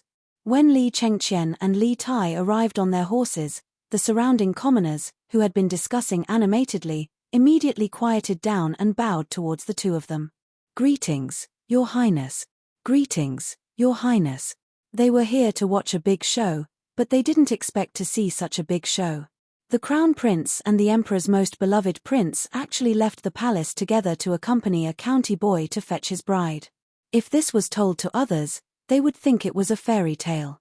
However, it happened right in front of their eyes. It was unbelievable. Li Zishuan himself was also taken aback. This was completely out of his expectations. "Greetings, Your Highness, King Wei." Everyone was bowing. Of course, he couldn't make an exception at this time. Otherwise, it would be easy for others to pick on him.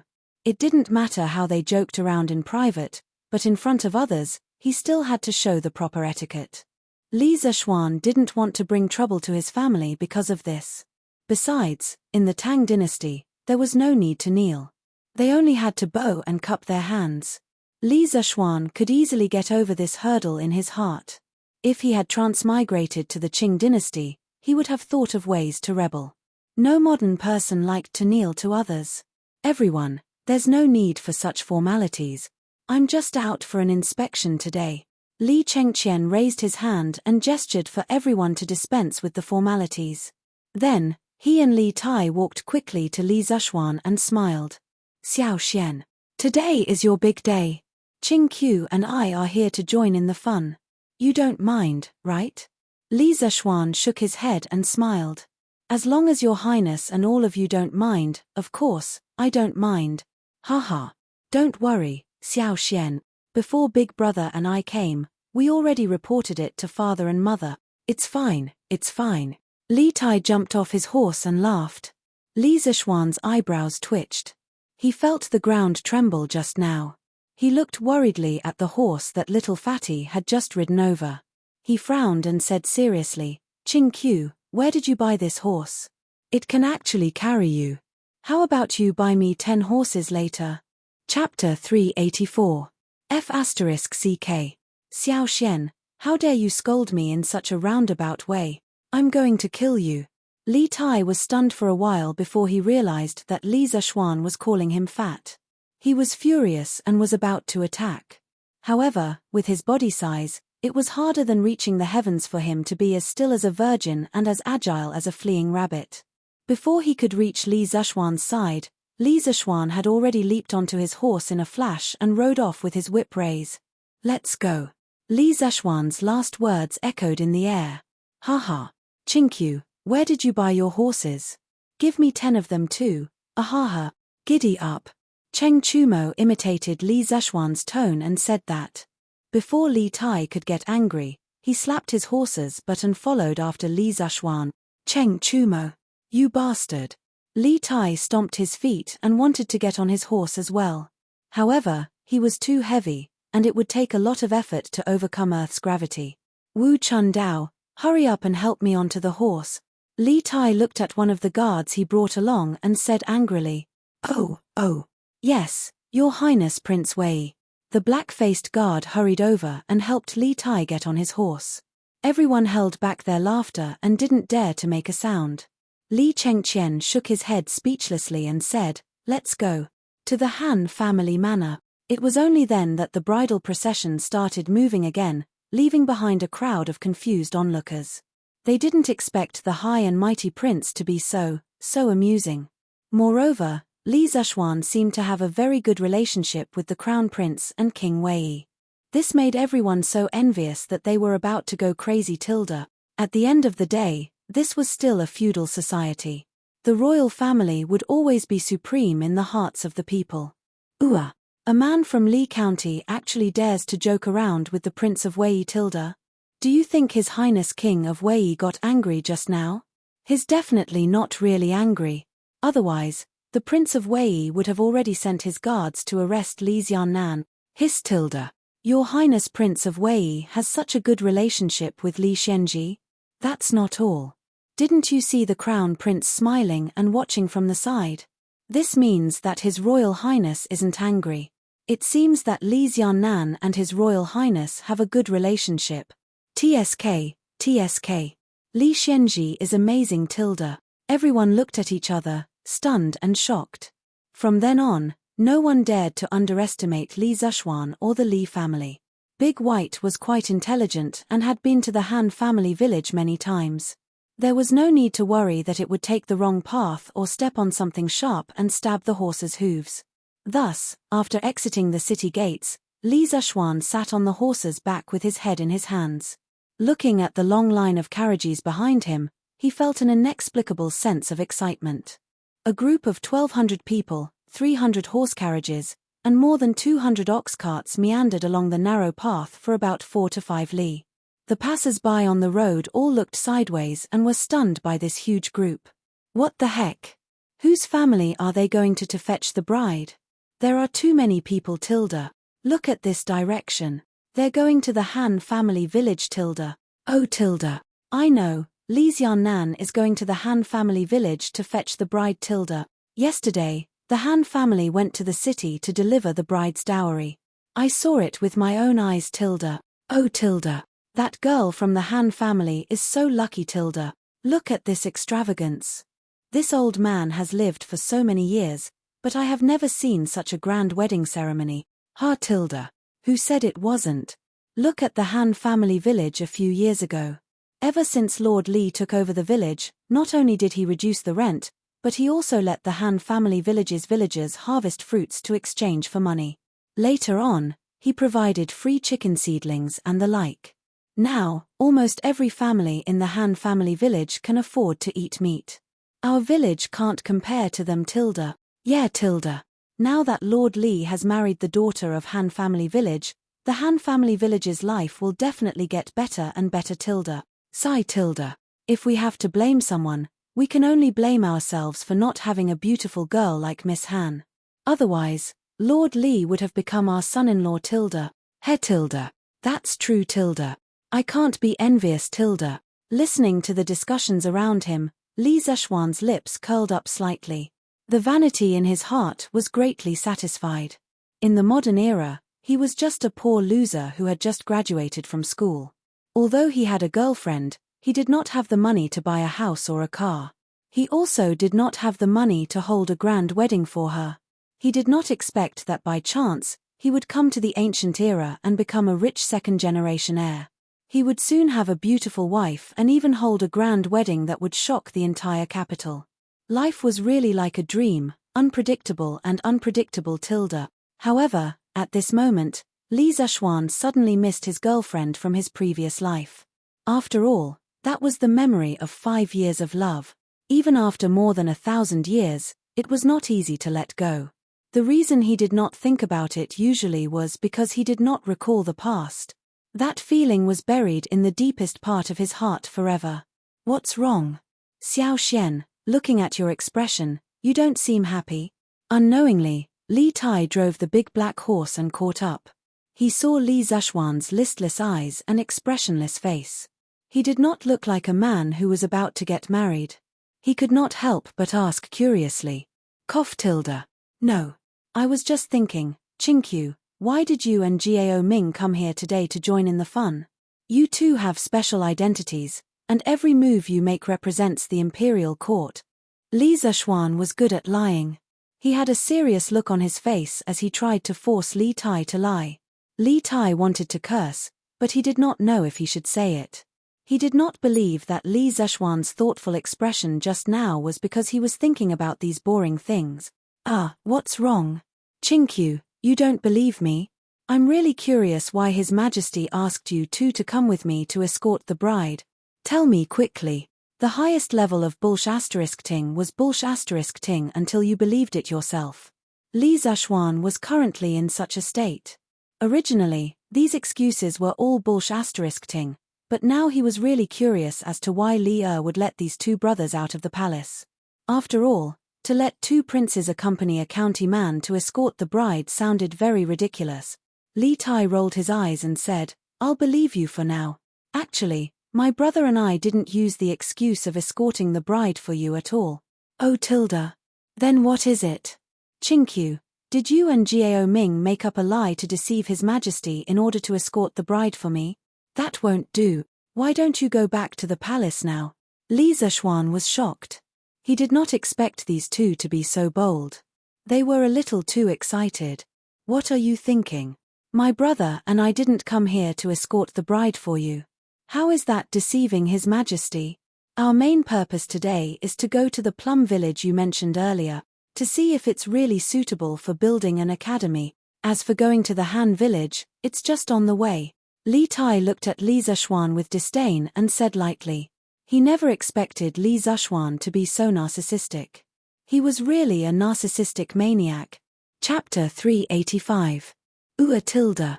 Seeing the disdainful look on the little fatty's face, Li Zishuan really wanted to throw a few punches and give him a blessing.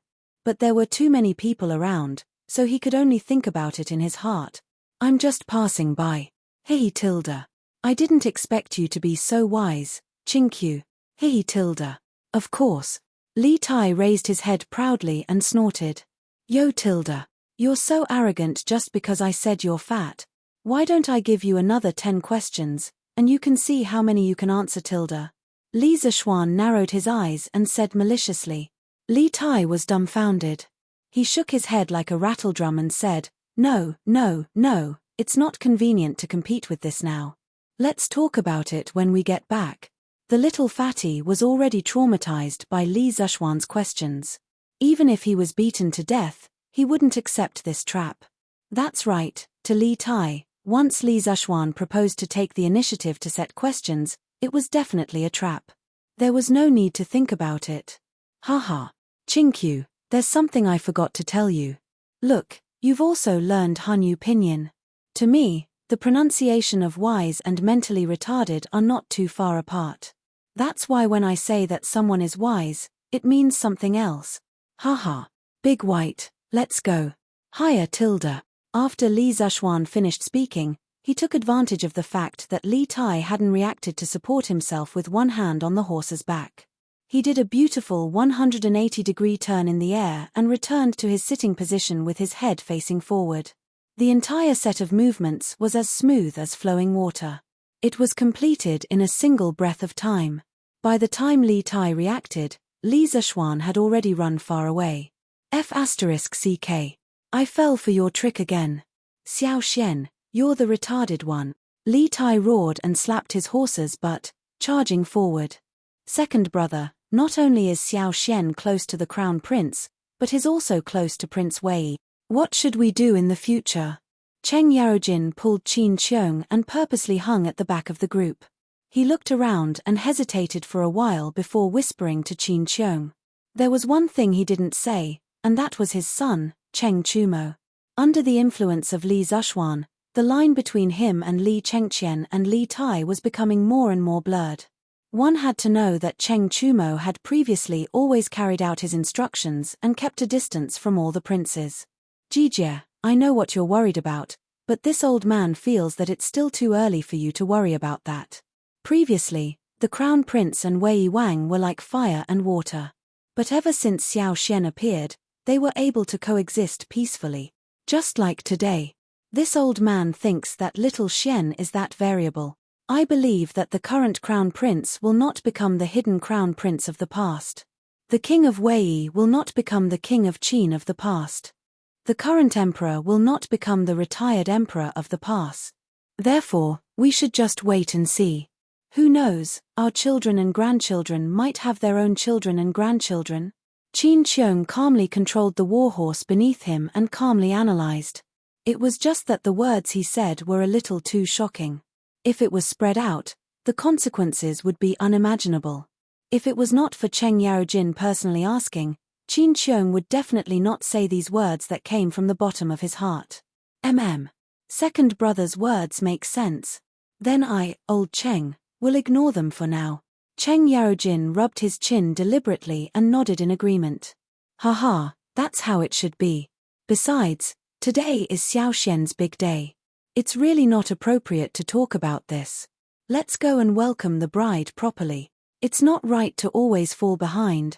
Giddy up. Qin Qiong patted the horse's butt and laughed. Hey. Second brother, wait for me. Han family, Han Yushi's boudoir. Han Yushi sat calmly in front of the dressing table's bronze mirror and let a group of maidservants dress her up. These maidservants came with Madame Qin early this morning.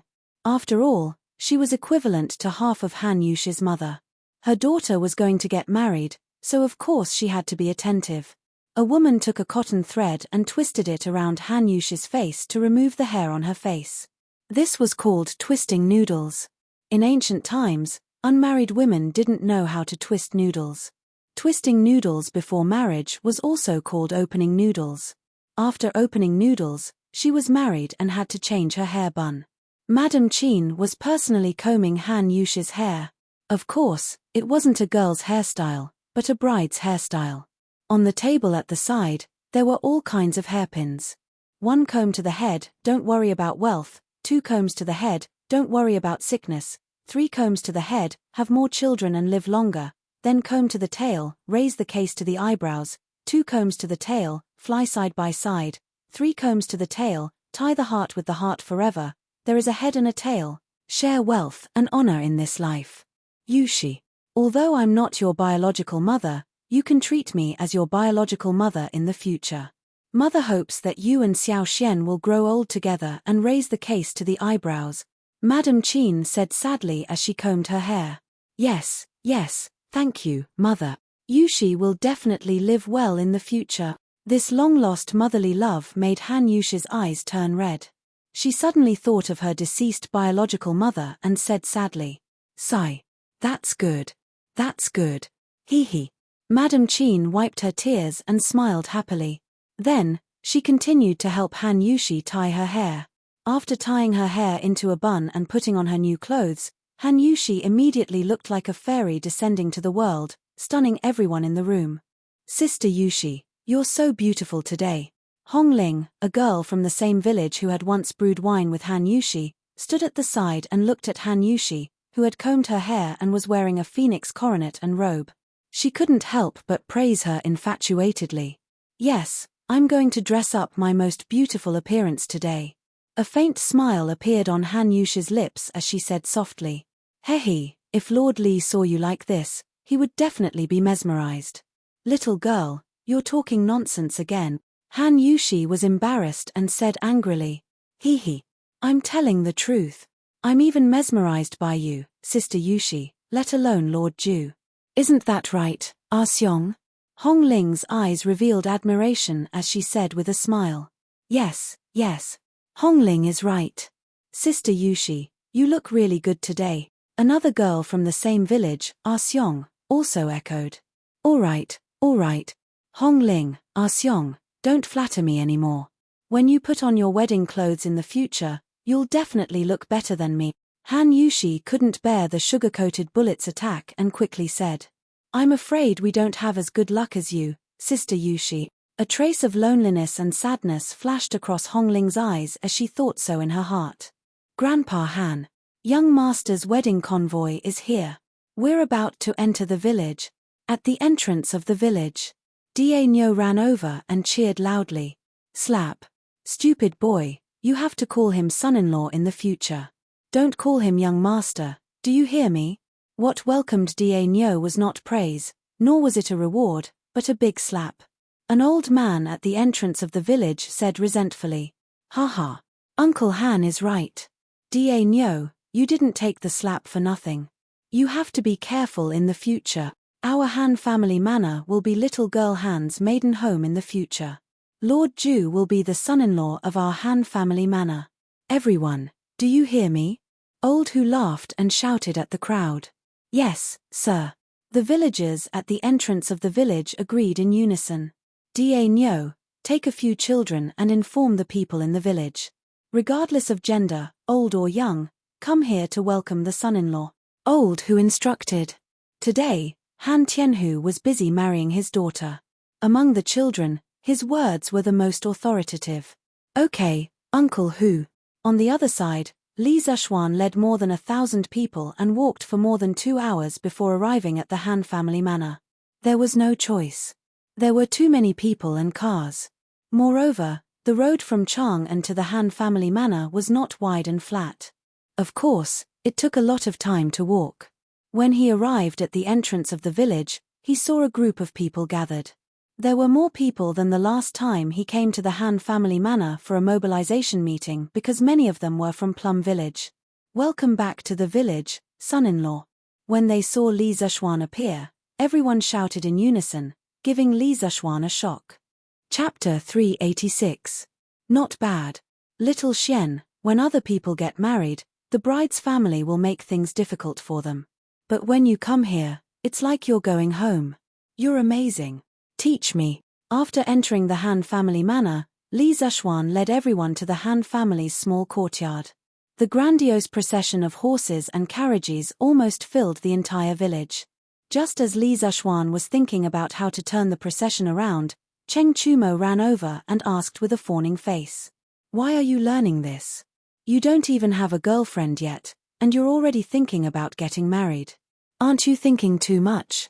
Li Zishuan squinted his eyes and said indifferently. His eyes and expression were clearly saying, "You're a single dog, don't worry about it. Even if you learn it, you won't be able to use it." Cheng Chumo was furious. He wanted to go up and fight, but he was pulled back by Cheng Yaojin. "Brat, watch from the side and learn well. Don't mess around. After so many years, I haven't seen you get a wife. Useless." Cheng Chumo opened his mouth. Not only was he fed dog food by Li Zishuan, but now he was being fed dog shit by his own father. My life is really bitter. Bride, rush her out. Bride, rush her out. Bride, rush her out. Bride, rush her out. Bride, rush her out. When they arrived at the Han Manor's courtyard, today's wedding ceremony had reached the most important part, rushing the bride's makeup. Li Zishuan brought so many carriages, so of course, he couldn't bring all of them to the Han Manor. Only the leading carriage was brought here to pick up the bride. The rest of the carriages were lined up on the small path in the village.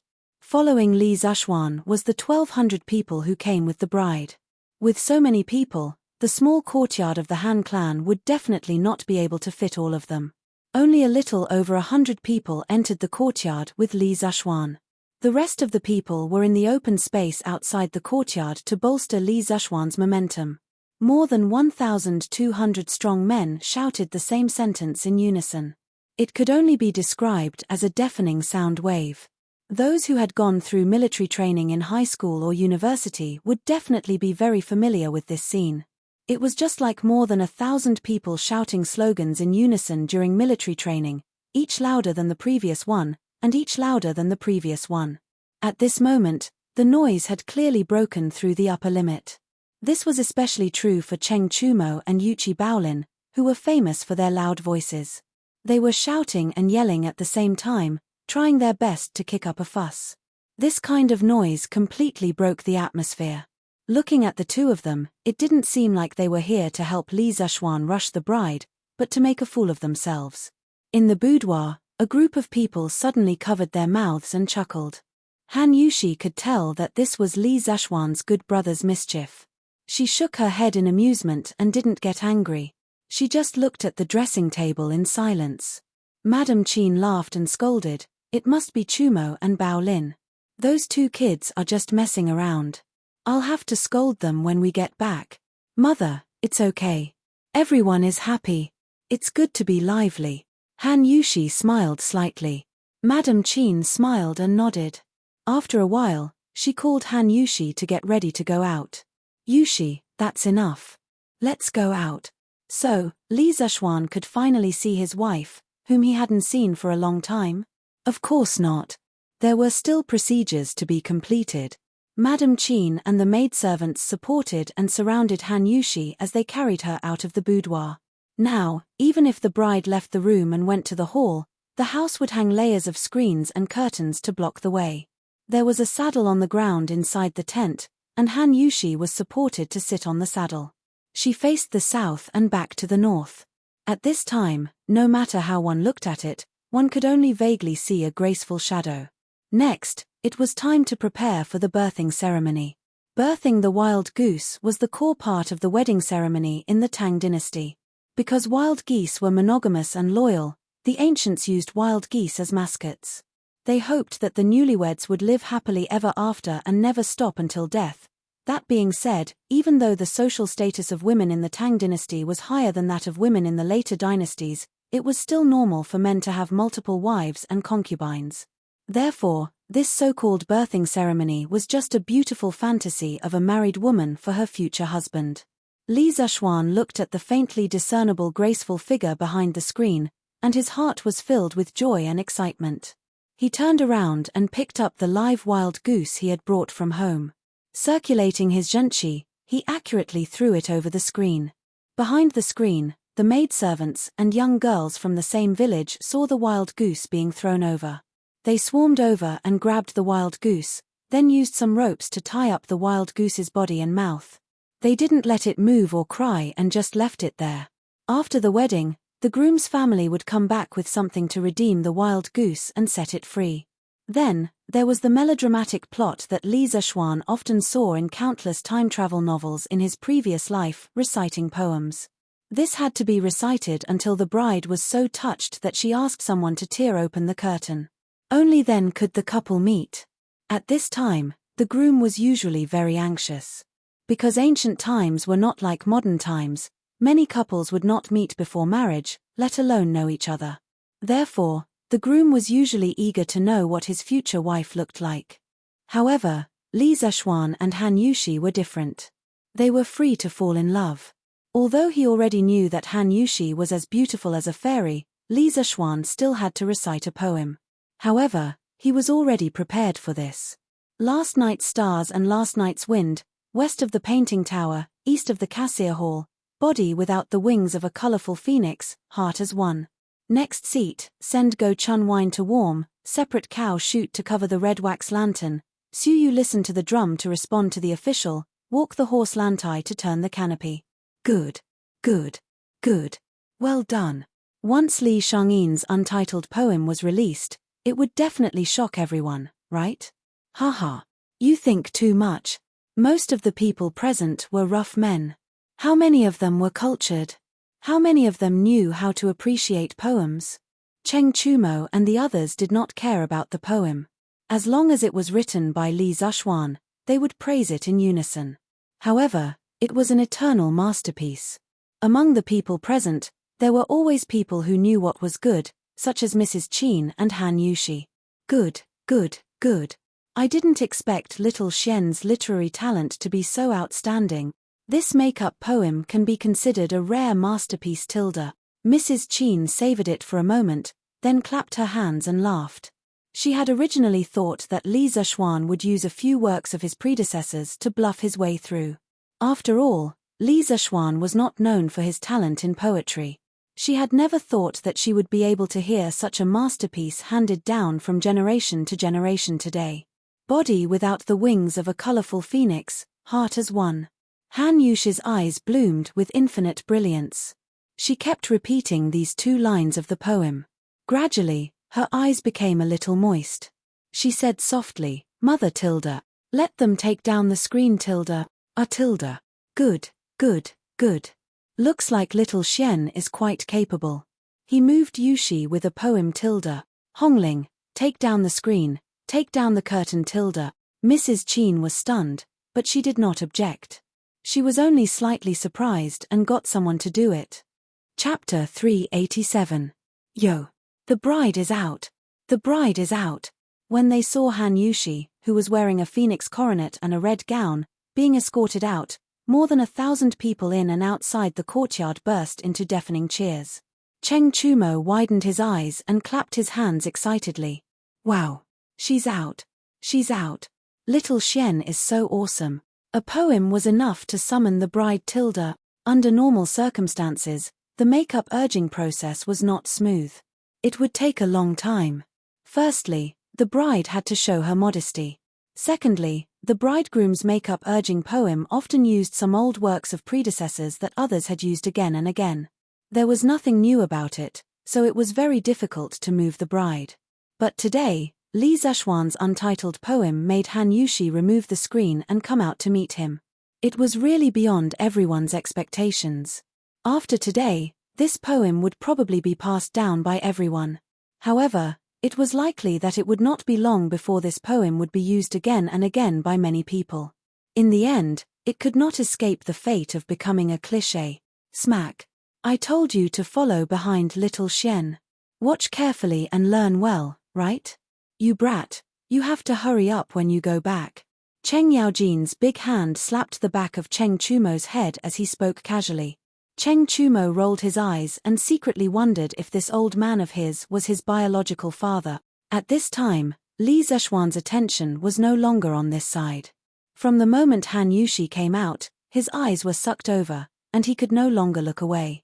He saw Han Yushi wearing a bright red shirt with a long skirt that reached the ground.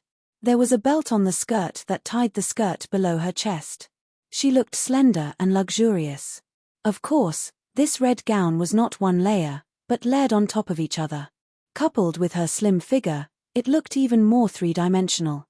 Han Yushi wore light makeup as she looked at Li Zexuan affectionately with her big eyes. A hint of shyness appeared on her face. The gorgeous decorations made her look as noble and beautiful as a fairy. A cool and comfortable feeling went straight into Li Zexuan's heart. At this moment, this guy felt like he was in love again. The woman in front of him was the luxurious version of the Han Yushi he had seen in the past. This was because Han Yushi usually looked pure and beautiful without makeup. She also dressed very simply. How should he put it? Although she was also very beautiful, there was still a trace of immaturity. Now that she had put on some light makeup, coupled with the bright and luxurious phoenix coronet, her feminine charm was completely released. This astonishing charm was enough to make 10,000 flowers lose their color and thousands of people become silent. Li Zexuan was the closest. After all, he was the groom. Of course, he had to be the first to see the bride's appearance. The impact he received was also the greatest. A trace of sparkling and translucent liquid appeared at the corner of his mouth. His eyes seemed to be possessed as he stared fixedly at Han Yushi's small face. Han Yushi looked at Li Zexuan's pig-like appearance and knew that her young master was shocked by her beauty. She was extremely happy in her heart, but she was burned by Li Zexuan's naked invasive gaze. After a moment, she saw that Li Zexuan was still standing there and staring at her. Finally, she could not help but say softly, "Young master, it's time to pay respects to father." Li Zexuan was shocked and realized that he had been rude. He quickly wiped the saliva from the corner of his mouth and quickly walked to Han Yushi. He reached out his wolf claws and grabbed Han Yushi's little hand tightly. He had not held hands for a long time. He missed this feeling very much. Hee. Wife, why are you still calling me young master? Li Zexuan laughed mischievously in a low voice. Sob. We haven't gone through the wedding ceremony yet. Han Yushi understood Li Zexuan's meaning and could not help but say shyly. Haha. Let's go now. We'll pay respects to father-in-law first, then go back and pay respects to my parent. Li Zexuan laughed and pulled Han Yushi out of the central room. Everyone in the courtyard saw Li Zexuan pull out a woman who was as noble and beautiful as a peony flower. In an instant, all the scumbags were stunned. Those women in the manor who did not see Han Yushi dress up were also stunned. When they heard that the curtains were going to be removed, everyone was still cheering loudly for Li Zexuan's success in speeding up the makeup with a poem. At this moment, after Han Yushi walked out, everyone was collectively speechless when they saw that peerless face. One in front and one behind, one moving and one still, formed a sharp contrast. The situation at the scene once again proved Han Yushi's charm at this moment. F***ck. Little Xian had found himself a celestial daughter. This Miss Han was not so beautiful in the past. The scene was silent for a long time. Cheng Chumo was the first to break the silence. He widened his eyes and murmured, "Ha." Everyone burst into laughter when they heard his funny words. Cheng Yaojin felt that he had lost all his face and greeted this guise but with a kick. Speaking of which, there was no such thing as a red veil at this time.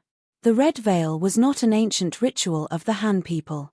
It only became popular during the northern and southern dynasties. Although it was very widespread, it was not an official ritual. At this time, there were things similar to the red veil, known as knee coverings. There were all kinds of colors, but they were mainly red.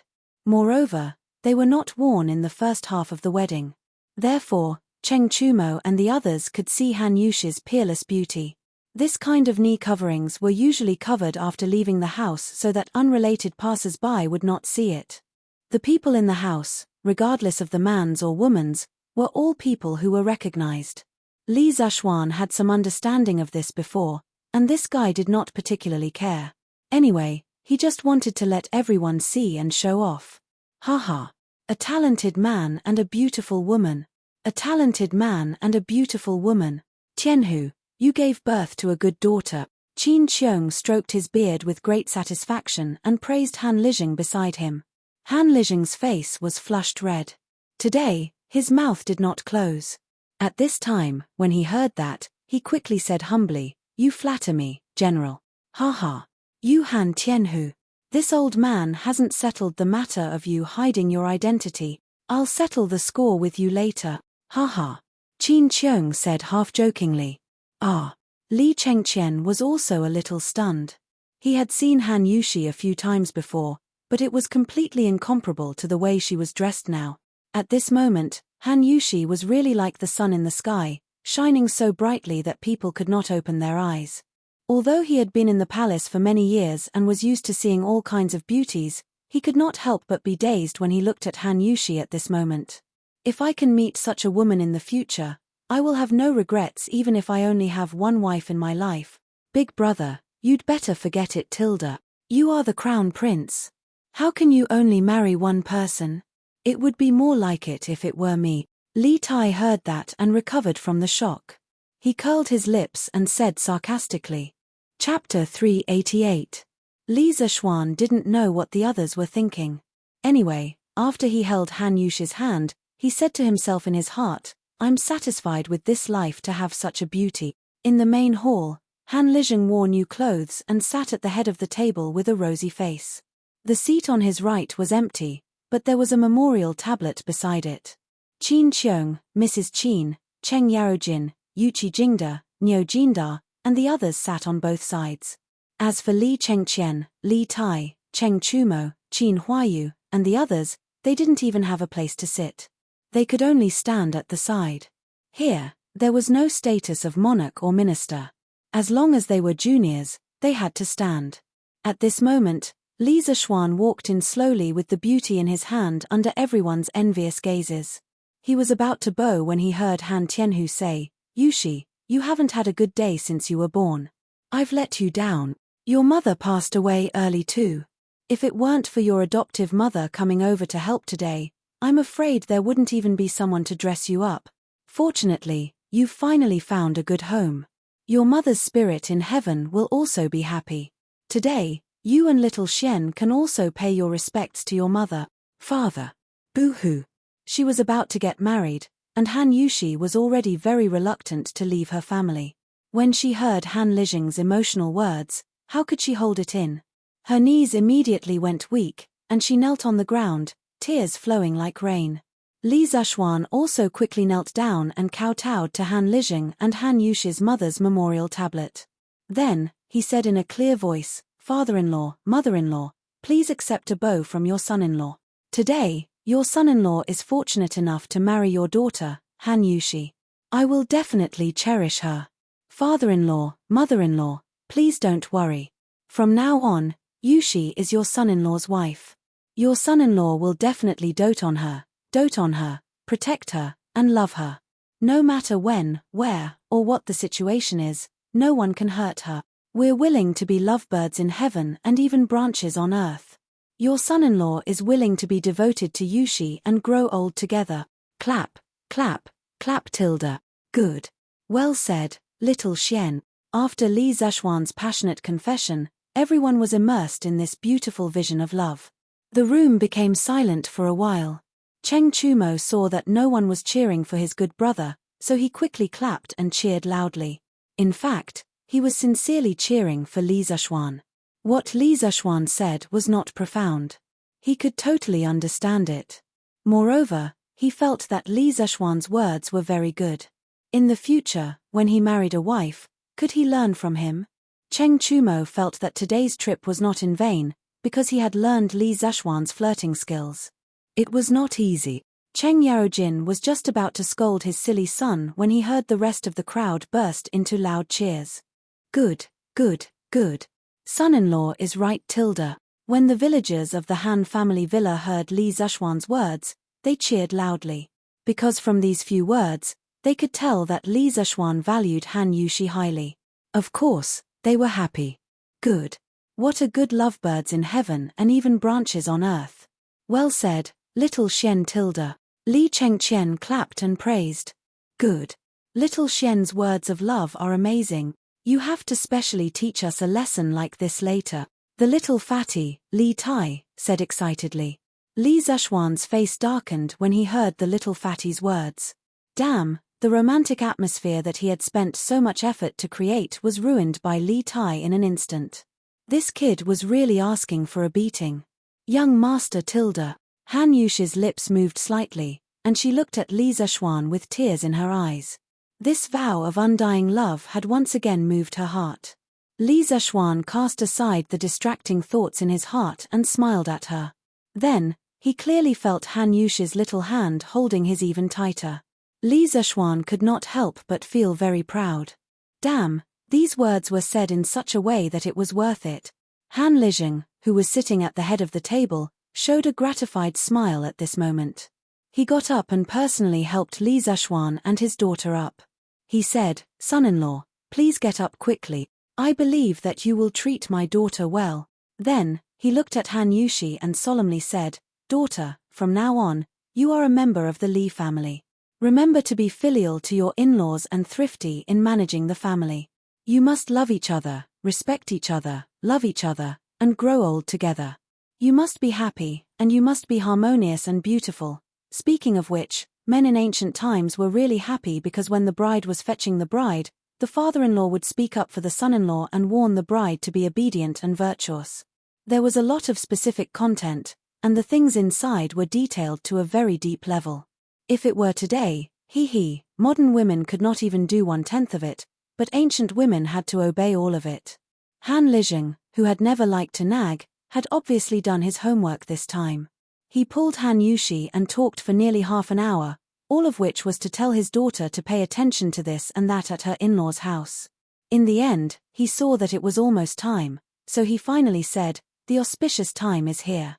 Go quickly." Father tilde. Han Yushi did not move. Her eyes were full of tears. She could not bear to leave. Han Lijing forced a smile and said, "Girl, go quickly. Don't miss the time.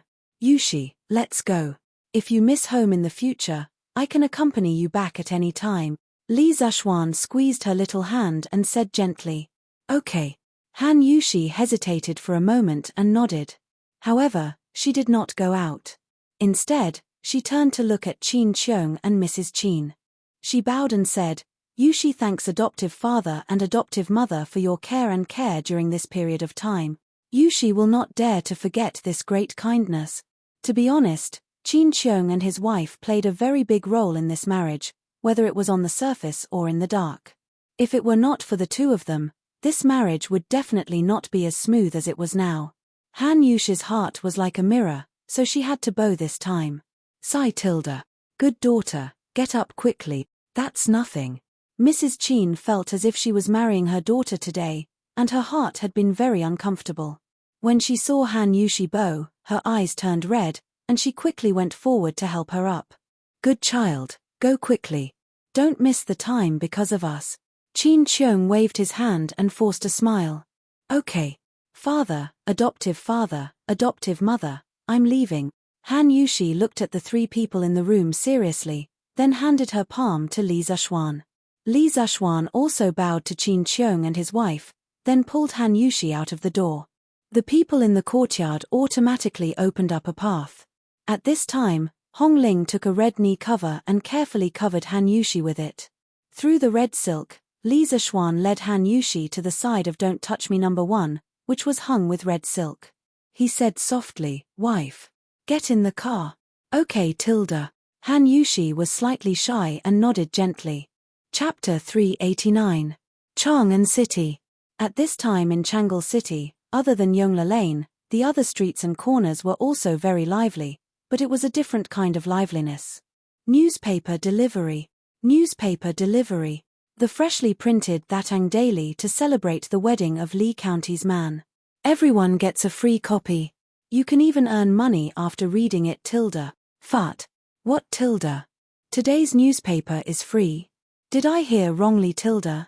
A diner at a nearby stall almost choked to death when he heard this voice that was obviously different from the past. He dug his ears and said doubtfully, "Well, I'm also wondering if I've heard it wrong." The diner opposite him said, "Let's go and ask. Won't we know?" Yes, Tilda. The two of them were considered slow. Ever since the paperboy said that sentence, dozens of people had already surrounded them, fighting to be the first to ask, "Hey Tilda. Doll, you just said that today's newspaper is free. Is that true, Tilda?" "Yes." "Is it really free, Tilda? Did you say it wrong, or did we hear it wrong?" Seeing that they were all asking questions at once, the newsboy hurriedly shouted, "Brothers and sisters, uncles and aunties, you didn't hear wrongly. Today, that Ang Daily is celebrating the wedding of Lee County's man. All the newspapers are free, but each person can only get one copy. In addition, not only is the newspaper free, but you can also earn extra money after reading it and participating in the activities on it." "Wow, Tilda. It's actually true. Give me one copy. Give me one too. I came first. Give it to me first." As soon as the newsboy's voice fell, the surrounding people immediately went crazy and wanted to get a copy. Anyway, it was free. Even if they couldn't read, they could take it back and pretend to be educated people. Moreover, the newsboy just said that they could earn money after reading the newspaper and participating in the activities on it. Where else could they find such a thing that fell from the sky? "Give me 2 copies. I can buy the other one with money." Of course, this made it difficult for the servants who bought newspapers for their masters, especially those who bought newspapers for multiple masters. They could only go against the huge flow of people and force people to buy newspapers for free. Haha. It's not easy to get the newspaper. Let's see what's different about today's newspaper. A young man who looked like a scholar excitedly took the newspaper and found a secluded place. Then, he couldn't wait to open the newspaper and start reading. The first thing he did was to look at the novel section, but today's novel section was different. Wow. Today, 10 chapters of The Legend of a Mortal's Journey had been updated. No wonder today's newspaper was so thick. I've earned enough. Such a thick newspaper today would have been sold for 10 copper coins in the past. Haha. Holy sh**. Zhong Xiaohua's Journey to Immortality has also been updated by 10 chapters. Crazy. All the novels had been updated by 10 chapters. Oh my god, today is such a good day. First of all, he realized that the number of updates for today's novels was astonishing. Then, he happily started reading novels. The first one he read was, of course, The Legend of a Mortal's Journey to Immortality. She saw the words written on it, Chapter 134, Ascension to Immortality Assembly, added to celebrate Lee County's man's wedding. Wow. Men from Lee County are so charming. Even Leather Knight congratulated him on his wedding. After reading the title, the scholar couldn't help but sigh. Although he was poor, he was a true Mortals fan. In the eyes of a fan, they would always think, the person I like is super awesome. Therefore, when he saw that the author of The Legend of a Mortal's Journey to Immortality had specially added an update for Li Zishuan, the scholar naturally thought that the author he supported was giving face to Li Zishuan, and not that the author was purposely licking Li Zishuan's boots. The scholar glanced at the titles of the other 9 chapters. In the end, they all had the sentence added to celebrate Lee County's man's wedding. He sighed in his heart for a while, then began to read the content. In just half an hour, he finished reading all 10 chapters of The Legend of a Mortal. The scholar was still not satisfied, so he continued to read Zhong Xiaohua's Journey to Immortality Assembly. However, after reading the title, he couldn't help but frown. Chapter 50, Storm Ahead, added to celebrate Lee County's man's wedding. Damn, this heavenly beauty is actually sucking up. Lee County's man's wedding is indeed worthy of celebration, but there's no need for this, right? See, this was the difference between an idol and a passerby. The author of Zhong Xiaohua's Journey to Immortality Assembly, Chen Tianhua, would probably cry in the toilet after hearing this sentence. After curling his lips and complaining a little, the scholar continued to read. Why wouldn't he read something that was free? Phew tilde. This is so satisfying. 3 novels, 30 chapters, and I don't even need to spend money. Today is so satisfying. I still have to thank Lee County's man for his wedding. Haha Tilda. The scholar smiled in satisfaction and was about to put away the newspaper and go home. Suddenly, he remembered that the paperbee just said that he could earn money by participating in the activities in the newspaper. The scholar hurriedly flipped to the first half of the newspaper to look for that legendary activity. Actually, he didn't need to spend much effort to find it. On the first page of the newspaper, in the middle, there was a line of the most eye-catching words. It said, "Great luck, free chicken dinner, special activity to celebrate Lee County's man's wedding." Damn, why is today's headline like this? If this fellow was a modern person, he would definitely complain. Isn't it just a rich second-generation heir getting married? Why is it still flooding the front page of the newspaper? The words "celebrate Lee County's man's wedding" were everywhere. The scholar couldn't escape even if he wanted to. In order to celebrate Lee County's man's wedding today, Thatang Daily is holding a large-scale special activity.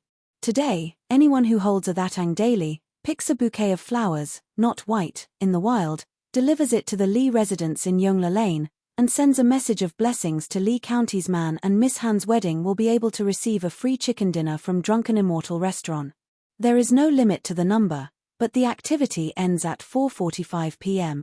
Everyone participating in the activity, please hurry up and line up. After reading this short headline, the scholar's eyes widened and he vomited blood. Damn! There's actually free chicken dinner. Why did I only see it now? It had been 2 hours since he finished reading all 30 chapters of the novel. God knew how many people who saw this news had already picked the flowers and rushed to Yongla Lane. There was no need to say anything. A bouquet of flowers was worth a lot of money. Only a fool wouldn't do it. The scholar stuffed the newspaper into his arms and went straight to the eastern suburbs of the city. There were all kinds of flowers there, so it was relatively easy to complete the task. In fact, the scholar's guess was not wrong. Now, the entire city of Chang'an had gone crazy. The people who heard the news flocked out of the city to pick flowers in exchange for the chicken dinner. The soldiers guarding the city were dumbfounded. In the past, it was the people outside the city who wanted to enter the city like crazy. Today, it was the people inside the city who wanted to leave the city like crazy. A big wedding and an activity had created a situation where everyone was happy together. Li Zishuan could be said to have created the first fancy wedding. No wonder Yu Shenan didn't agree to the newspaper doing this. Chapter 390. Xiaohang. Where are you going? I'm going to pick flowers. Why are you picking flowers? You can exchange the flowers you pick for chicken at Yongla Lane. Didn't you read today's newspaper? I didn't read it. Is there really such a good thing? Of course, but you have to get a Thatang Daily before picking flowers. Don't worry, today's Thatang Daily is free. You don't have to spend any money. Oh, then I'll go now. Similar conversations took place in almost every corner of Chang'an City.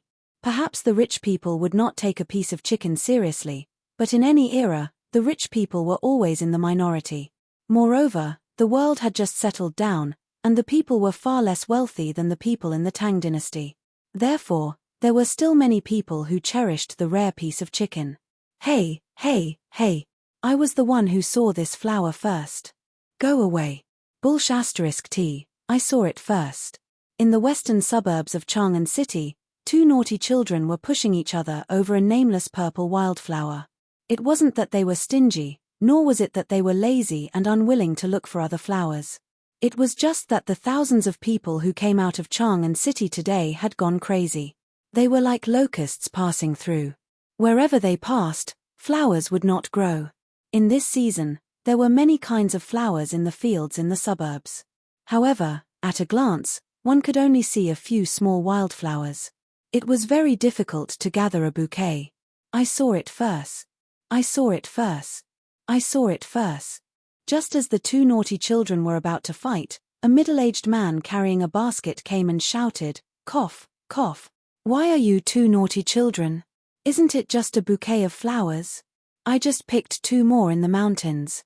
I'll give you 1. Stop fighting." The 2 naughty children heard him and stopped immediately.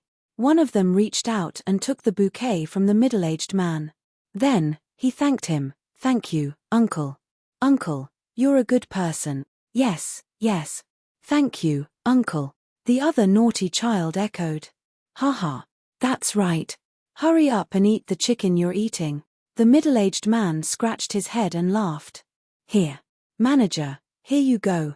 This is a flower I picked. Do you think it's okay? Yongla Lane, the back door of the Lee residence. 6 long lines had already formed in this alley.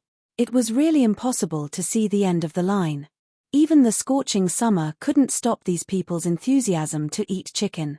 The person in charge of today's chicken dinner event was none other than Ma Ju. In order to prevent this event from affecting the guests attending the Lee residence's banquet, Ma Ju specifically arranged for the location of receiving the chicken dinner to be at the back door of the Lee residence. This way, it wouldn't cause congestion at the front door. Yes, sure. Then, you can send our Lord Ju a blessing and leave your name on it. Then, you can receive a free chicken. The man behind the table took the bouquet, looked at it and said, Tilda. My name is Wang Dopeng. I wish Lord Lee a happy marriage. Is that okay? The person who came to collect the chicken that he had bitten off hummed and hawed for a long time before coming up with such an old-fashioned blessing. Clearly, this guy was uncultured. The person in charge of distributing the chicken didn't laugh at him.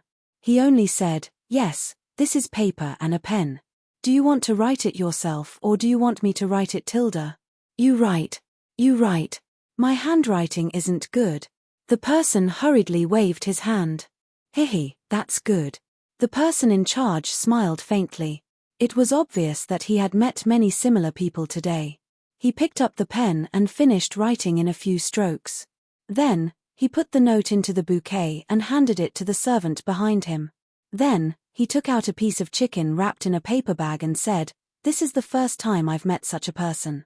Okay, this is your chicken dinner. I thank you on behalf of Lord Ju for your blessing. The person who came to collect the chicken dinner was shocked by the person in charge's polite attitude.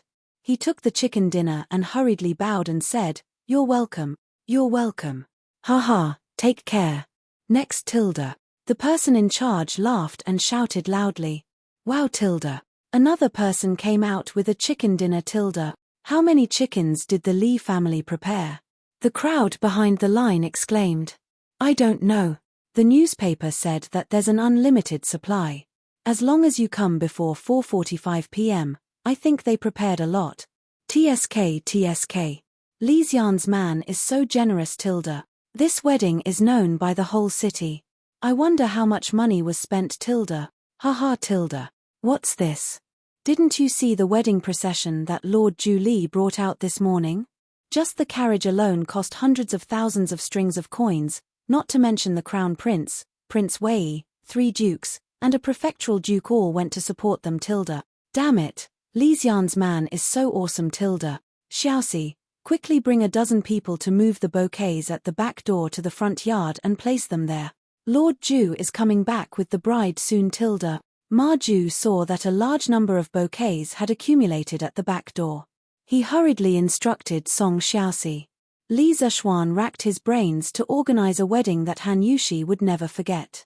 In the end, the one who had to work hard was still Ma Ju. Okay, Master Ma. I'll go right away. Song Xiaoxi didn't dare to slack off and went to call for people. After a while, when the bouquets at the back door were moved to the front yard, Ma Ju personally brought a few people to the front yard and started the work of placing the bouquets. Although he didn't know much about garden art, Li Zishuan had roughly taught him how to place the bouquets.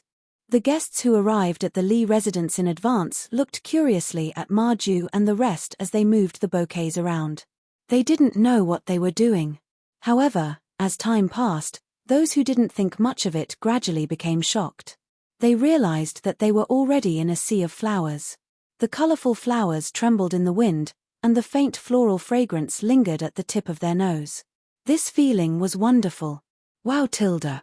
It's so beautiful, Tilda. Li Xian's man really knows how to have fun, Tilda. Wow, Tilda. It's so beautiful, Tilda. Master Ma, Boss Cow from Chonghua Square sent 100 pots of Luoyang red. It's outside now. At this moment, Song Xiaoxi trotted over and reported to Ma Ju in a low voice. Ma Ju was shocked. Peonies were not cheap, not to mention the famous variety of peonies Luoyang red. These 100 pots were worth at least thousands of strings of coins. "Bring me there quickly," Ma Ju hurriedly ordered. On the other side, Li Zishuan led the bridal escort team and finally saw the city walls of Chang'an. He breathed a sigh of relief in his heart. He finally brought home the beauty. His hard work for so many days was not in vain. Xiaoxian, when we went there were so many people at the city gate. Why is there no one now? Cheng Chumo covered his forehead with his hand, blocking the sun, and looked at the city gate. In the end, he found that there weren't many people there. He couldn't help but patted his horse and asked curiously, "Haha, maybe those people are eating at home now, Hey, why are you in front? Go back quickly." Li Zishuan smiled mysteriously and then rudely drove Cheng Chumo away. His position was reserved for the groom, and he could chat with the bride at any time. How could he let Cheng Chumo come over? Chapter 391. Wifey, are you hot? After chasing away Cheng Chumo, the powerful third wheel, Li Zishuan began to flirt happily. Anyway, there was still a distance between Chunming Gate and Yongle Lane. It was also excellent to find a beautiful wife to chat with. "I'm not hot. Young master, you must be very hot outside, right?" Han Yushi's gentle voice came from the window. When Li Zishuan heard it, he felt as cool as if he had eaten a popsicle. The only fly in the ointment was that Han Yushi was still unwilling to call him husband. She said that she wanted to wait until after the formal wedding ceremony. Hey, what a stubborn and shy girl. But I like it. Not hot, not hot. Haha. Wifey, you don't have to worry about me. Li Zishuan laughed heartily and said indifferently, "Oh right, wifey, if you're thirsty, there's water in the carriage. If you're tired, lie on the sofa and rest for a while. Anyway, no one will see. Don't worry about those details." When Han Yushi heard that, although she was touched, she was also very speechless. How could a groom be like this? However, this carriage was indeed comfortable. It was spacious, not bumpy, and cool. She was worried that she would faint from sitting so far in the carriage on such a hot day with a veil over her head. She didn't expect it to be so easy when it came to it.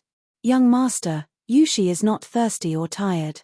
You don't have to worry." About 1:30 in the afternoon, Li Zishuan led the bridal escort team and finally triumphantly returned. Cough, cough. Finally to the door of the house. "Back, back. The bride is back." Suddenly, dozens of people ran out from the courtyard. At the front was Li Jingmo and Mrs. Li. Behind them were Ma Ju and some guests who were watching the fun. "Xian, you're finally back. Where's my daughter-in-law?" Mrs. Li said excitedly. Li Zishuan was a little speechless. She was concerned about her daughter-in-law the moment she came. In the carriage, Li Jingmo interrupted, "All right, now is not the time for idle chatter. Go in and get ready. The wedding ceremony will begin soon. Don't miss the auspicious hour." Li Zishuan nodded and helped Han Yushi out of the carriage. They stepped on the red carpet and walked towards the door. Li Jingmo greeted Li Chengqian, Li Tai, Qin Xiong, Cheng Yaojin, and a few other distinguished guests. It was worth mentioning that Li Chengqian and Li Tai, the two fellow sufferers, did not return with them when the bridal escort team returned from the Han family village. This was because they had come out with a mission today. First, they rode light horses to Plum Village. After completing the field inspection, they quickly caught up with Li Zishuan's large group. The two brothers had really put in a lot of effort to help Li complete his task. "Wife, there's going to be a surprise later, You better be mentally prepared." Although Han Yushi was unwilling to call Li Zishuan husband along the way, this fellow was thick-skinned. He kept calling her wife and couldn't stop at all. This fellow was thinking, if you don't want to call me husband, you can't stop me from calling you wife, right? It was as if although you don't like me, you can't stop me from liking you. Surprise, What other surprises are there? Han Yushi thought to herself, today's grand bridal escort ceremony was already very surprising. How could there be another surprise? You'll know soon, Li Zishuan laughed softly. As soon as she stepped into the Li residence, Han Yushi understood what Li Zexuan meant by surprise. The knee covering on her head was only a thin layer of silk. Although it could block part of her vision, she could still vaguely see the things outside through it. Han Yushi felt that she would never forget the magnificent scene in front of her for the rest of her life. In the center of the courtyard, there was a step-shaped bonsai that was piled up with peony flowers that were taller than a person. The fiery red color was like the blazing fire of the morning sun, burning her heart. There were many other types of flower bouquets around the courtyard. There were orchids, lotus flowers, hibiscus, and so on. However, there were even more unknown wild flowers. The entire courtyard was like a sea of flowers. It was colorful and very beautiful. Wow, Tilda. Why are there so many flowers in this front courtyard? Cheng Chumo, who was behind him, said in shock after entering the door. Don't tell me little Xian bought this specially for the wedding decoration? Li Tai said with his eyes wide open. It should be like that. Little Xian's thinking is getting more and more strange. Li Chengqian glanced at the flowers in the courtyard and nodded in admiration. The most excited and shocked was Han Yushi. Her shoulders were trembling, and her eyes were a little red. She whispered in disbelief, "Young master, these flowers, they're all prepared for you." These flowers in the courtyard were just picked by the people of Chang'an City today. Every bouquet of flowers has a blessing left by them. Our marriage today is blessed by the people of Chang'an City. The gods and Buddhas in the heavens are worshipped by the people and enjoy the incense of thousands of families. I, Li Zexuan, will also be blessed by thousands of people and enjoy endless flowers when I marry my wife today. Li Zexuan smiled. He didn't wait for Han Yushi to ask and said loudly. In fact, when he saw the peonies in the center of the courtyard, he was also shocked because he had not asked anyone to buy peonies before. However, now was not the time to be puzzled. He could only bury his doubts in the bottom of his heart. Tilda. After understanding the origin of these flowers, Han Yushi opened her mouth in shock. No one in the Great Tang knew such a romantic way of expressing love, right? At this moment, Han Yushi's heart melted. She no longer had any resistance to Li Zexuan. Husband, for Yushi to be able to marry you, she must have done a lifetime of good deeds in her previous life to cultivate her good fortune. Yushi is so lucky, so happy. Thank you for giving me such an unforgettable wedding. It was the first time he heard Han Yushi say such touching words of love. Li Zexuan could not help but stop and look at her deeply. Then, he said softly, "You and I are husband and wife. From today onwards, we are one. There's no need to say thank you. Being able to give you happiness is my greatest happiness. Husband Tilda." Han Yushi was touched. She had thousands of words in her heart, but when they reached her mouth, they only turned into this affectionate call. If it were not for the wrong occasion, she would have already thrown herself into Li Zexuan's arms. No woman could resist such a romantic scene and such touching words of love. Cough, cough. I say, Xiaoxian, if the two of you want to say such loving words, you have plenty of time to do so in the future. Why don't you prepare for the wedding now? Cheng Chumo's words came from behind. Han Yushi quickly turned to look elsewhere to hide her shyness. Li Zexuan glared fiercely and said softly, "Cho Nyo, I will ask you for advice on martial arts every day in the future." Tilda. Don't. I didn't say anything just now. Cheng Chumo's legs went soft, and he almost knelt down. At the same time, he secretly hated his cheap mouth. Ha. Seeing this, Han Yushi could not help but purse her lips and chuckle. Li Zexuan ignored this clown. He held Han Yushi's hand and walked toward the main hall. Chapter 392. Before the formal ceremony, there was a ceremony to show the man's family's connections. As the Li family and the Han family were far apart, it was already afternoon by the time Li Zexuan returned from the wedding. Therefore, some of the guests who were usually busy chose to come in the afternoon. As for those who came in the morning and had already given their gifts, they were left for the ceremony. The Du family of Chang'an's Chonghua Square is here to congratulate. Gift of 80,000 coins, a jade Buddha, and a pair of golden cup. Minister Yang of Chang'an's Eternal Peace Square is here to congratulate. Gift of 400,000 coins, a pair of pure gold buckles, a pair of white jade mandarin duck buckles, 4 sets of pearls, 2 small knives with jade handles and ivory handles, 4 gold necklaces, 6 silver necklaces, a golden phoenix with pearls, and a golden hairpin with a pair of luan holding longevity fruits. Wow! Even Minister Yang sent someone to give gift. And these gifts aren't light either. As the Minister of Works, Yang Lide was a well-known figure in the entire imperial court. His actions instantly caused many people to discuss in private. Wei's watching of Chang and Xiongxing Square is here to congratulate. Gift of 4,000 coins and a piece of calligraphy. Fart. Even Wei's watching is here.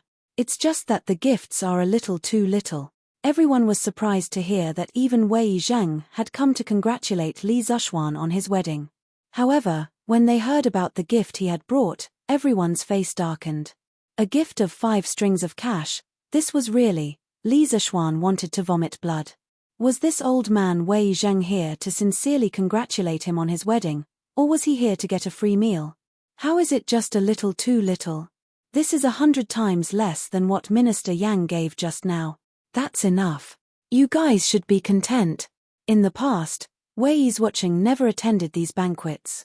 Ordinary people couldn't even invite him with money. Last time, when the eldest son of Elder Xiao married the princess of Xiong City, Wei's watching only gave a gift of 5 strings of coins.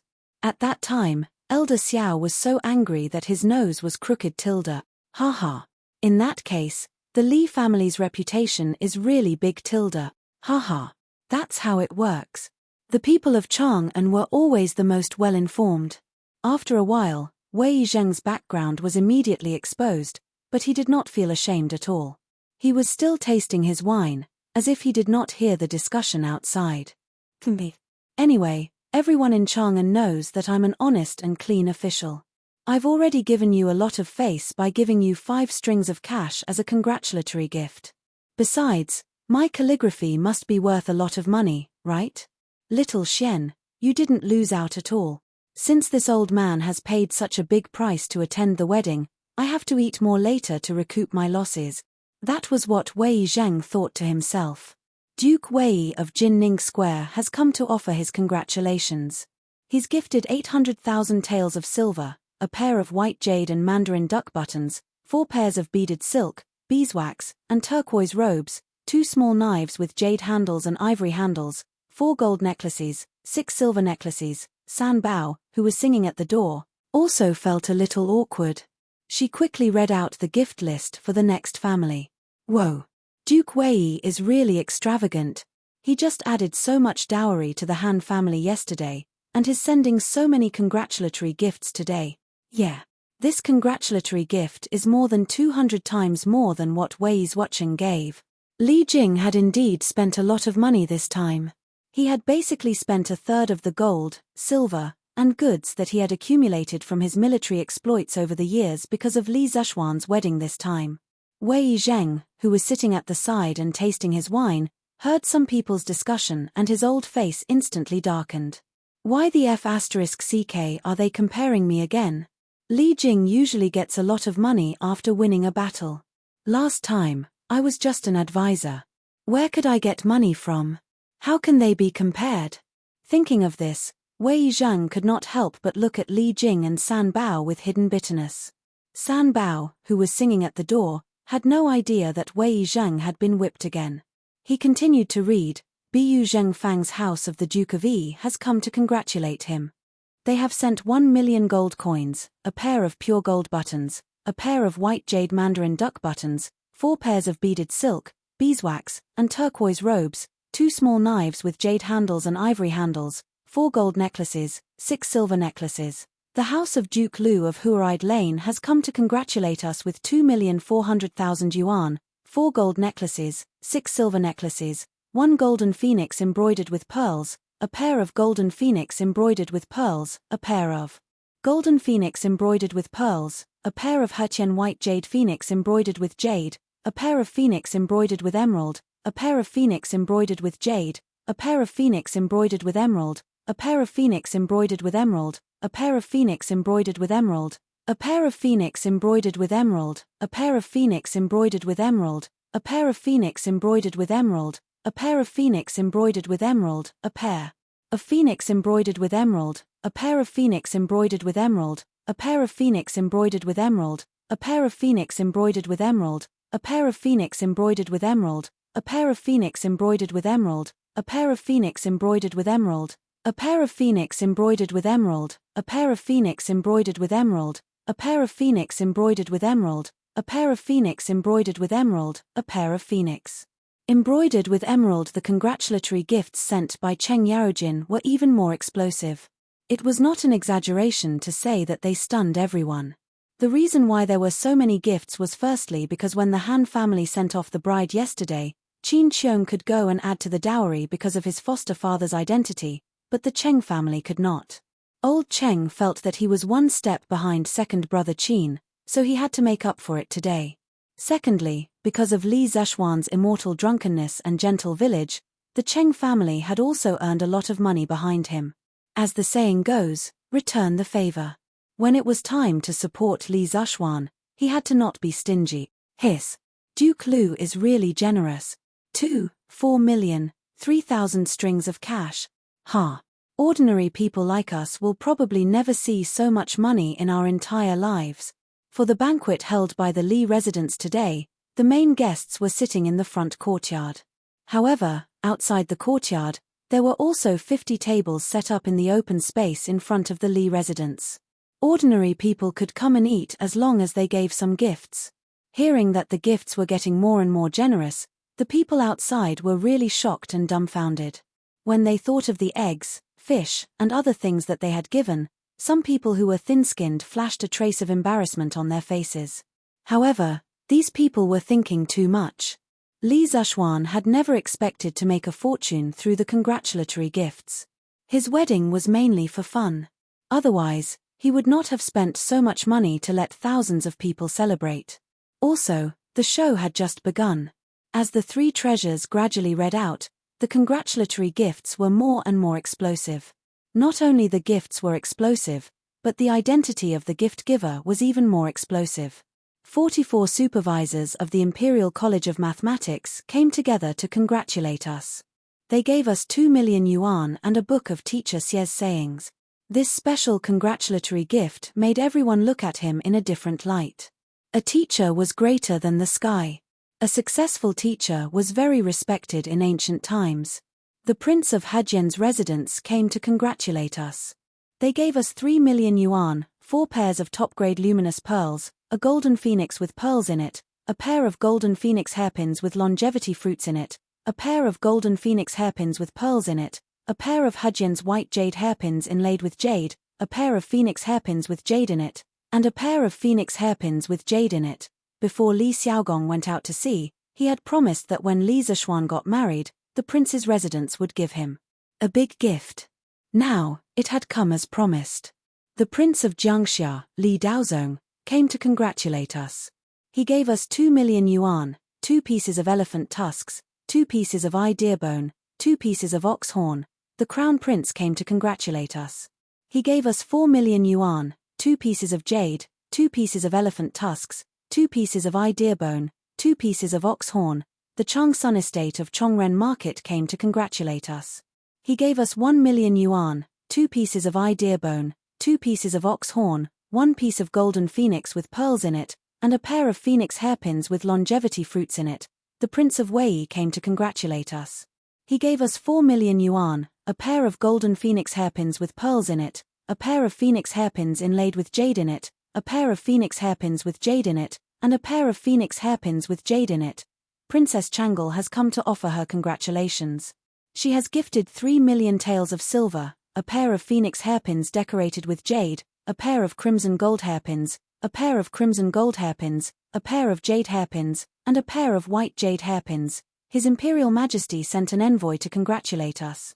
He gave us 10 taels of gold, 10 pieces of brocade silk, 10 pieces of silk, and a pair of jade ruyi. The Crown Prince, the princes, and the princesses all came to congratulate us. One after another, these gifts caused the commoners who were watching the commotion and freeloading outside to feel their scalps go numb. Normally, they would not be able to see such important figures. Today, they had only come to eat a banquet, yet they had seen all of them. The most shocking thing was that Li had also sent someone to deliver gifts.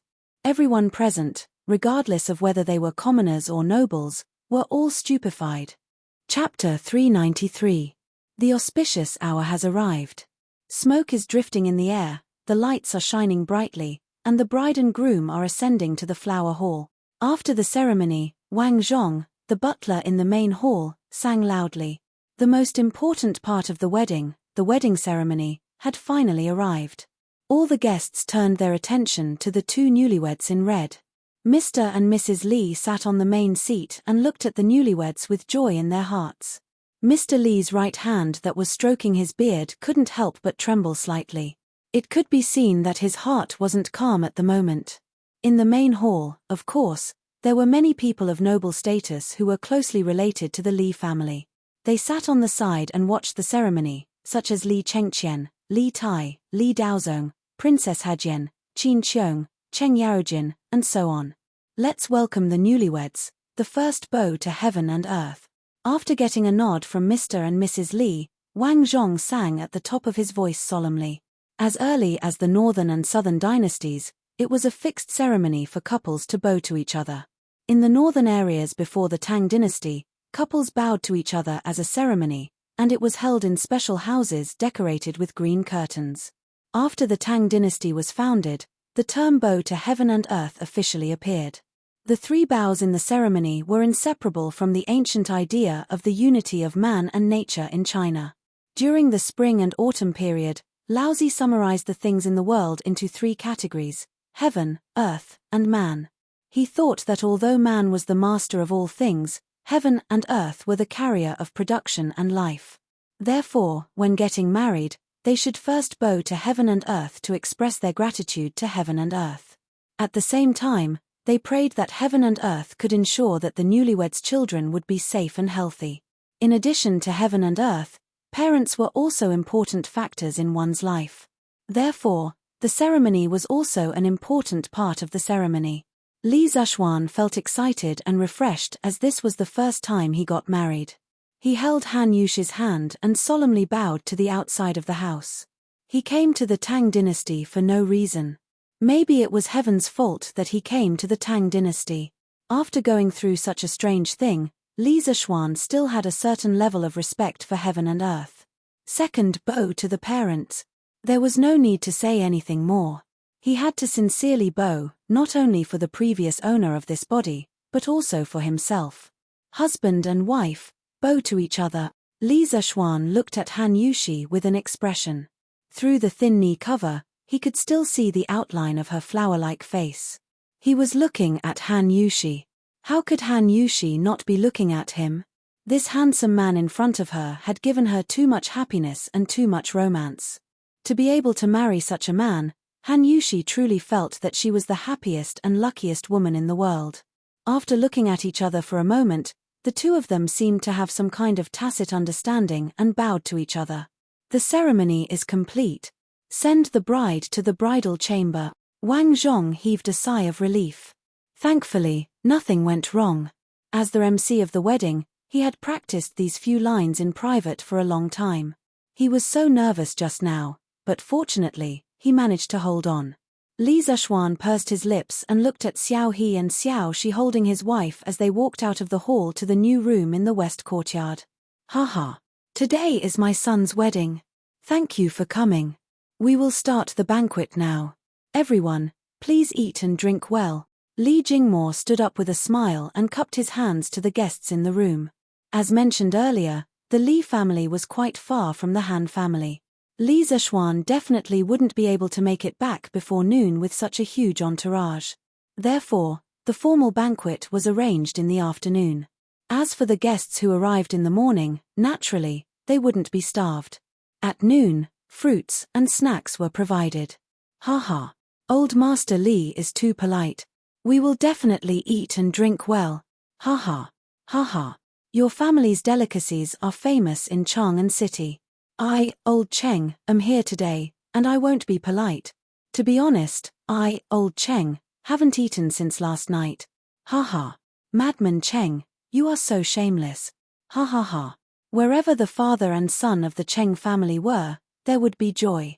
These two clowns, old and young, could liven up the atmosphere wherever they were. There were 2 banquet tables set up in the hall of the Li residence to entertain the distinguished guests.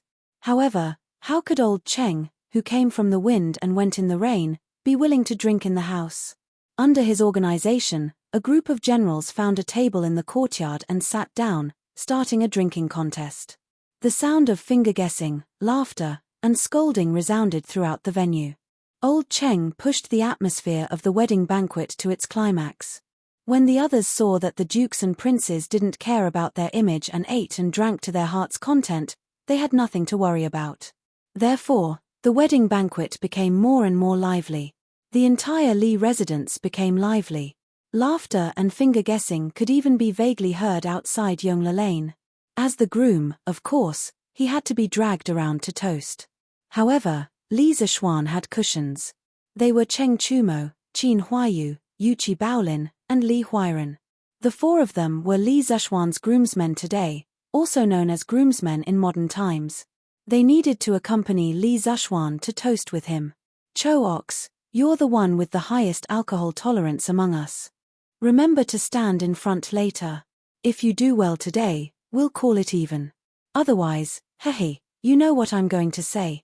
Li Zishuan put his arm around Cheng Chumo's shoulder and chuckled. Everyone could hear the threat in his words. On the wedding night, every moment of the night was worth 1,000 gold. Li Zishuan didn't want to be drunk. How could good wine be more important than beautiful women? Cheng Chumo looked at Li Zishuan's fists and thought about how Li Zishuan was able to tie with his father in a martial arts competition. Cheng Chumo instantly made a decision. Haha. No problem. We are brothers. There's nothing to talk about. Besides, I, old Cheng, love to drink the most. Thus, the 5-man team started to fight in the jungle. Qin Huayu was in charge of making the first move, pouring wine. Cheng Chumo, Yuqi Baolin, and Li Huiren were in charge of crazily attacking, drinking wine. Li Zishuan was in charge of stealing the beam and swapping it for the guests and killing them, serving mixed wine to the guests. In an instant, their efficiency exploded. From the group of civil officials in the main hall to the group of military generals outside, these guys ran through all of them. Next was the group of ordinary guests. Li Zishuan and his 4 teammates also ran through all of them. Finally, he came to the most special guest table of the day. It was the 44 students of the Imperial College. It should be 38 now. Li Tai, Li Huiren, Qin Huayu, Cheng Chumo, Yuqi Baolin, and Iron Egg weren't there. The 38 students sat together. Li Zishuan, dressed in his wedding attire, came to the front, raised his wineglass, and laughed. I'm very happy that you guys could come. I like the thank you teacher book that you guys gave me. No matter where you guys go in the future, let's drink to this first today. Cheers to all of you. This glass of wine wasn't mixed with water, but it was genuine drunken immortal. In fact, when he was toasting just now, he didn't mix any water in the wine for the guests who were especially close to the Li family. With his current skills, drinking 1 or 2 liters of drunken immortal was no problem. Students toast to Sir. I wish Sir a happy marriage. Meng Wenhao stood up and led the rest of the students in a toast. Meng Wenhao was actually the one who organized the group gift today. Chapter 394. They bowed to heaven and earth at dusk and drank until the lights were lit. When the banquet ended, it was almost midnight. Many people were drunk. Li Zishuan pretended to be dead drunk and lay on the table in the corner of the courtyard, refusing to move no matter what. The groomsmen couldn't pull him away, so they could only leave this knucklehead guy and go drink alone elsewhere. Li Zishuan laid on the table and saw that no one was paying attention to him. Then, he took advantage of the dim lighting and used the orchid butterfly steps to enter the west courtyard. His speed was so fast that no one could match him. Young master, have you finished drinking? At the door of the bedroom, Xiaoxi saw a black shadow sneaking towards them. She was so scared that she wanted to shout to catch the thief. However, the black shadow was already in front of her in a blink of an eye. Xiaoxi took a closer look and recognized that it was Li Zishuan. She patted her chest, let out a sigh of relief, and asked, Yes, I've finished drinking. The banquet has ended. How is it? Is Yushi asleep? Li Zishuan looked into the room and answered absent-mindedly. He did not notice how alluring Xiao she was when she patted her chest. Otherwise, he would definitely look around. Not yet. Young mistress has been waiting for you. Young master, I'll make you a bowl of hangover soup. Xiao she said considerately. No need, no need. I'm not drunk. Ask the kitchen to bring me some bath water. Li Zishuan sniffed and realized that his body was full of the smell of alcohol and sweat. He could not help but frown. Regardless of whether other grooms would take a bath before the wedding, he had to take a bath. This was because he was slightly obsessed with cleanliness and had a bit of obsessive-compulsive disorder. That's right, he was a virgin in his previous life. Oh, young master, please wait for a moment. Xiao she knew her young master's personality and did not refute. She agreed and went to arrange it. Sigh. Xiao he, you go with him. Also, get some food from the kitchen. Yushi has waited for so long, she must be hungry. Oh. Got it, young master. Xiao he stuck out her tongue and also ran away. Hee hee. Li Zishuan laughed proudly and then opened the door gently and entered the room. Han Yushi was dressed in red and sitting in front of the bed. When she heard the movement, she quickly looked at the door. Through the knee cover, she could see the outline of a familiar man. Moreover, when Li Zishuan was talking to the two maidservants outside the door, Han Yushi had vaguely heard it. Husband. Hee hee. Wife, don't move, I'll help you. Li Zishuan chuckled and scurried to the front of the bed. Then, he picked up the jade ruyi and carefully removed the cloth covering Han Yushi's head. Even though he had already seen Han Yushi's peerless appearance in her wedding dress, Li Zishuan was still stunned when he lifted the cloth covering her knees. Her hair was tied up high, revealing her long neck that was as white and delicate as a swan's.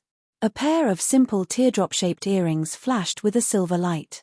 Her eyelashes opened outwards, like a young girl in Jiangnan's rain town slowly opening up an umbrella, arching in a moving arc. Her face was lightly powdered, maintaining her natural beauty, but adding a touch of charm.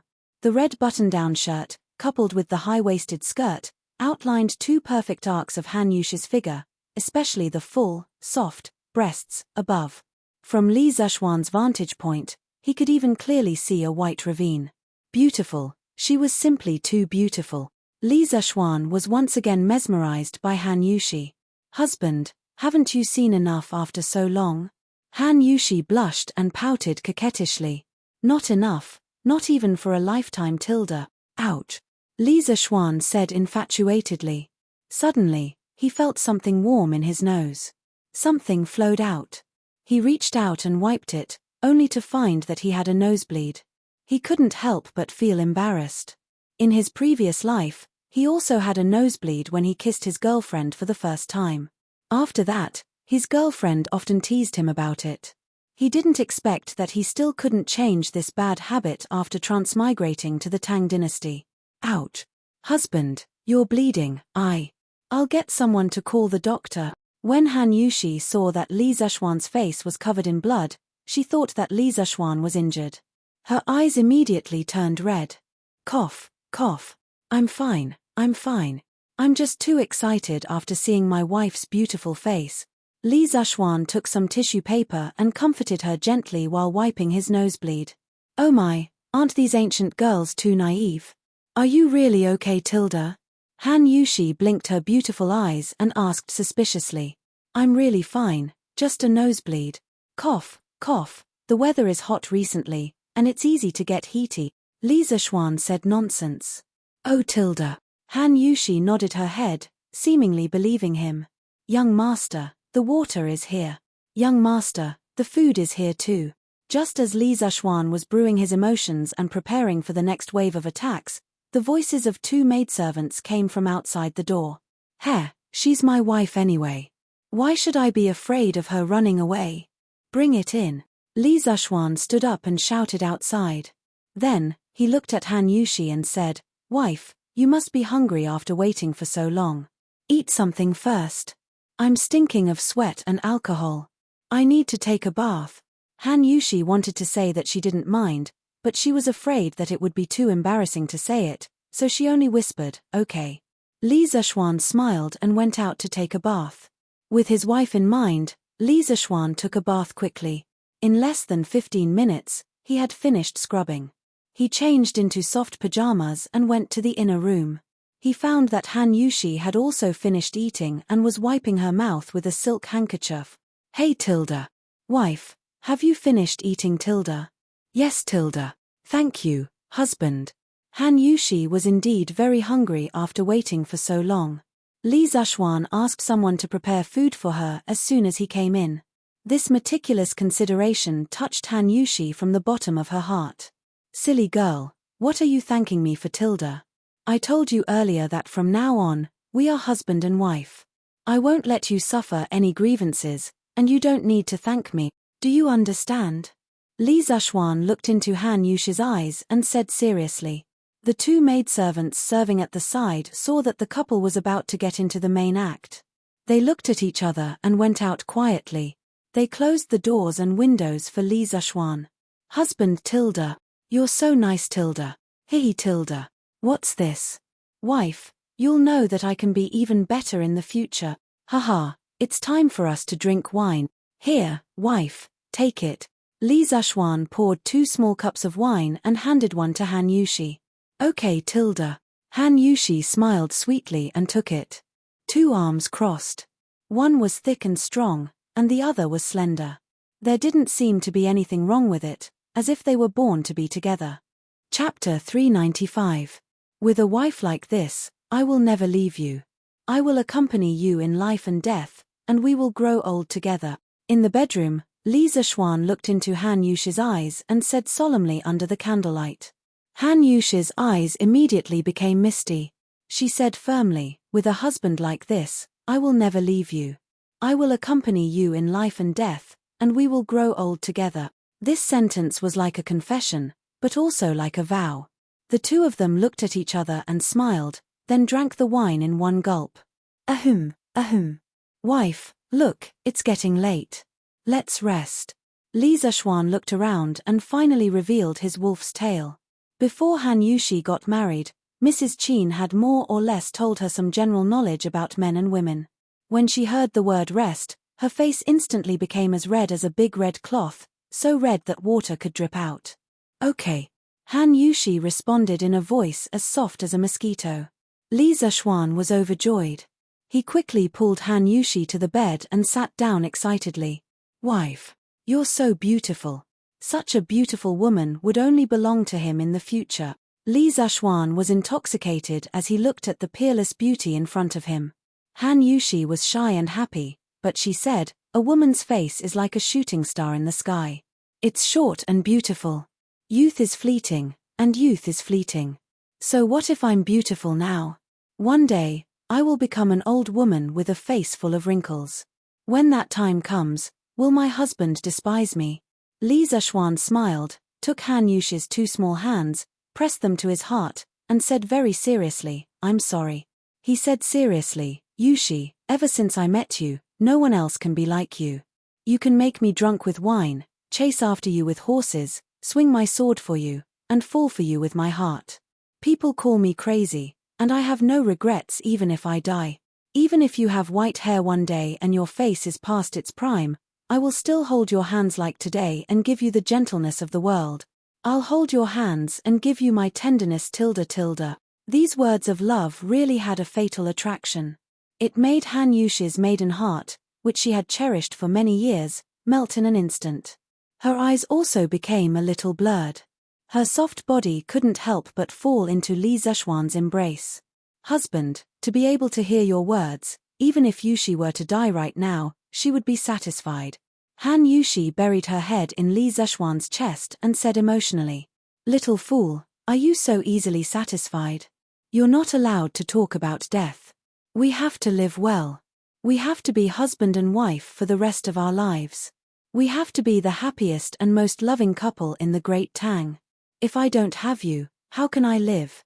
Li Zishuan hugged Han Yushi's fragrant and soft body and continued to say sweetly and affectionately, Ian, this concubine will listen to my husband. This concubine wants to be husband and wife with my husband forever. Han Yushi's arms exerted more strength as if she wanted to rub herself into Li Zeshuan's body. Oh tilde. Summer clothes weren't thick to begin with. Hugging like this was actually no different from kissing skin. Feeling the warmth from the beauty, body, in his arms and that indescribable wonderful touch, feeling, Li Zeshuan instantly reacted. Ah. My husband, you. Sensing that something was wrong below, Han Yushi, who had received a period of pre-marriage education these few days, was stunned for a while before she realized what it was. She immediately broke free from Li Zeshuan's embrace as if she had been electrocuted. Then, like an ostrich, her head was deeply embedded in his chest. She was so embarrassed that she didn't dare to raise her head again. Tilde. Li Zeshuan was extremely embarrassed. Just as he was about to explain that this was a natural reaction, he was suddenly dumbfounded again. Because the great beauty in front of him was a little, naked, gone, naked. Han Yushi's clothes today were a pair of lapels paired with a high-waisted skirt. In this era, there were no elastic belts, so the skirt was tied to the top of the chest part. Those who had watched Tang Dynasty TV dramas should know how easy it was to go out clothes like this. Just now, Han Yushi's struggle in Li Zeshuan's arms made the laces at her chest, which were not tightly fastened, become messy, and the skirt naturally fell down 2 inches, so, Li Zeshuan felt that this was the most beautiful scenery in the world. Nothing, no power, could move his eyes away from it. He even wanted to bury his eyes in it. Ah, husband, why are you staring there? Tilde so embarrassing. As if she had felt Li Zeshuan's burning gaze, Han Yushi raised her head and immediately realized that something was wrong. She hurriedly covered up her exposed, spring, light. Gulp. Li Zeshuan's eyes were fixed on the place where Han Yushi's hands were covering. His Adam's apple couldn't help but move. Wife tilde. Li Zeshuan's voice had actually become somewhat hoarse at this moment. My husband. Han Yushi did not dare to look directly at Li Zeshuan's invasive eyes. When she thought about what she was going to experience next, she was both afraid and somewhat expectant. At this moment, her mind was blank. In the end, she simply closed her eyes and did not think about anything. Seeing Han Yushi raise her small face and close her eyes, looking like she was at his mercy, how could Li Zeshuan, whose blood had already rushed to his head, hold it in? He roared and pounced on her. 50,000 words omitted here, accompanied by a cry of pain. The big red curtain suddenly trembled and swayed. Shadows rose and fell, but one could hear a burst of rough, gasping, mixed with several almost inaudible, gasping, breaths. After a long time, the room returned to tranquility, leaving only the flickering candlelight. In the outer room, the 2 little servant girls who were asleep had long been woken up. Their faces were flushed red. Outside the room, the moon in the sky seemed to feel shy and hid behind the dark clouds. Chapter 396. Early morning. The first ray of sunlight shone across the horizon and began to spread its enthusiasm and brilliance to the vast land. Those who were truly working hard for their livelihood had actually woken up early, and those who did not have to worry about food and clothing would also be awakened by the light at this moment. The windows in ancient times were all covered with very strong oiled paper, but this thing did not block the light. At this time, there were no curtains, so once the sun rose every day, the room would become bright. Even if you wanted to continue sleeping, you would be shaken awake by the strong sunlight. Comfortable. Li Zeshuan was also awakened by the sunlight.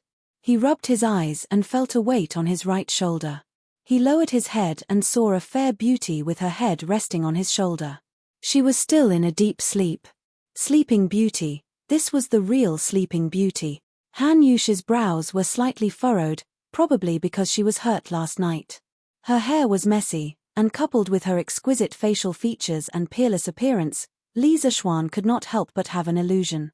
This was probably a fairy in the sky who fell asleep beside him after playing in the mortal world, right? Moreover, this fairy was not wearing clothes. His right hand touched the fairy's smooth, jade back, and his eyes secretly glanced down at the peaks, ridges, under the quilt. A certain part of Li Zeshuan's body had the most common, physical, natural reaction that most men would have in the morning. Han Yushi seemed to have sensed something. She twisted her body and snorted. Li Zishuan had a guilty conscience and was so scared that he immediately did not dare to move.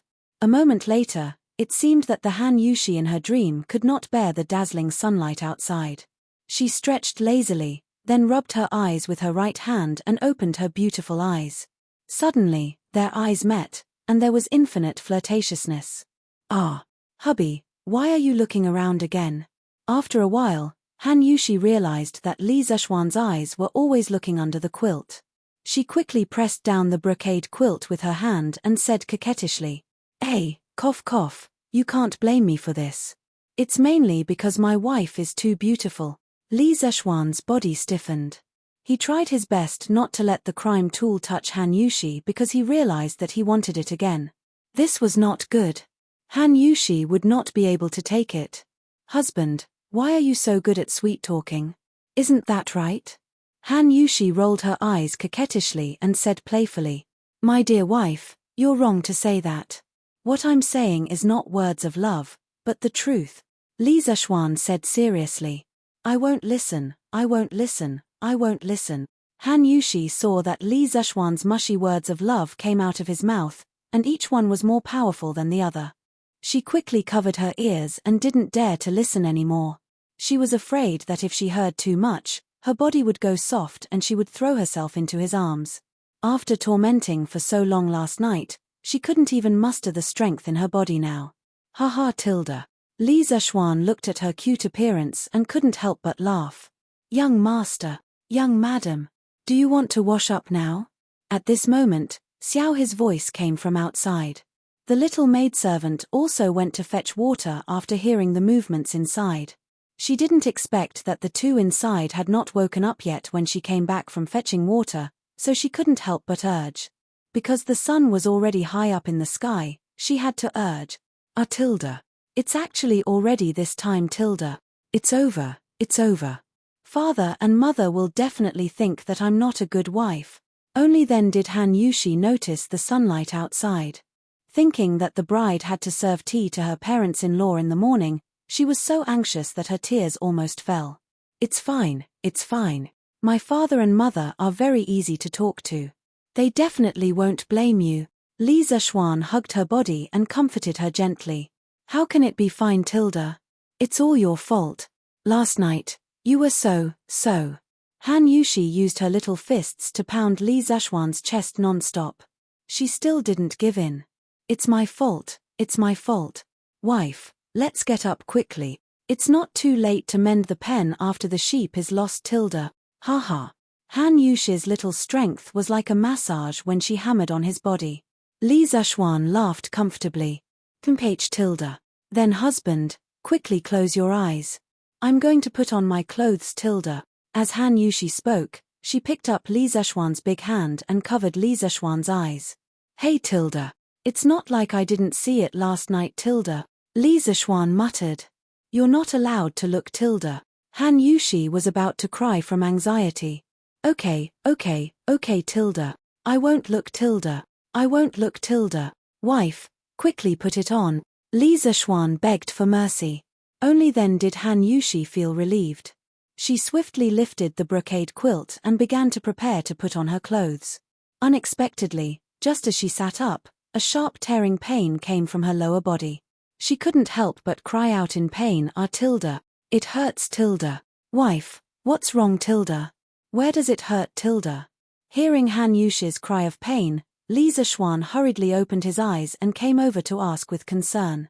"Compage Tilda. It's all because of you Tilda. Ah Tilda. Husband, quickly close your eyes Tilda." Okay Tilda. Close Tilda." "Wife, why don't you not get up Tilda?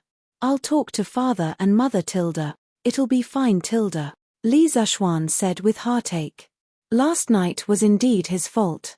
In many transmigration novels he had read in his previous life, after the male lead transmigrated to ancient times, he would usually marry a 14 or 15-year-old girl. Then, because the male lead felt sorry for the female lead who was too young, He would usually treat it as Liu Xiaohui and wait a few years before breaking the female lead's virginity.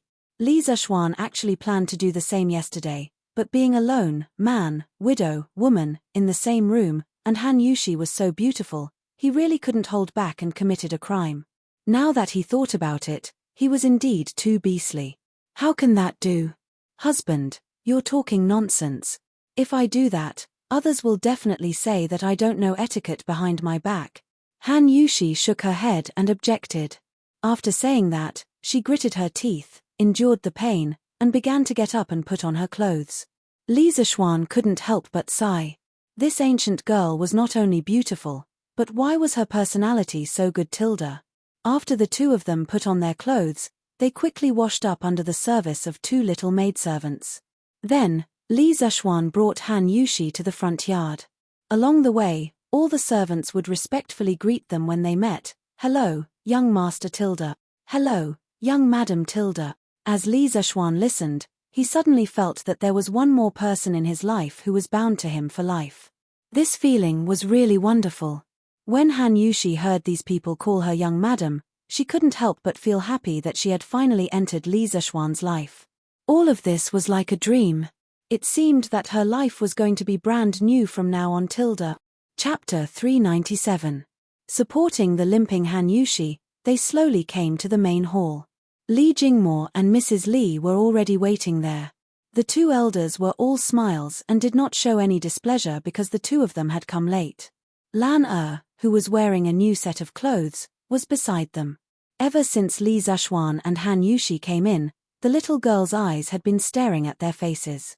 Housekeeper Wang Zhong had already prepared tea. Li Zishuan and Han Yushi took the teacups, knelt down in front of the two elders, and raised the teacups above their heads.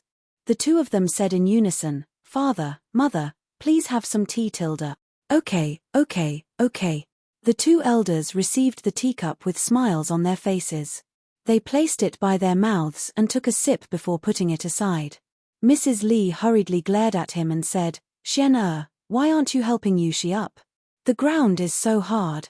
Cough, he's starting to feel sorry for his daughter-in-law so soon. Li Zishuan couldn't help but think. However, he wouldn't be jealous because Han Yushi was also his darling. So what if there was one more person feeling sorry for him? He was thinking nonsense in his heart. Li Zishuan's hands did not stop. He reached out and was about to pull Han Yushi up, but Han Yushi waved her hand and refused. Han Yushi knelt on the ground and cupped her hands at the two elders. "Father, Mother, Yushi woke up too late and made father and mother wait for a long time." Sigh. What a stubborn girl. When Li Zishuan heard the reason, he couldn't help but feel sorry for his good wife who always took the blame for herself. In the end, it was because he was too mischievous yesterday that caused Han Yushi to wake up late. Silly child.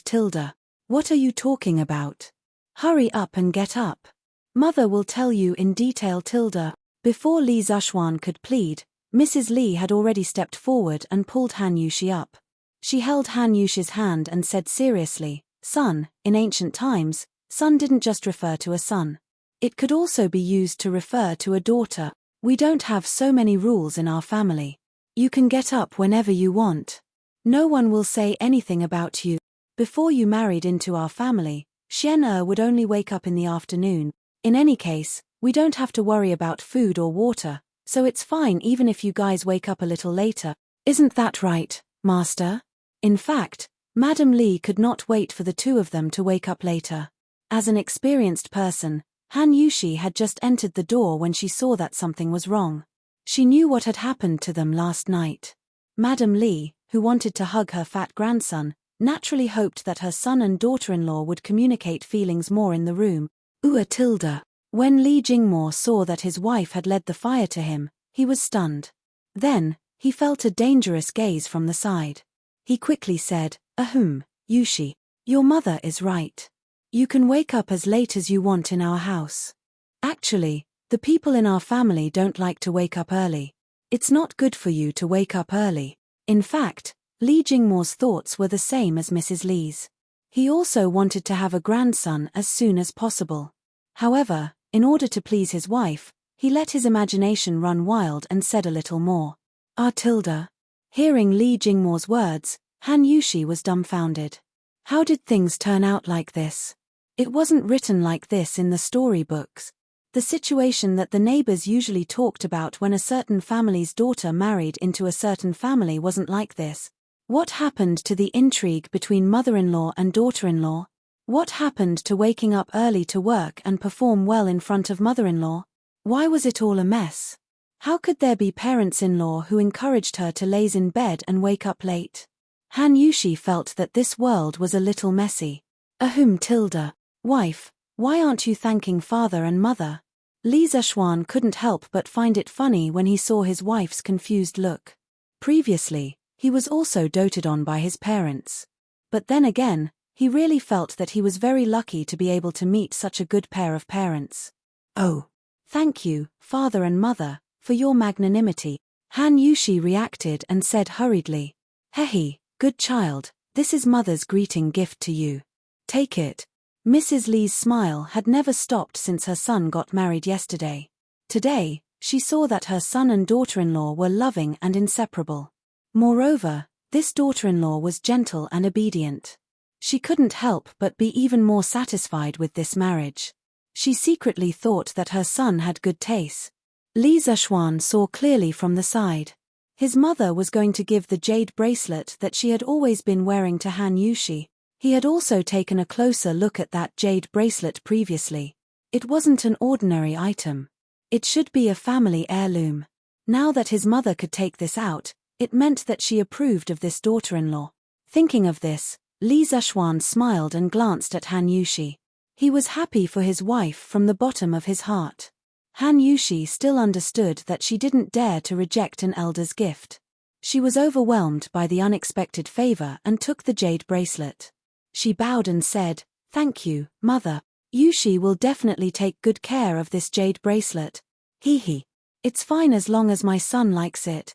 Mrs. Li waved her hand and smiled. Then, she looked at her husband. Her meaning was self-evident. Father Li trembled and quickly took out a key from his sleeve. He went forward and handed it to Han Yushi. "Yushi, this is the key to the first floor of our family's warehouse. It's all your dowry. Take good care of it in the future." Li Jingmo's move was very generous.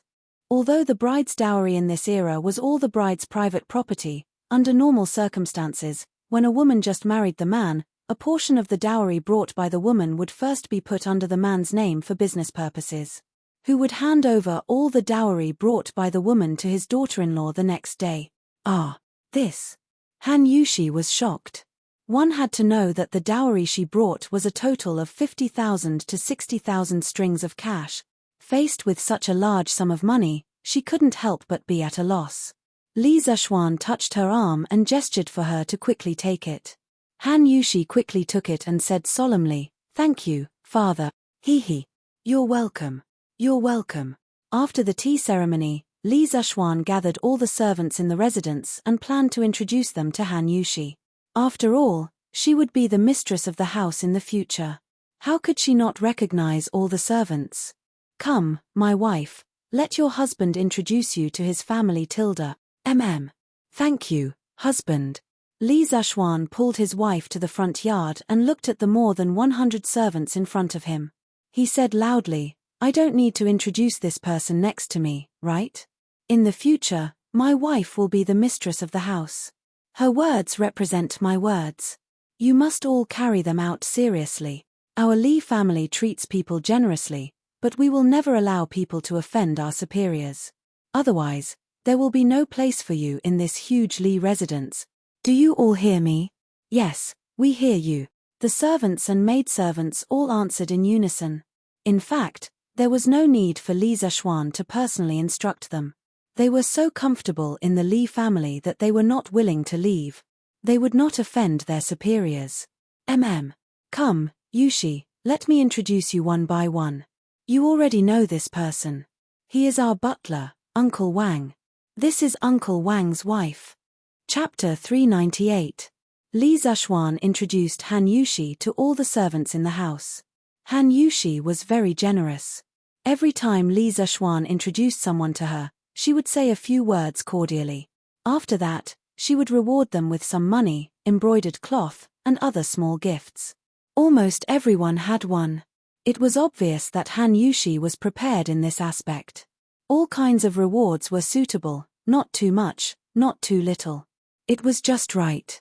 Mrs. Qin must have taught her before the wedding. The servants in the house did not expect the bride to be so generous. They were all very grateful. Of course, Han Yushi also prepared a gift for Lan Er. It was a set of exquisite head ornaments, probably worth tens of thousands of dollars. The little girl received such a beautiful gift and was overjoyed. She kept calling out, "Sister-in-law, sister-in-law." After these things were done, it was almost noon. The young couple simply ate breakfast and lunch together. Li Zexuan could not help but sigh in his heart. He was an otaku who liked to sleep in. This was the rhythm of assimilating with his wife Tilda. Li Zexuan's side was peaceful, but his legend was still circulating in the Jianghu. Cough cough, it should be the grand wedding yesterday that was still remembered by the people of Chang'an. It was passed down by word of mouth. From the betrothal gifts to the bride's makeup, followed by the luxurious wedding procession and the luxurious wedding lineup, and finally the national carnival that Li Zexuan single-handedly planned. Wave after wave, it affected everyone's hearts. Li Zexuan took this opportunity to show the people of Tang Dynasty a textbook grand wedding. The genius planning creativity and the national carnival made countless onlookers who witnessed it at the scene gasp in admiration from the bottom of their hearts. TSK. You didn't see it yesterday. The Li family's wedding was so King grand. I, old Yang, only now understand that the wedding banquets I attended in the past were all *T. In a restaurant, a middle-aged man in red was reminiscing to his three companions at the table. "Oh Tilda. Old Yang, you went to the wedding banquet of Li County's men yesterday Tilda? Old Yang, how did you squeeze in?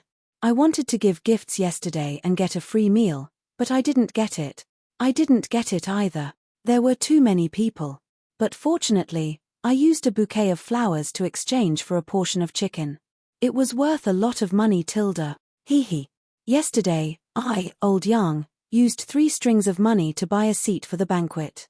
That's why I'm lucky enough to witness this unprecedented wedding with my own eyes." Old Yang smirked. 3 strings of money. Old Yang, you're really generous Tilda. Hey.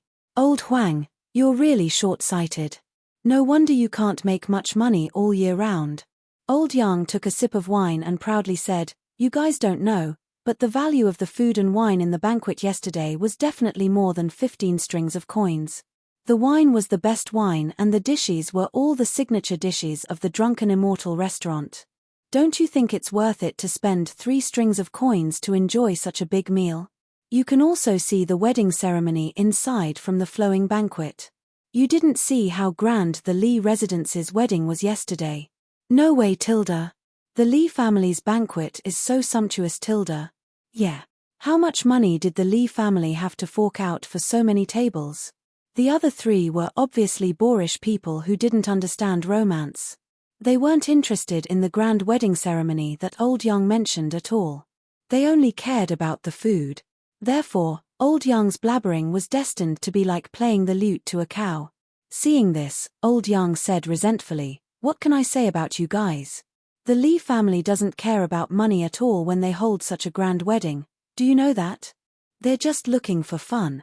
Do you know what fun is? Whether it's the betrothal gifts or the bride escort, do you see how much money the Li family spent? Why would they care about this little bit of money? If they really cared, they wouldn't have given out newspapers and chickens for free.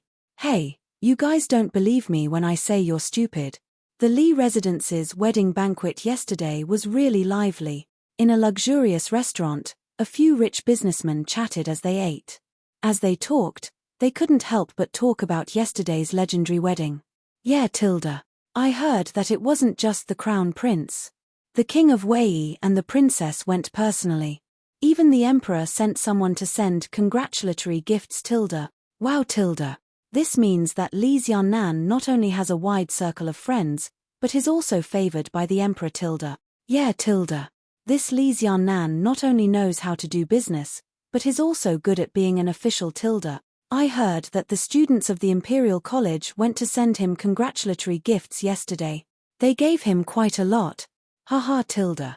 Li Xiaonan is really competent as an official of the Imperial College. Pinkang Room, Baihua Building.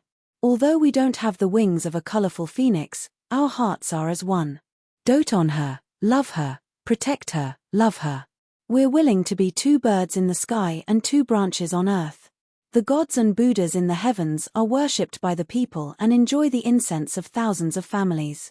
I, Li Zishuan, will also receive the blessings of thousands of people and enjoy endless flowers on my wedding day. In an embroidery pavilion, a beautiful young woman in light pink looked at the lines of small words on a piece of paper in front of her and couldn't help but murmur. These were the poems that Li Zishuan recited at the Han family manor and the words he said at the wedding. Now, these few lines had already spread in certain circles in the capital. Why can't I, Jiu Feiyan, meet such a good husband? I don't know what good deeds this Han Yushi accumulated in her previous life to be able to marry Li Xiaonan. I'm so envious of people with poor lives tilde. This woman was Baihua Building's top courtesan, Yang She had even gone to watch Li Zishuan's wedding procession yesterday. Li Zishuan's wedding yesterday and those poems made many young ladies of the boudoir look at themselves in self-pity and envy. Changle Palace. In the bedroom on the 2nd floor. Changle supported her chin with her hand and looked at the makeup-urging poem that Li Zishuan composed yesterday on the table. She couldn't help but think of the grand and lively wedding she saw with her own eyes at the Li residence yesterday.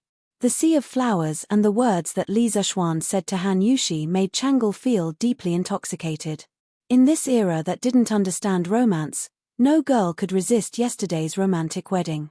In the heavens, we're willing to be lovebirds. On earth, we're willing to be intertwined branches. Brother Xiaoxian is so good to sister Yushi tilde. He even spent so much effort on the wedding. I'm afraid that in the future, there won't be a wedding that can surpass this grand occasion, right? I don't know what kind of husband father will find for Changle in the future. Will there be anyone who dotes on her like Brother Xiaoxian? After a long time, Changle sighed softly and muttered to herself. Li Zishuan didn't know that he had stolen a poem from Li Shangyin to hasten the makeup, but it had harmed countless young ladies and caused them to fall into lovesickness. Many young ladies began to use him as a benchmark and set standards for themselves to choose a husband. Chapter 399. After lunch, the couple returned to the west courtyard to rest. After all, it was summer, and the sun was at its hottest at noon. No one had the energy to do anything serious. However, Lan Er's unintentional words in the morning scared Li Zishuan so much that he broke out in a cold sweat. Brother, Lan Er wanted to play with sister-in-law this morning, but father and mother stopped me. Hee. Lan Er will go secretly next time. This way, father and mother won't know. Brother, what do you think? Li Zishuan wiped the cold sweat on his forehead and thought to himself, in the future, every time I enter the house, the first thing I have to do is lock the door from the inside. Otherwise, if my little sister suddenly barges in and sees something she shouldn't see, where will I put my old face? Maybe my wife will be traumatized because of this.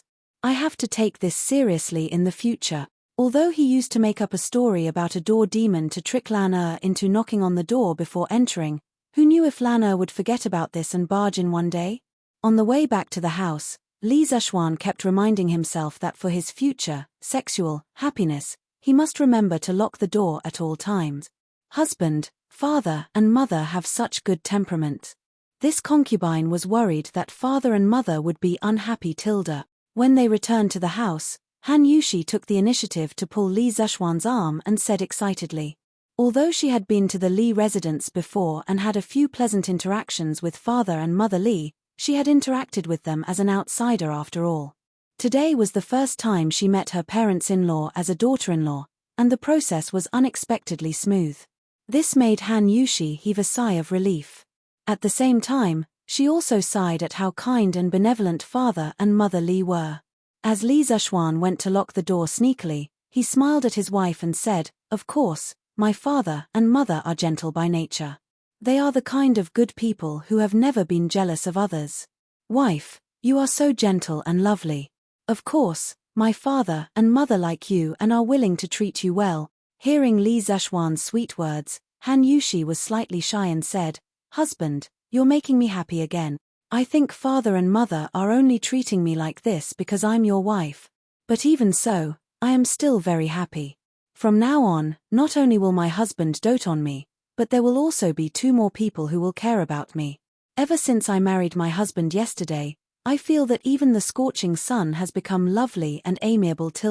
Simple words of love were the most moving. When Li Zeshuan saw Han Yushi's cute appearance, he couldn't help but step forward and pull her into his arms. He intimately placed his chin on her forehead and said gently, "Our days have only just begun. Wife, you're already so excited. What will happen in the future? Do you remember what I told you earlier? We will be the most loving and blissful couple in the Great Tang, and everyone in the world will envy us." Han Yushi meekly pressed her cheek against Li Zeshuan's chest and said softly, "But I already feel that I'm the happiest woman in the world now. My husband's talent and the grand wedding that you prepared for me yesterday, countless women are envious. Yushi is neither talented nor virtuous, and I'm not from a prestigious family. I'm so worried that I'm not worthy of my husband's deep affection. In the past, I didn't care about the pain of losing because I didn't get it. Now that I have such a good husband and such good parents, I'm really worried that my husband will despise me. Sigh, this wife of his was really gentler than water. Little fool. What did my husband say last night? With a wife like this, I will never leave or abandon you. I will accompany you in life and death and grow old together. Wife, you're already very good. I like you very much. You mustn't belittle yourself in the future. If you're really the daughter of one of those wealthy families, I won't take a fancy to you. Phut. Han Yushi giggled and looked up to ask, "Why do you say that, my husband?"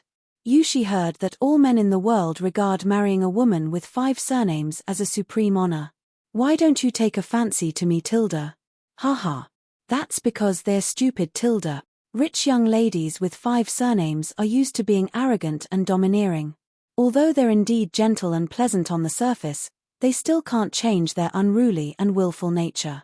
They're not as gentle and virtuous as my wife, nor are their thoughts as pure as yours. As Li Zeshuan spoke, his claws secretly reached for the protruding part under the S-line. Han Yushi was listening attentively to her lover's analysis. However, she was completely unaware of the wolf's claws invading her body. When she heard what he said, she said shyly, "I'm not as good as you say. Hee. We already met openly last night. Whether my wife is good or not, my husband knows best in your heart. Li Zeshuan chuckled sinisterly. His hands naturally didn't stop. That wonderful touch really made him unable to let go. My husband, how can you say such embarrassing things in broad daylight? How embarrassing. My husband, why are your hands there? Han Yushi said coquettishly. Suddenly, she felt something strange behind her and hurriedly tried to break free from Li Zeshuan's wolf's claws. Li Zeshuan's eyes were sharp and his hands were quick. He increased the strength of his arms and didn't let his wife break free from his embrace. He smiled sinisterly and said, "My wife didn't rest well in the morning. Why don't you continue to rest now? Hearing Li Zeshuan's tone, how could Han Yushi not know what Li Zeshuan meant by rest? She hurriedly tried to push Li Zeshuan away with her hands and said, my husband is in the middle of the night." "Husband, that won't do. It's still daytime, and that place is still hurting." Li Zeshuan, who originally only wanted to tease her, didn't expect his wife to take it seriously. When he heard Han Yushi's slightly sobbing pleading voice, Li Zeshuan blamed himself slightly and hurriedly said, "Haha. My wife, what are you thinking about? This rest is not that kind of rest. I'm afraid that you're tired. I really want you to rest for a while. Really? Of course, it's more real than real gold. My husband is so good. Haha. My wife, go and take a nap. The couple came to the bed and prepared to take a pure afternoon nap. Suddenly, how could I forget about this? It's so embarrassing. My husband, quickly turn around. Don't look. It was Han Yushi who had lifted the brocade quilt. A cold plum blossom stood proudly and entered her sight. She was immediately embarrassed and hurriedly pulled Li Zexuan's body, wanting her lover to quickly turn around. Han Yushi woke up in a hurry this morning and forgot to cut this thing down and put it away. Tilda. Who drew the plum blossom on this bedsheet? Look at the dots of plum blossoms, the color is bright, and the layers are distinct. The snow-white silk next to it is like white snow, setting off the proud plum blossom that bloomed alone to the extreme. It has a profound meaning and is extremely interesting. It's as if the proud plum blossom is right in front of your eyes. It's really a rare painting scroll. Sigh Tilda. My wife, don't stop me. Let me collect it properly and pass it down to my descendants. Li Zexuan was very proud in his heart, it couldn't be helped. Any man would be proud in this situation, but his face was serious, as if he was really appreciating the painting. My husband, you're too bad Tilda. I beg you, don't look, it's so embarrassing Tilda.